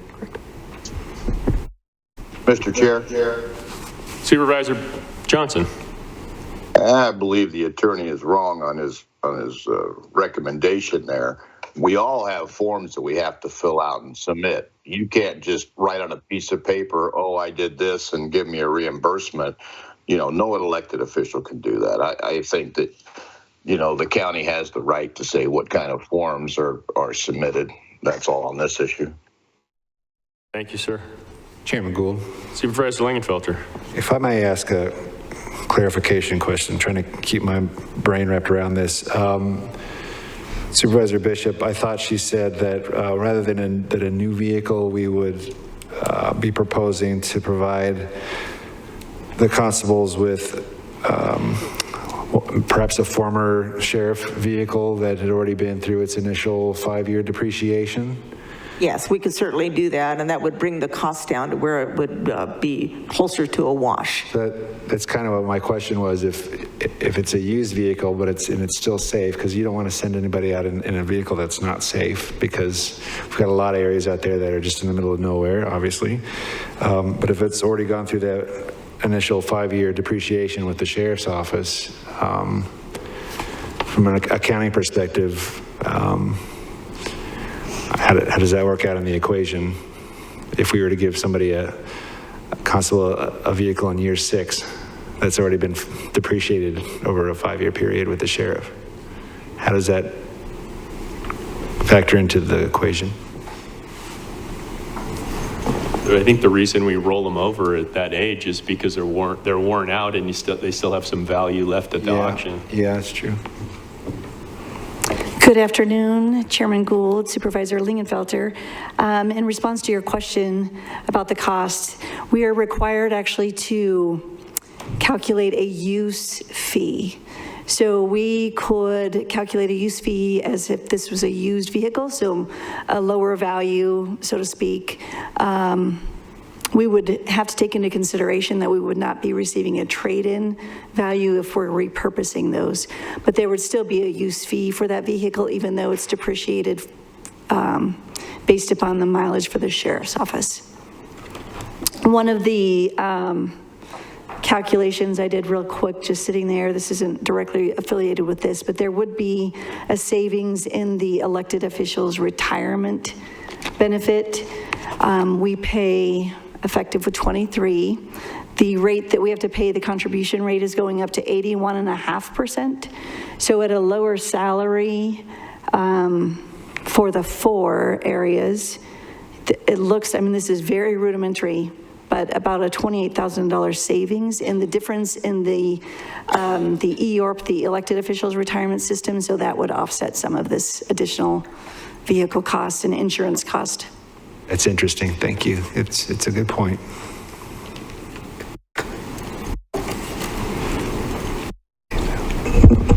Mr. Chair. Supervisor Johnson. Thank you, sir. One of the things I'm a little concerned about, it was brought up about, we roll on back up to other cities. We have a sheriff and PD to do that we don't have to pay 50-some cents a mile for somebody to drive from Kingman to Havasu or Kingman to Bullhead. That's always bothered me when we have local law enforcement do the backup.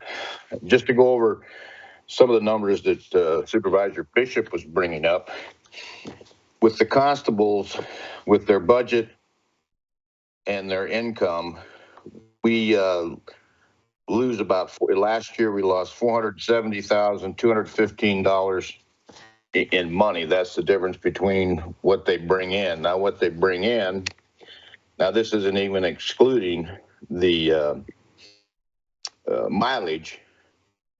They brought in $65,471, which doesn't even cover, somebody's wages and benefits.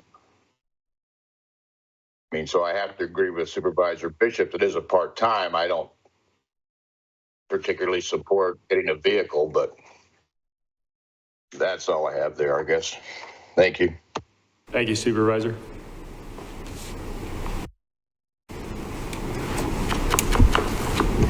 Chairman Gould. Supervisor Angus. I'd like to ask the attorney, I know it is our responsibility to set the wage, but the wage was what it was when this campaign season started, and like the gentleman said, when he took out his papers, he was under that impression. Is that, would that still be legal for us to do? Mr. After Chair. petitions have been put in.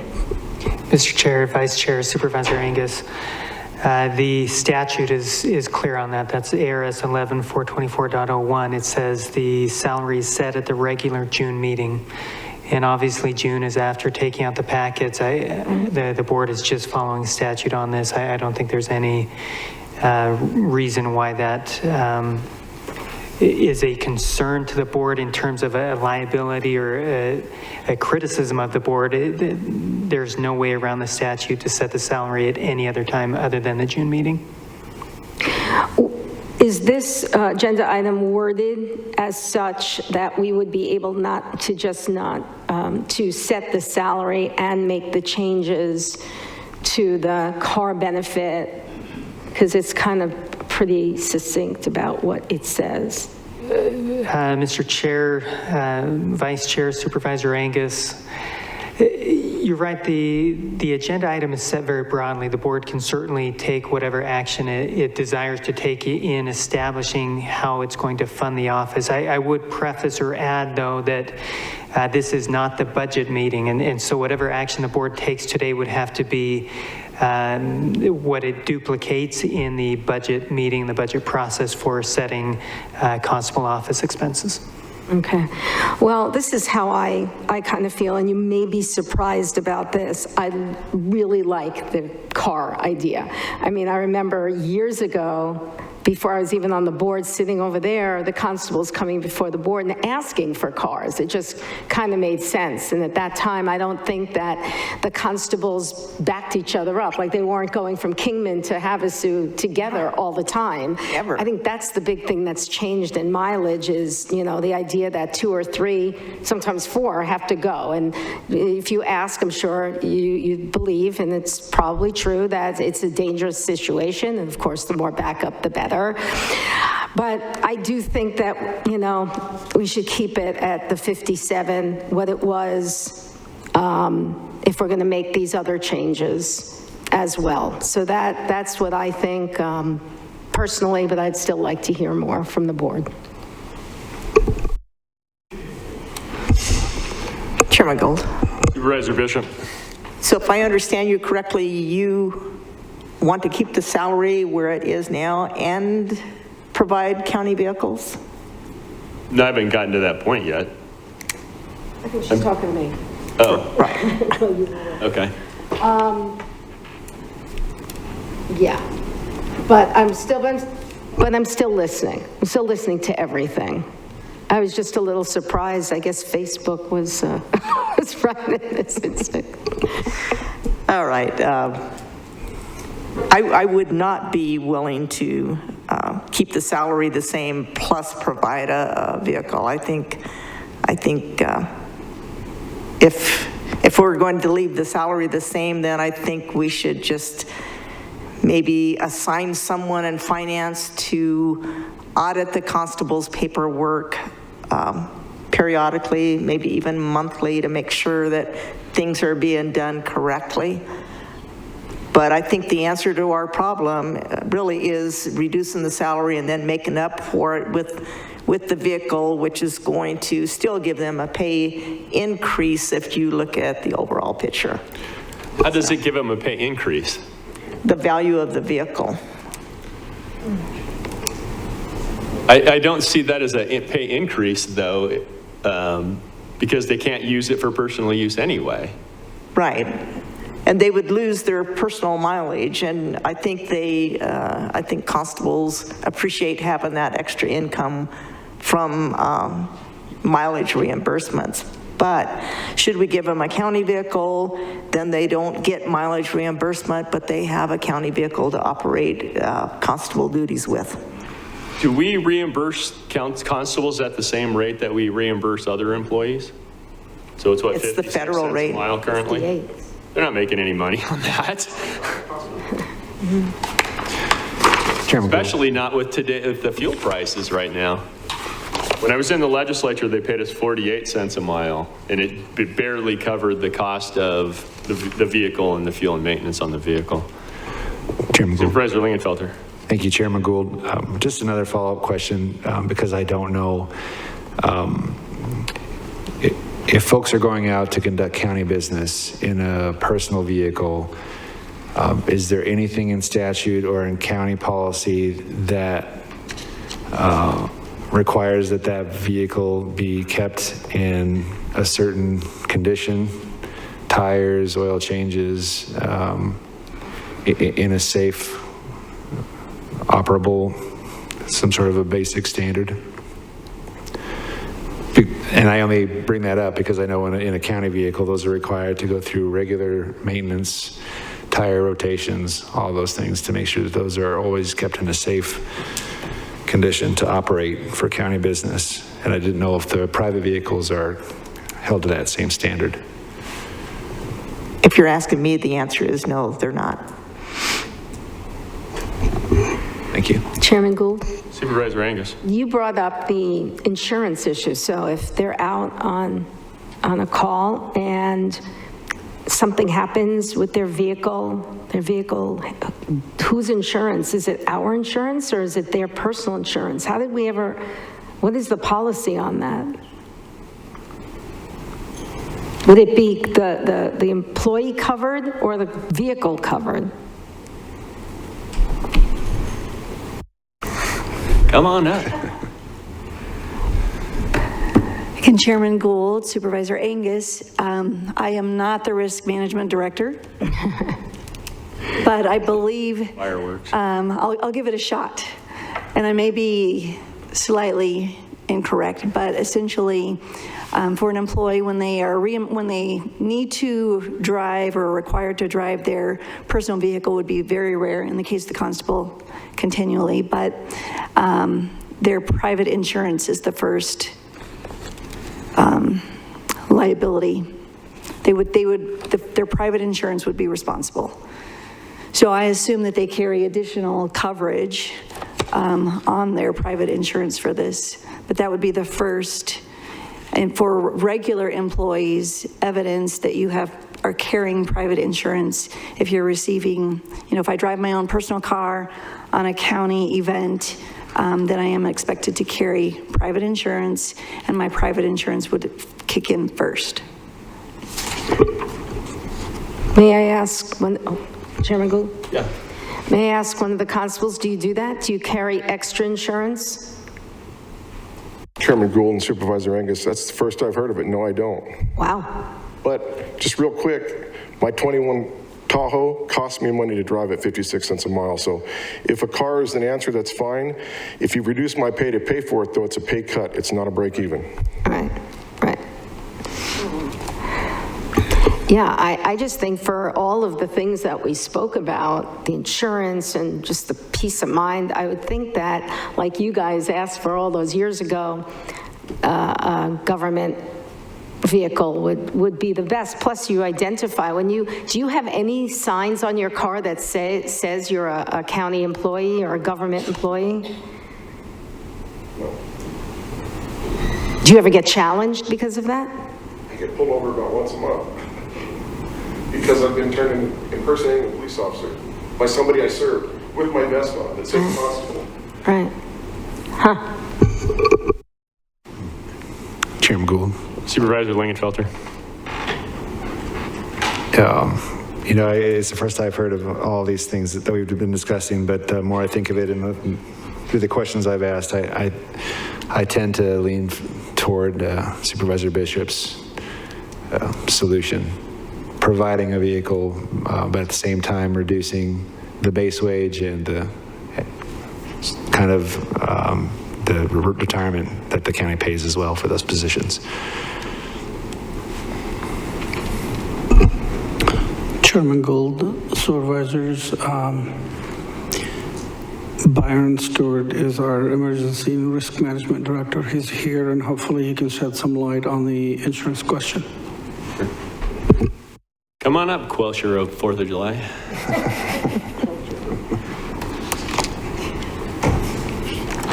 I hate to tell you this, Supervisors. I was going to get ready to send you an email, but we have a fire up on Bull Mountain, but it's not going anywhere.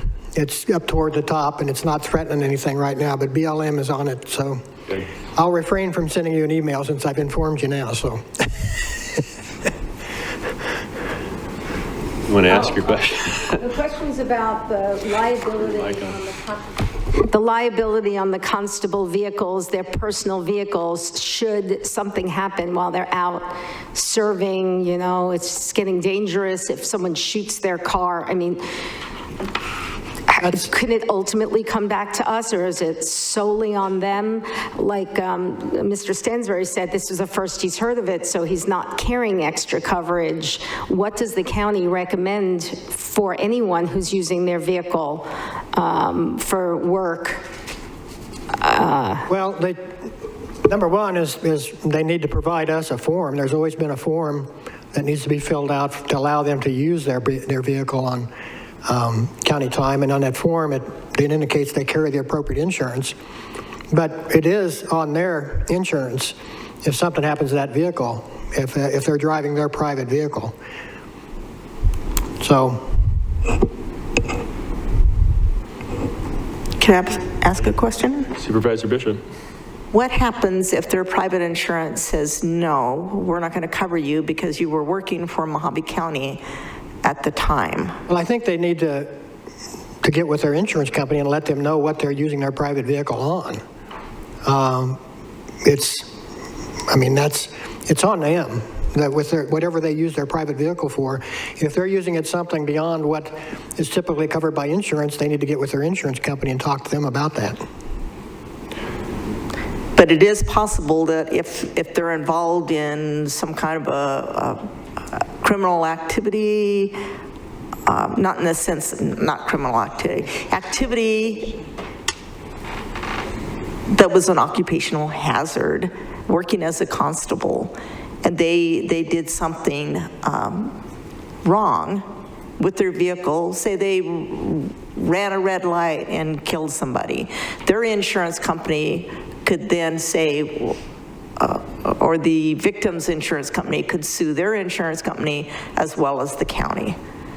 Theoretically, yeah, they could come back at the county for that, but it would, I don't know that they'd have grounds to win a case, but it would certainly, they could certainly do that, and it would cost us money to defend that.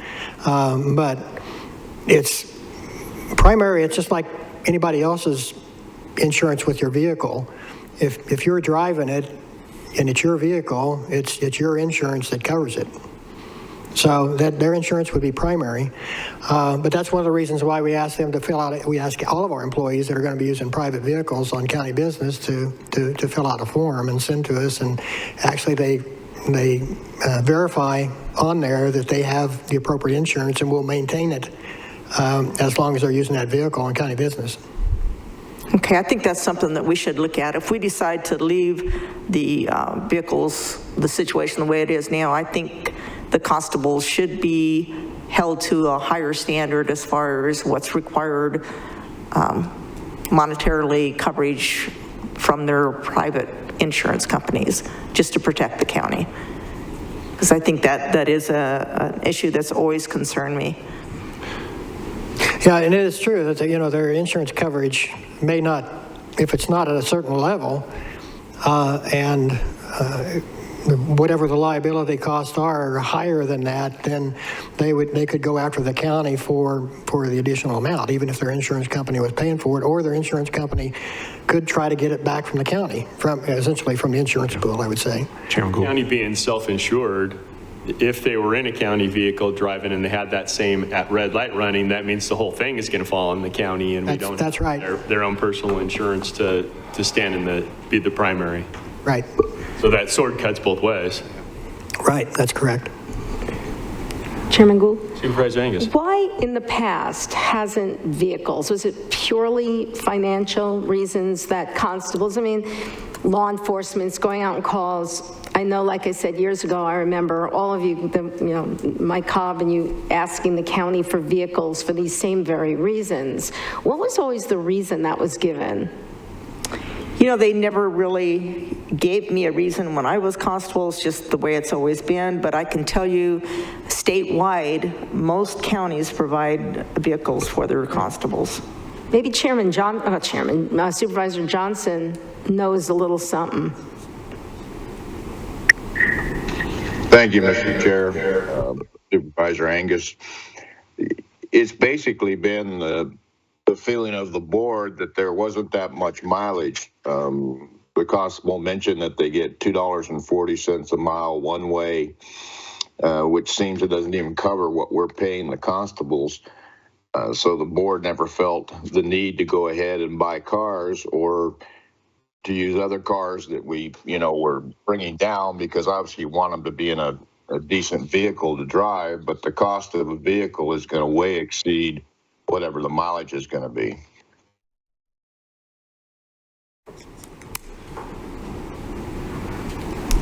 Chairman Gould. Supervisor Bishop.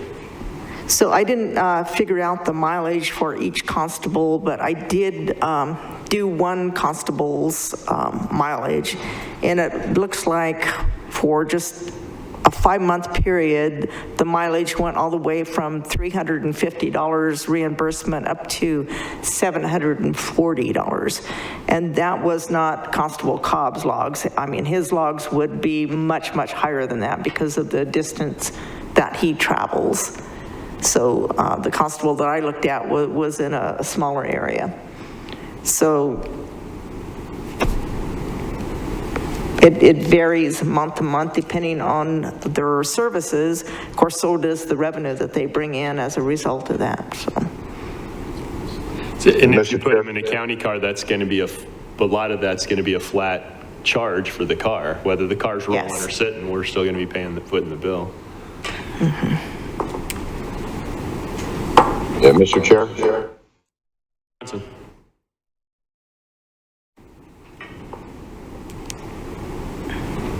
Supervisor Johnson. Thank you, Mr. Chair. I go back to the point we have with the 5 constables, the one's only part-time, we don't pay him as much. but they're bringing in $65,000. Any private process server could not live on that.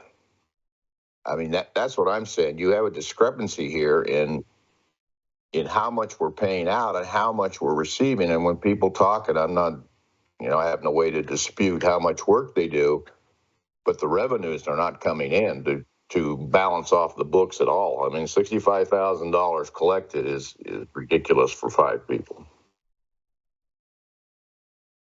Fees. The state, it's by statute. Interesting. Same guys that set the notary republic fee at $5. Yeah, same guys. Awesome.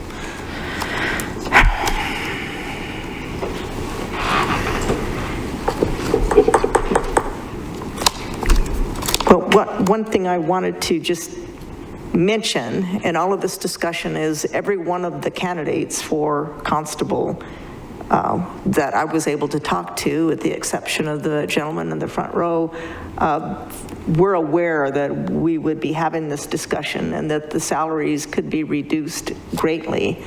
I've not brought up the vehicle situation, but they all knew when they pulled their papers that this was a very real and near possibility. So it's not like they're going into their election not knowing that this was going to happen.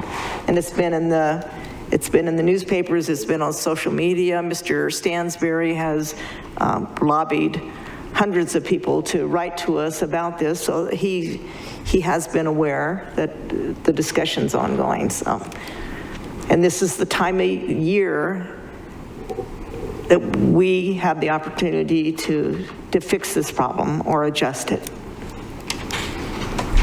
So with that, I'd like to make a motion. I don't know if it'll pass or not, but I'd like to. As you're preparing to make a motion, I know there's discussion about the driving and who's going to be responsible if a constable is out driving in their personal vehicle. And certainly it can be disputed, debated as to what the judge would ultimately decide. But under the doctrine of respondeat superior, meaning the employer is responsible for the actions of their employers in the course of their employment. And so if they're out doing the work of the county, it's very possible that a judge in that type of lawsuit is going to come back on and find the county responsible for any harm or accident caused by a constable while working in the course of their duty. Sure. Chairman Gould. Supervisor Angus. Supervisor Bishop, before you make your motion, would this board be amenable to, and I'm sorry guys, because you waited so long, maybe continue this till next meeting, second meeting in June, because we have to do this in June, right? Doesn't have to be the first meeting. So we can digest some of the information that we heard about today, because I learned a few more things, and I would like to talk, and maybe there are things that we don't know. I would feel more comfortable with that. I wouldn't mind that at all. Mr. Chairman, may I? At the risk of Go ahead, County Manager. At the risk of delaying this anymore, I would ask to bring closure to the discussion related to the logs and the audit. And so it has come up, or it has been pointed out that the state offers standardized Excel-based constable logs. I think it would be really helpful to require that to be, all constables have computers. It would make it much easier to review when needed, to review those logs. That's one. The other is, I think it was mentioned maybe that they would, their monthly reports would be audited by finance. I would ask you and beg you not to make that a requirement. Finance is already really stretched out. We today do not audit any other department or individual. However, we retain that right to do audits randomly when it's necessary and warranted. So I would ask to make that consistent. And, you know, let's not include audit finance auditing those monthly reports if it's all possible. But I would ask that we include the standardized logs into a directive that the board provides, so it would be easier in the future to track them and review them. Thank you. Okay, so at this time, I will make a motion that we continue this until the next board meeting in June. I'll second that. You've heard that motion and second. Any further discussion? Hearing none, all those in favor say aye. Aye. Those opposed say nay. The ayes appear to have it. Do have it, so ordered. Anything else for the good of the order? If not, we're adjourned. God, that's like